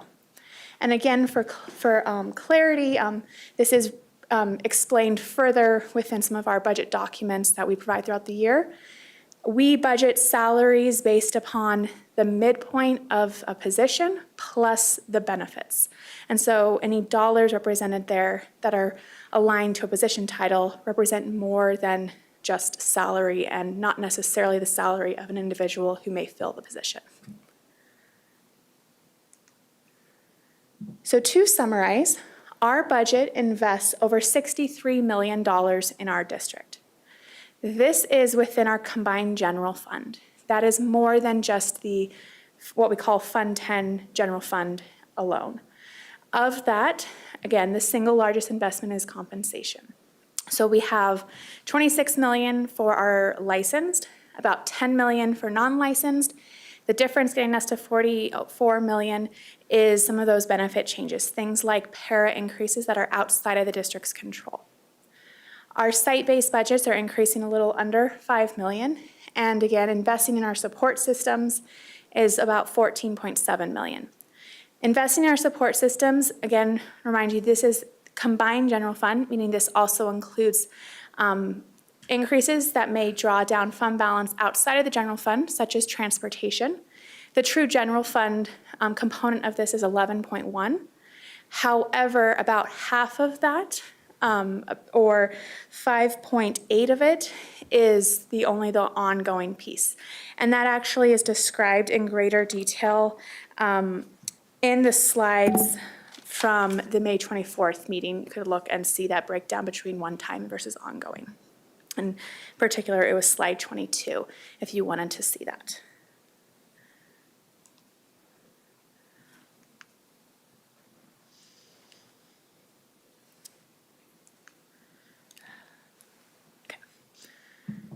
So the next steps, we're asking for you tonight for votes on, they were 3 separate resolutions, one of which you've already voted on consent agenda, which is the interest-free loan program.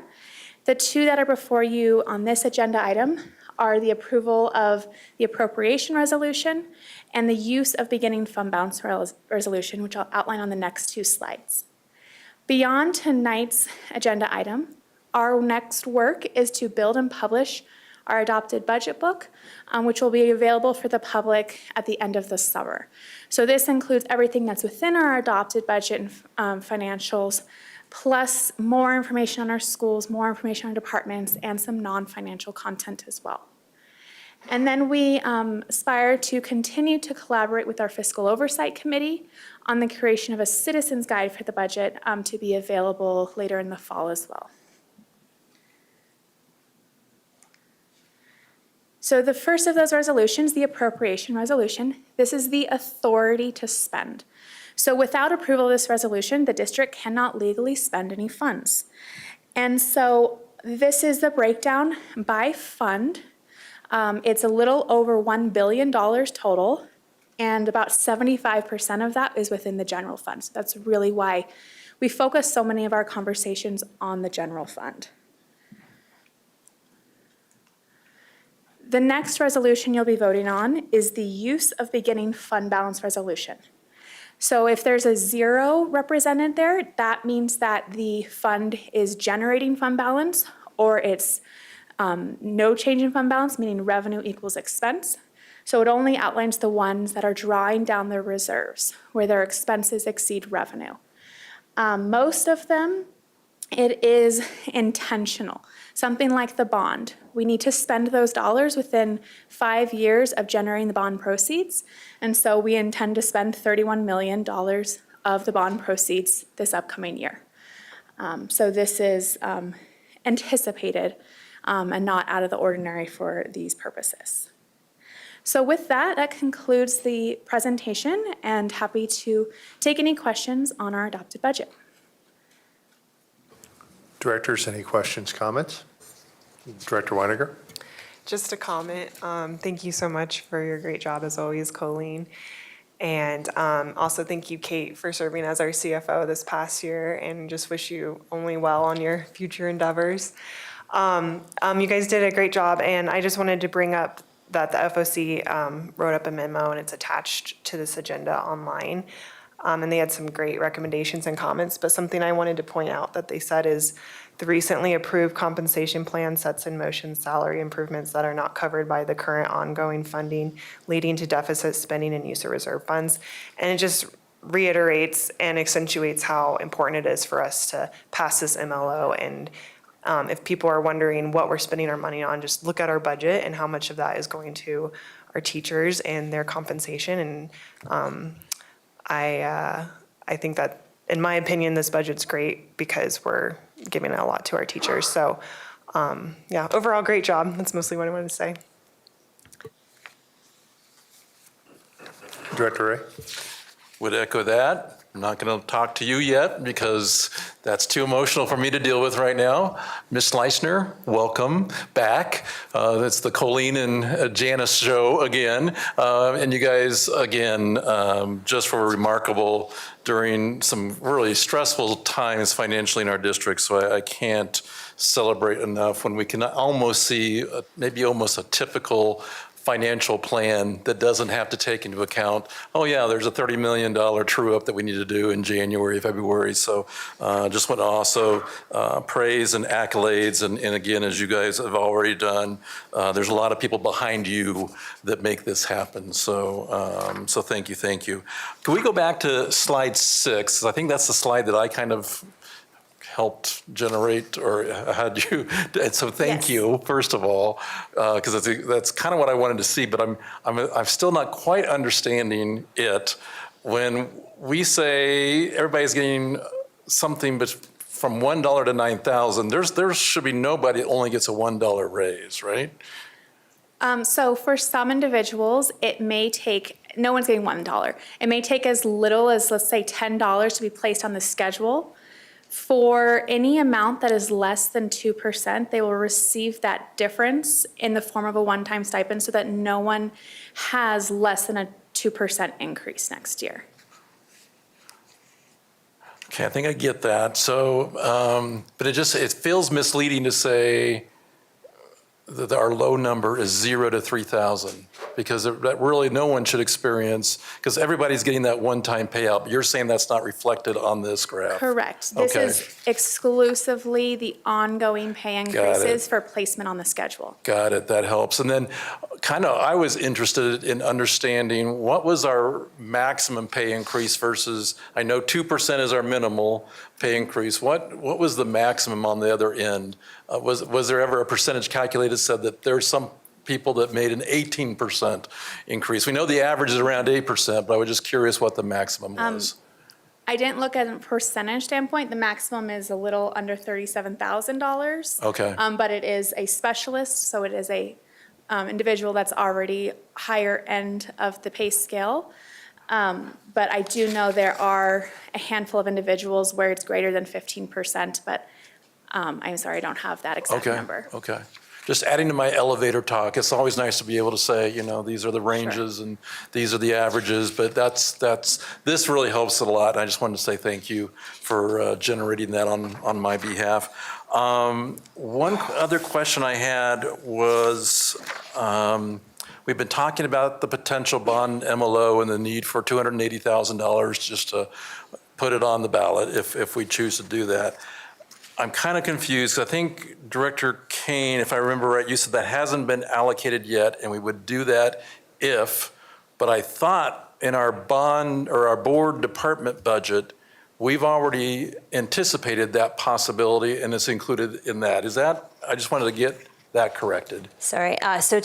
So what I said is it's currently allocated in the budget under the board budget in anticipation of a potential bond mill levy override. Your question specifically was, if you were moving it, where would you move it to in the budget generally? And the answer was, we haven't, so that would be a discussion we would have at the time of moving it. Hopefully that helps provide some clarity. Yeah, I just want to make sure we've got it allocated. We do. And that we're not going to come back in August and go, okay, where do we take that? No, and we have Ms. it Leister's allocated. going, wait a minute, I've got to find $280,000 overnight. So Yes, it's absolutely allocated. very good, very good. I think that is all the questions I have. So thank you. Other questions? Director Meek? As always, thank you. This is great. I know the state forecast came out today, and it might be too soon to ask questions on this, but I'm wondering, based on the state forecast, does it influence your thinking on the proposed budget at all? That's a great question. So the state forecast, for those who aren't familiar with it, the state revenue is up 22% from where they anticipated last March for the current year. That is obviously favorable. However, inflation estimates are up as well. So their inflation estimate for the local CPI, Consumer Price Index, is up to 7.9%. It was 7% just 3 months ago. And then for next year, it's 4.6, and the following year, it's 3.1. So I think we're good for 22-23 budget that we've just built.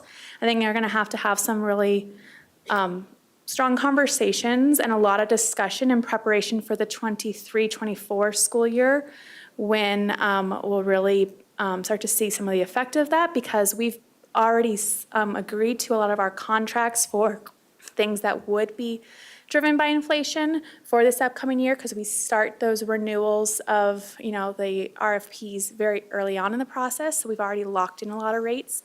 It's going to be, what is that going to look like when those we're under discussion and negotiation for things that are coming up, in January, February, to build into the next budget. So you were totally prepared. Thank you. That's really helpful. Thank you. So with all the extra revenue that's coming in, I think I've also heard that with Initiative 63, it raises that to almost $1 billion that would go back to teachers if Initiative 63 is passed. And I've heard it be characterized, it's about 10%, or actually it was 10% before this increase. 10% of what our total program funding is. Have you all started to look at that or analyze that? Because I think that would be a pretty significant amount of funding to help us with our salary increase schedule and kind of stabilize things. I've personally not started to look into that and model that out, but if more information comes out throughout the fall, we can certainly put together some scenarios. Thank you. I know I've brought it up a couple of times, and polling is showing overwhelming support, 2-1 in supporting that. So given how much we talk about our need for funding and the money is earmarked for the teachers and educators, I definitely think we should investigate every avenue. So I'd appreciate hearing more about that. Other directors? Just Go ahead, Director Ray. So our resolution that we're passing, or we're considering tonight, where we're authorizing a portion of beginning fund balance as authorized, our beginning fund balance is what? Is that like 57 million? Is that where we are starting with our fund balance, or help me? No, you're starting, so each fund has its own fund balance. Are you referring particularly to the general fund? Well, I mean, I'm looking at the resolution. So the resolution says that these things are being taken out of our beginning fund balance. So I'm trying to wrap my head around what does that mean? What that means is if we spend exactly as budgeted, we will draw down by June 30, 2023, our fund balance by that amount. So that's how much you are authorizing that over the course of next 12 months, we reduce the fund balance. So we're starting with the fund balance that is significantly higher than that. Our general fund beginning fund balance is $143.6 million. I see it now. Yep. So 143 million is really what that is, and then these, we're drawing down by these, the request is that we draw down these amounts. Correct. Okay, thank you. Yep, so the general fund would draw it down to 135.8 million. Thank you. Other directors, comments, questions? Director Meek, go ahead. Yeah, this is just a comment. So Ms. Kataska, thank you. You were serving as the CFO during crazy time with COVID and federal funds coming in and forms needing to be filled out yesterday. So I just want to thank you for your service to our district. It's much appreciated. Okay, without any further conversation, we do have two resolutions to take up.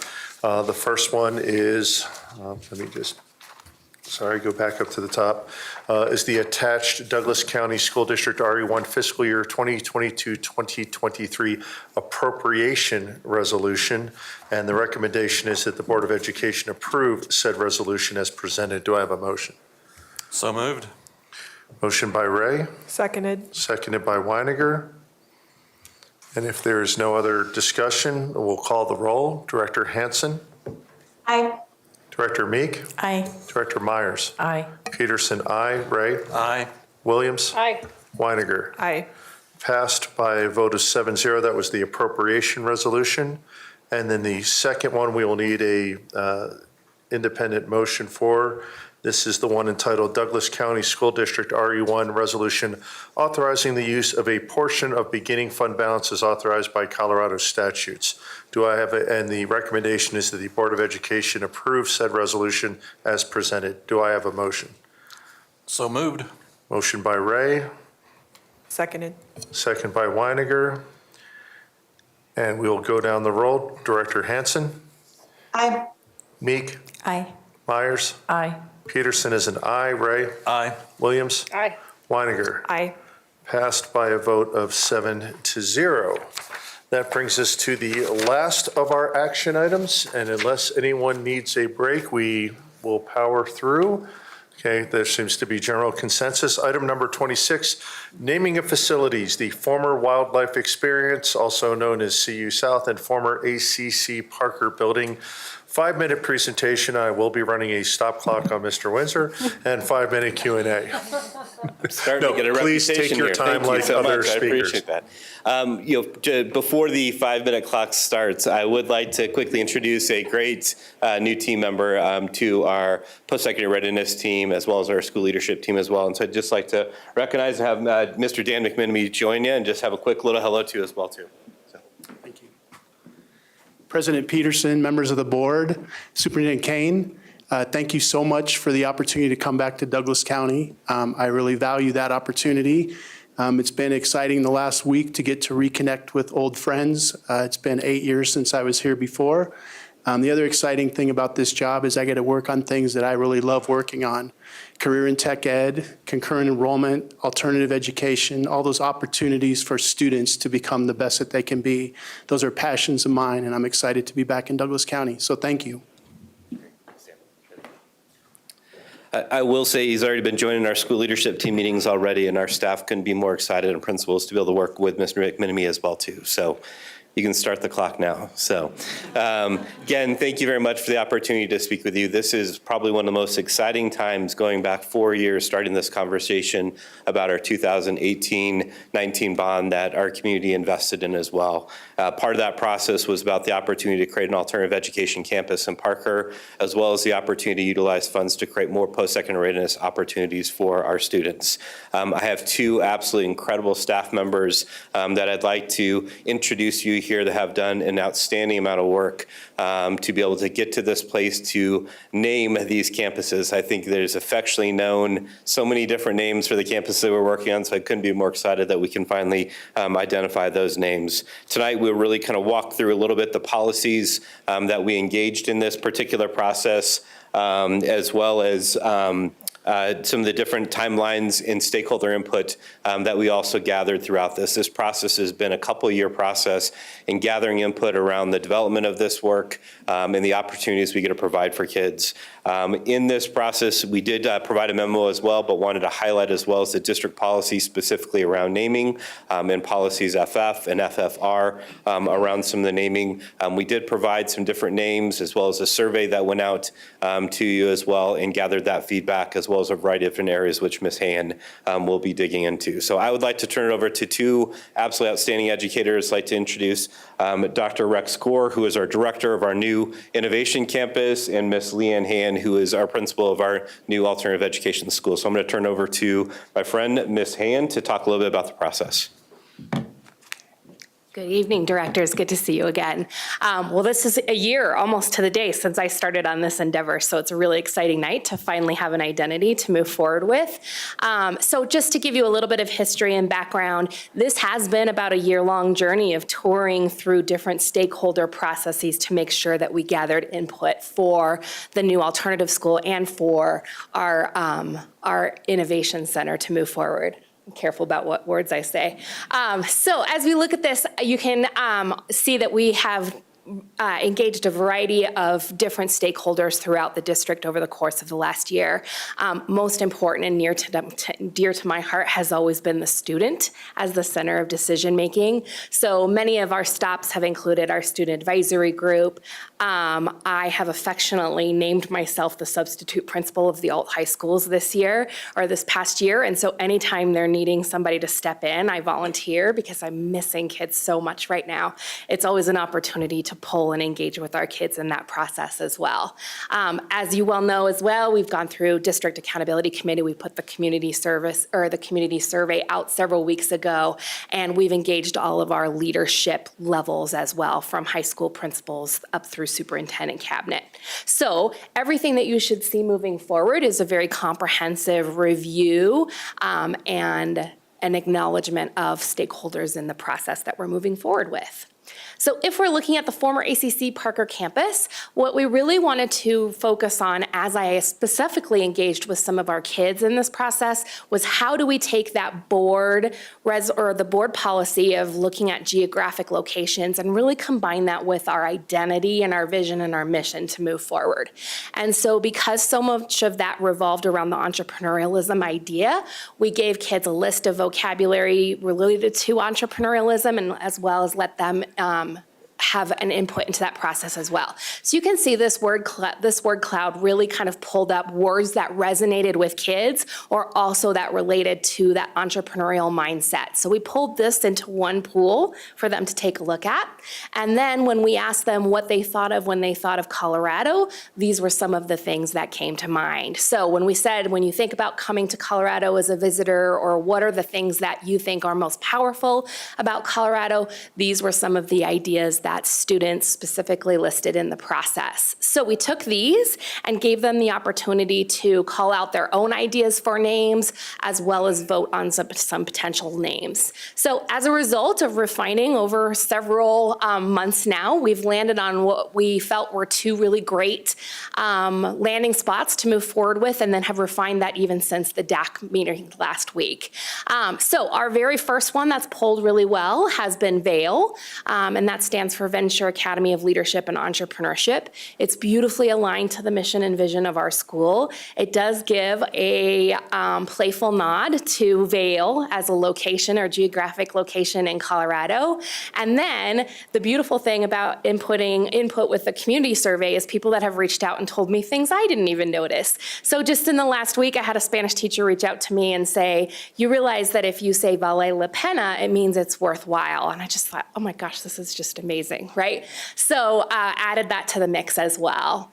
The other one that polled really well was Voyager High School. And this really aligns to our mission of project-based learning and inquiry and discovery with kids. So we really liked this. Kids really polled well with this, and with our community survey as well. So when we look at our results, we really landed down on those two as our top choices to move forward. You can see from the community survey poll that Voyager High School came in a little bit higher than Vail, and Independence we have since taken off the list, as you can see from the polling results. But what we started to notice too was that when we looked at the kids that we've engaged one-on-one with more deep and meaningful conversations over the last several months, Vail came out a little bit more ahead of Voyager High School. So then the question became, how might we honor both of those? Because so many of our folks were really split between those two ideas and two identities. How might we honor all of the input in the best way to move forward? And so we weren't necessarily landing on a mascot or even going to consider one, but at that point when we had the votes split the way that we did, we thought this could be a really playful opportunity to move forward. So our staff recommendation, based on our student feedback, reconnecting with my staff in the last week, is to move forward with VAIL as our title, standing for Venture Academy of Leadership and Entrepreneurship, and then to honor the votes for Voyagers and become home of the Voyagers in the process. So not part of our title, it's already plenty long enough, but adding that as our potential mascot. Okay, I'm gonna turn it over to Rex for the former wildlife experience. I appreciate it. Good evening, Board. With our former wildlife experience CU South building, just a quick overview of the campus design. I haven't been a year in this conversation as Leanne has. I've been about 5 weeks, and it's been a dead sprint, and so I'll move quickly. I know I'm on the clock. We've been working to build that mission that incorporates those aspects of CTE, of concurrent enrollment, of workforce readiness for our students. And so a draft mission that we've been looking at and continue to tweak is cultivating a career and technical education environment where post-secondary and industry partnerships provide relevant learning opportunities for high school students and the Douglas County community in order to ensure competitive advantage and workforce readiness. We may need to trim that down by about 4 words.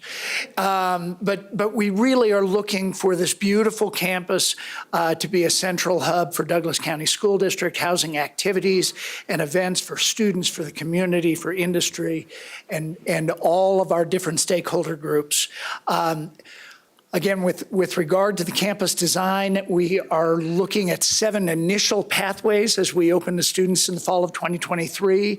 Those will include advanced robotics and mechatronics, advanced culinary and hospitality management, architectural engineering, aviation, certified nursing assistant, EMT, EMS, the emergency medical fields, and then something along the lines of the energies pathway, and we're still drilling down with one of our post-secondary partners ideas as to exactly what that pathway is going to be, looking at smart grid technologies and something in that realm.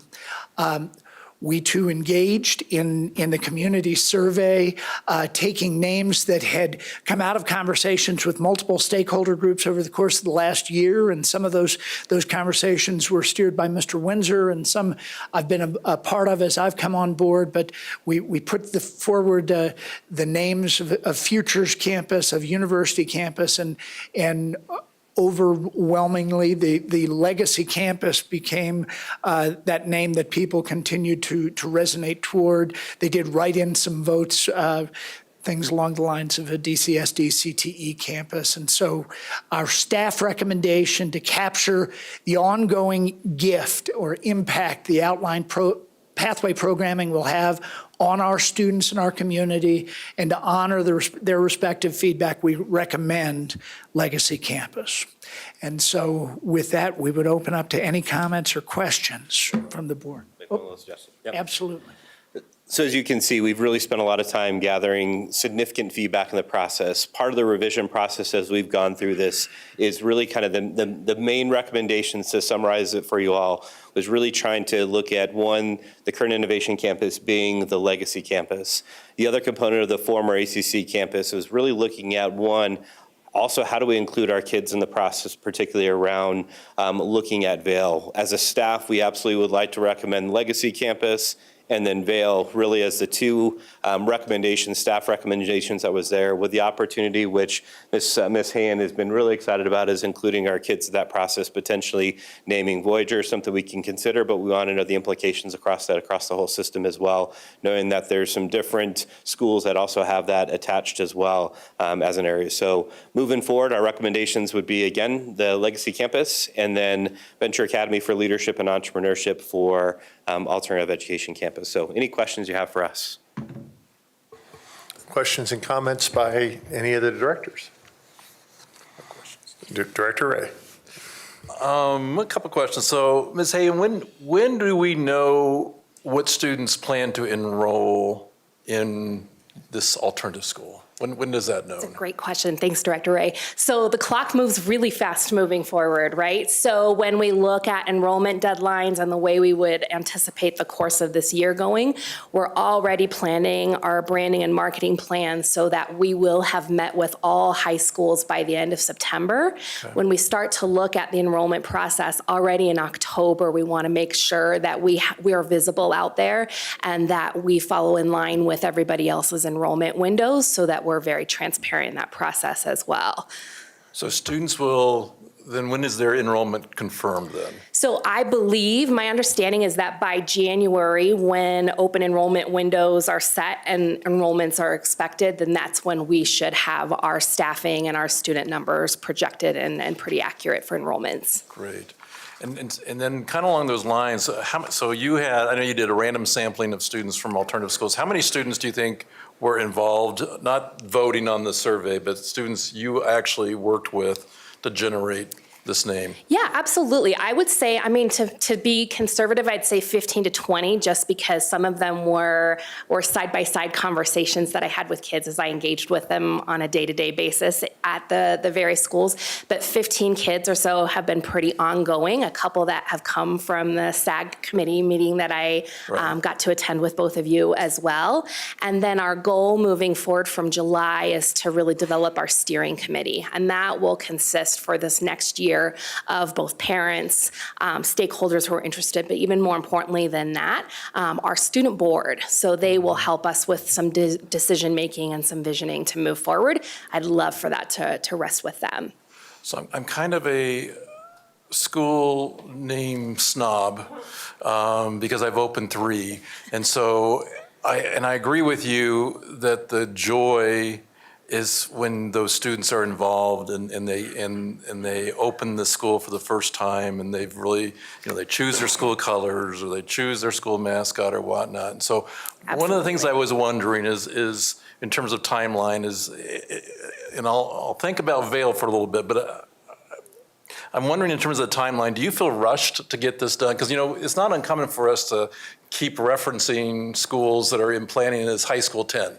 Right. You know, and I'm wondering, you know, if you have students that are identified in January, you know, is that, would you have preferred to have that time to really develop community by having those students who are going to open the door for the first time actually have more of a say in terms of what their school is going to be called? Absolutely. You know, I think when it came to the mascot discussion, that was something that really came up. We had no intention of putting that before anybody to move forward. It only came from wanting to acknowledge kind of where our votes had lived with the community. But I would love as much of it as possible to sit with our kids to move forward.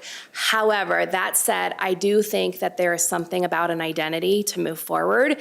And so being able to explain to our future students, staff, and to have an identity lined to that, I do feel as though this has been a long time coming and it actually sits really well based on who we have engaged in the process. I think it's really powerful for us to move forward with an identity. I think the rest really, they should have a say in what that looks like.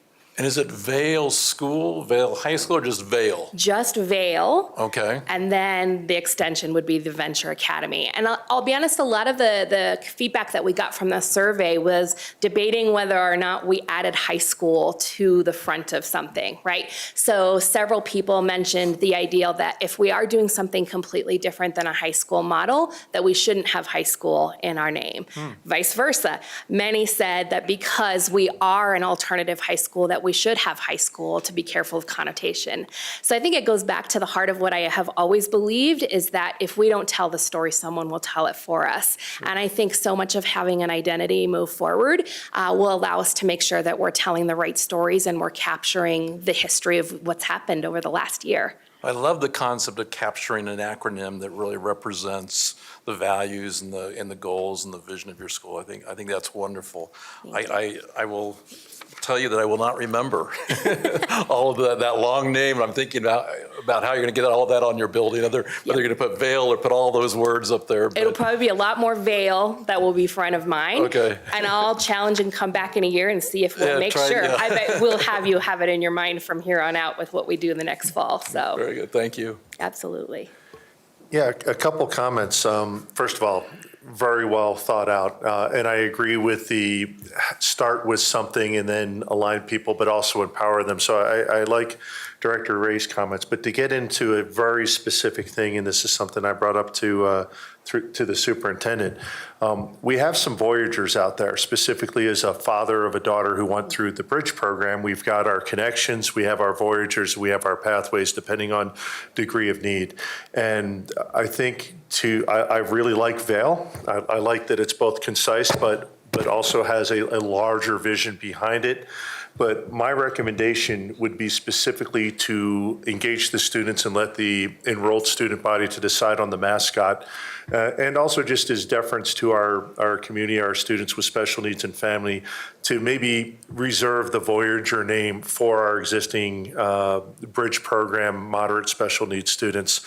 Again, not to dishonor anything, and I totally understand where the folks are going and where the thoughts are, but that would be my one recommendation. My personal vote will be for Vail, but I will motion to maybe strike the home of the Voyagers, but leave it up to future decision for students. Absolutely. Thank you, Director Peterson. I appreciate that. Again, I think the focus was really to honor the equal number of votes in the process. That said, I did go through every single school and looked up their mascot in the district, which was a fascinating journey in itself. At the time, when we go through select a tool, I did not look at the Bridge program, so I'm really glad to have that information to move forward and would want to be respectful of that as well. But there are also repeats across the district as well. We definitely have 10 plus schools using eagles, several bisons, some coyote, so very rich to our Colorado geographic locations as well. But I think that's important to move forward. So we'll definitely take this back to the kids and let them play. And although I find it difficult to say, there is such a thing as a venturer, and the Exactly. Yes, again, there were some definite different ones. Do not take that as any type of direction or suggestion. Again, my suggestion would just bring it to the students, and if they arrive on Voyagers, then they arrive on Voyagers, but to empower them with that knowledge that there's another program. Absolutely. Thank you. Any other director comments, questions? Director Weininger? I just second or third, having the students choose the mascot, because I can actually still remember being a kid at Pioneer and I got a vote on the Iron Horse mascot, and they went with Timberwolves because of me, so I'm just kidding. But yeah, I think that's a great idea to have the students feel like they're part of that. Absolutely. It's their school, so I agree. Thank you. Other director comments, questions for the group? Okay, let's take up a motion, and if I may, I would propose the recommendation as stated attached to this item is that the Board of Education approve the staff's recommendations, or recommendation that the former wildlife experience be named, quote, DCSD Legacy Campus, unquote, and that the former ACC Parker Building be named, quote, Venture Academy of Leadership and Entrepreneurship, AKA Vail, end quote. I would just move that we strike Home of the Voyagers for the ACC Parker. So it would be, the motion that I would propose is the recommendation as written without Home of the Voyagers, if everyone is in agreement. So do we have a motion as stated? So moved. By Weiniger. A second by Myers. Just one comment I would make, Director Peterson, I agree. Vail is plenty for a name. But I also would say that if you come back with Home of the Voyagers and that's something that the students really resonate with, that's okay too. I think I do agree that for right now, Vail seems like a big enough name to get you going. So yeah, and I don't think we have to affirmatively put this in unless any other board member feels appropriate. But I think the intent here is to just let the students decide. We don't need to come back and rubber stamp that unless it's really off the wall. But I believe what we're doing is entrusting the school leadership to finish the process. Okay, just to be explicit. Okay, so we have a motion on the table made by Weiniger, seconded by Myers. If there's no other comments, I will take the roll. Director Hansen? Aye. Meek? Aye. Myers? Aye. Peterson, aye. Ray? Aye. Williams? Aye. Weiniger? Aye. Passed by a motion of 7-0. I thank Mr. Windsor, Dr. Kaur, and really am envious of our new principal, who is obviously very enthusiastic about taking over the former ACC South. So thank you for introducing Vail to all of us. With that, we will move on to item number 27, which is the Board of Education reports, and we start with the President report. Some administrivia, Board of Education special trust building session is planned for August 6th. We have a Board of Education special meeting and a regular meeting scheduled for August 9th. The intent of the special meeting is to start at 3 p.m., 2 hours prior to the normal meeting, to discuss board norms, followed by the regular meeting as scheduled at 5 p.m. Again, just as a final reminder, we are expecting to receive a brief on potential specific bond and or mill ballot language on the 9th of August, with a final vote to occur at the 23 August regular board meeting. Agenda planning for the 6th and 9th August meetings will occur on the 21st of July at 10:30 a.m. Just a couple other items here. On June 6th, the Douglas County School District and Douglas County leadership entered into an agreement stemming from the 2021 lawsuit over the Board of Health's mask exemption rule. The parties agreed to bear their own attorney fees and costs, and the county will also be providing to the district a new psychological safety coordinator.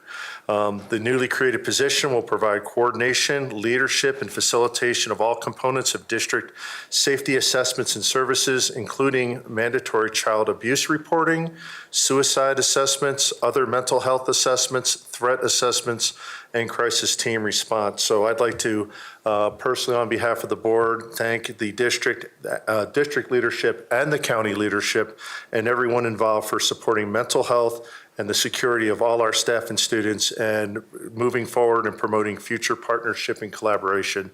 So I think that's a good news story.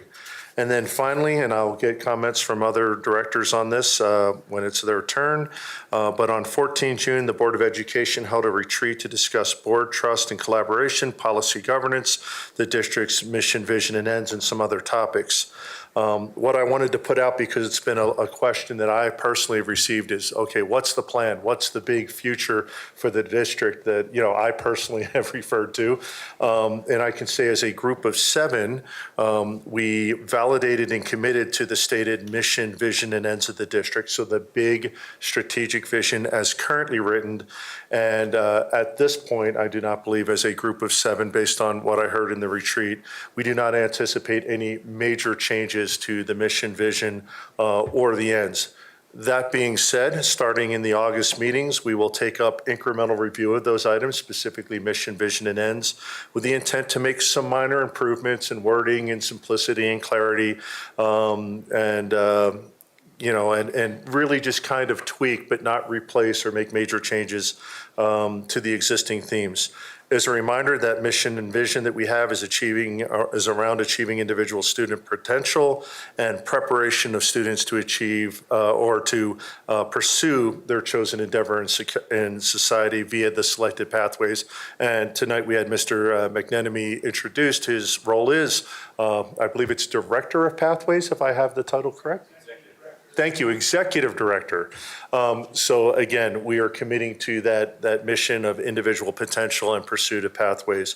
And then just to restate for those that haven't looked at them at home, we do have 5 Ns, and at the highest level, they are around academic excellence, outstanding educators to including retention and rewarding them, safe, positive culture and climate, collaborative parent, family, and community relations, and then financial well-being. So those are things that we talked about during the retreat.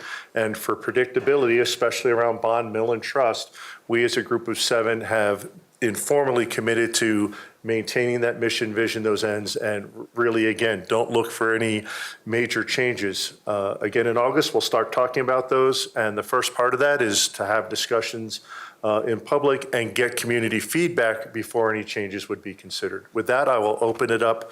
That's the end of my comments, but before we move to Vice President Williams, if any other directors have comments specifically around the retreat or anything that I just referred to, I'll open it to other director comments about the previous retreat on the 14th.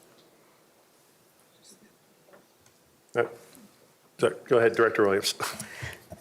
I was just going to say that I think as a board, what we realized most is that we have a lot of work to do. And we need to really do a lot of work around norms and what our expectations are of each other and those sorts of things. So I'm excited to talk about that in early August.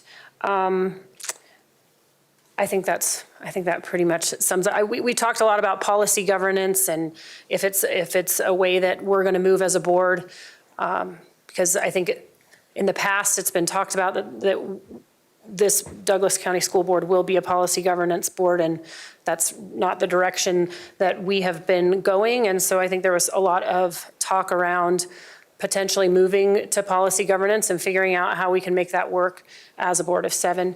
But I was thankful for the conversations, and I look forward to our future conversations that we will be having in August.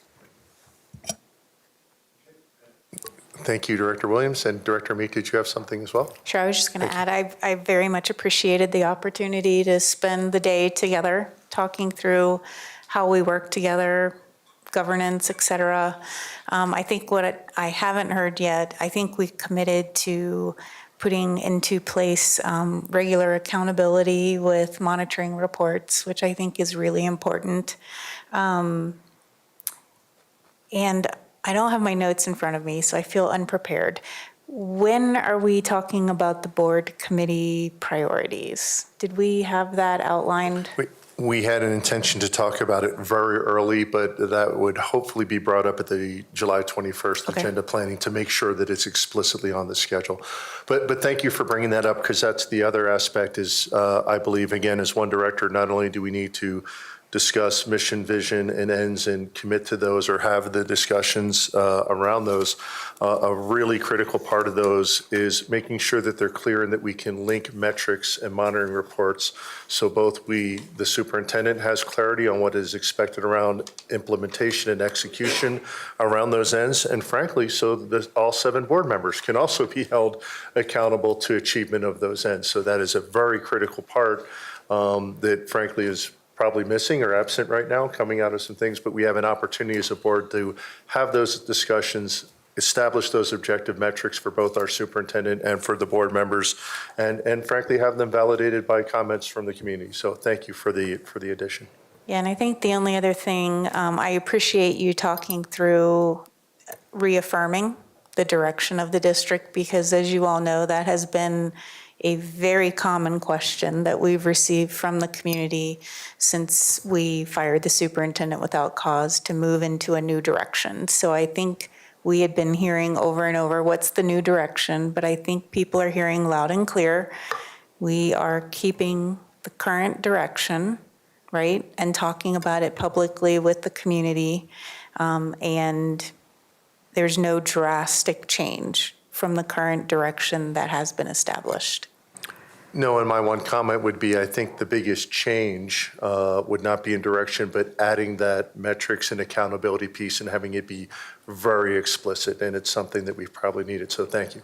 Yeah, and we actually had a lot of that outlined and planned, but everything was changed with both the election and changing superintendents. We had engagement opportunities planned out and mapped out. So I think we will be moving forward in a very positive direction by getting that back on course. Okay, and with that, I'll turn it over to Vice President Williams for any vice president items. So since I already spoke about the retreat, the only thing I have to say is that Director Hansen and I's op-ed was actually published today. So you can check that out if you want on Colorado Community Media. It was done, I think, at 1 o'clock. So anyway, that's all I have. Thanks. Thank you. And the next question will be which next set of directors or director comes up. So now we have our first salvo, and we'll look forward to more of those. But thank you, Director Williams. At this time, we'll move to number 29, which is just general director items, board committee and liaison reports. We'll start with Director Meek this time because we went the other way last time. I don't think I have anything tonight. Thank you. Director Weiniger? Just that the FOC is having a special meeting June 30th to give some recommendations on MLO bonds. So they hope to present August 9th. And then MBOC is meeting tomorrow, and we'll take tours of our schools that I'm looking forward to see the bond updates. And I think they have their annual report to present in August as well. Director Williams, anything from a committee perspective? I have nothing. Director Myers? I attended the DAC meeting last week, and basically it was kind of everything tonight was a repeat. We had the BOE, the committee updates, MBOC, staff updates, the DAC, we had a recap, the site lead rubric approval, and we had the budget presentation, the updated budget presentation from Colleen, and the same presentation on the naming of the schools. So that's what was DAC. And then we set the dates for next year. Director Ray? Just one comment about committee prioritization that Director Meek brought up. It really kind of expedites things if you're meeting with your committees to have this conversation now. As you're ending, you can even show them the current resolution where we've identified their priorities for this year and ask the question, do you feel like our LRPC, obviously boundaries will continue to be a prioritization for them. And so I think it would expedite our work if we get some feedback from our committees right now, and then we can discuss if there's some additional priorities we want to consider for them. So just a suggestion for how to expedite that. Yeah, thank you for that, Director Ray. And of course, we may have a big decision post-November, where committee priorities may have to shift or change depending on what happens. So right. Okay. And I would just echo too, the retreat was really a great step forward. I felt like we had good conversations. We really were able to see some unique traits about who we are as people, how we think, how we behave. I thought that was really helpful. So I just want to, again, echo that. I am concerned, however, regarding the Marshall versus Douglas County Board of Education case. And I feel like there's some things that are happening that we need to discuss in executive session. So unless there's other directors who want to report, I would like to move that the board move to adjourn this meeting into executive session pursuant to CRS 246402-4B for the purpose of holding conference with legal counsel regarding Marshall versus Douglas County Board of Education, case number 2022 CV 30071. If you don't mind, could I hold that and just see if Director Hansen has a report? I forgot that she hadn't reported it. Yes. I apologize, Director Hansen. So Director Hansen, if you would first. Ironically, I was going to talk about one of my favorite takeaways from the retreat, which was that for every negative piece of information that's shared about the district, that we share 10 things that were positive. And I just wanted to reiterate how grateful I was for the new Legacy campus and how truly rewarding it's been to be a part of that process, and now ultimately in the naming. And I also just feel like we really need to celebrate that we finally were able to move our staff closer. Obviously not where we need to be, but the teacher compensation schedule is something that truly deserves to be celebrated. Okay, thank you, Director Hansen. With that, I will return to Director Ray's motion at the end. So understanding that you're making a motion to convene an executive session under CRS 246402-4B to hold conferences with attorney on the purpose of seeking legal advice on specific legal questions with respect to pending litigation, specifically Marshall versus Douglas County Board of Education et al., pending in district court, case number 2022 CV 30071. That is the motion on there. Any motions for executive session just require a 2/3 vote, just as a reminder. Any conversation before voting on what? I second, then we can have Thank you. discussion. Yeah. So Ray and second by me. Any discussion prior to the vote? Again, realizing that we should not be discussing any privileged information. I have Director Hansen with a hand up. Do we have an attorney available if we're going to go into executive session for the purpose of receiving legal advice? You go ahead, Director Ray. I've notified our legal counsel for this case and alerted him that I would be making this motion. So he is available via conference call. He's in Breckenridge right now, but via conference call. Yeah, and I can back that up. I also asked just his location, and he should, at this time, be available for a conference call if we need him. Does that answer your question, Director Hansen? Sorry. Absolutely. Okay, thank you. Any other discussion before moving to a vote? I'm sorry, Council Clemish. Yeah, just again, clarification that this motion to go into executive session is pursuant to section and authorized by CRS 246402-4B, which authorizes the board to go into closed session for purposes of holding conference with an attorney for purposes of seeking legal advice on a specific legal question. And in this instance, it's with respect to the pending litigation styled Marshall versus Douglas County Board of Education, pending in District Court, Douglas County, and bearing case number 2022 CV 30071. Thank you, Council Clemish. My thoughts on this are we did, without going into the details, receive an update from Mr. Blue at the end of the week stating where we were in litigation, motions that he filed. And I did quickly ask Mr. Blue if he thought, again, it's up to us as a board, but if he thought that there was any updates that he would want to pass in executive session when we were planning the agenda in this, and he said he did not. That being said, I don't personally feel that we need to go into executive session, but again, we can leave it up to a vote. Any other comments before we take the roll on the motion as stated, compliant with CRS? Go ahead, Director Ray. And I would concur that it is our request, not Mr. Blue's request.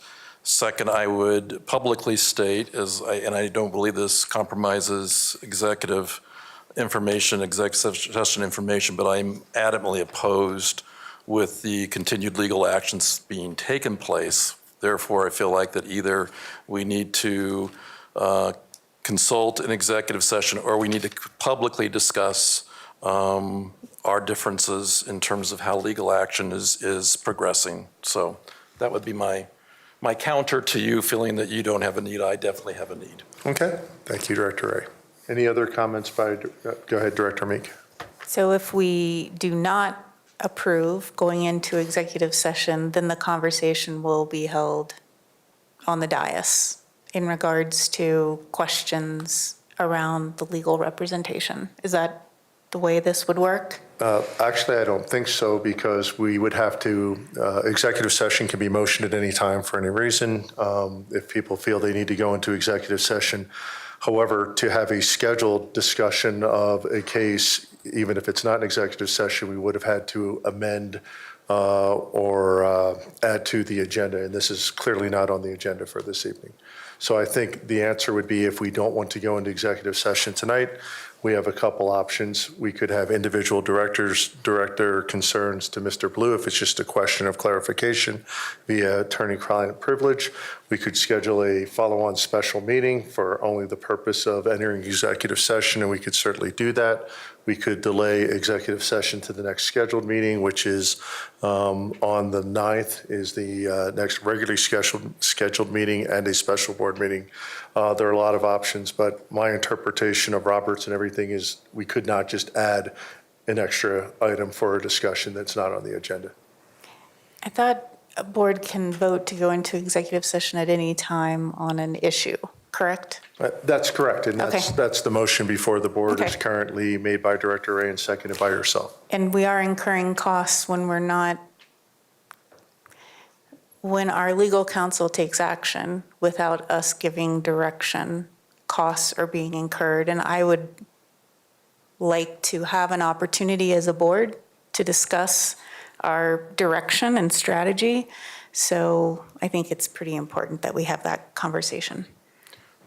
Go ahead, Director Ray. And I would concur in that. I think, Director Peterson, that's where it's not sufficient just for a couple of us to have conversations or questions asked. I think Director Meek summarized it well, is that I think it's collective. We need to have some understanding of where we're headed, and especially since we're incurring legal costs, I think that's something that's important. However, I do, for the public's sake, want that to be heard, that we do not make decisions in executive session. It's really a consultative and collaborative with our legal counsel. Agreed. Thank you for the clarification. Any other director comments? Okay, we have a motion as stated to proceed into executive session made by Director Ray, seconded by Director Meek. Director Hansen. Aye. Director Hansen is an aye. Director Meek. Aye. Director Myers. No. Director Myers is a no. Director Peterson, I am a no for reasons stated. Director Ray. Aye. Director Williams.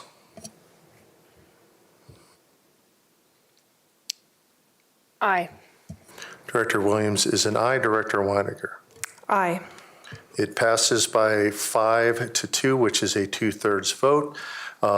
If I may adjourn the meeting and go into executive session, if that is agreed to all, we can have a motion to proceed into executive session via adjournment. That way we can leave the, relieve the cabinet and other staff members here. Just, if I could, Go ahead. my motion did include adjourning the meeting, but if you want to adjourn it again, that's Nope, your if it did prerogative. include to adjourn and go in, then we will leave the vote as stated. So thank you. This ends the meeting, and we will proceed to executive session. Recording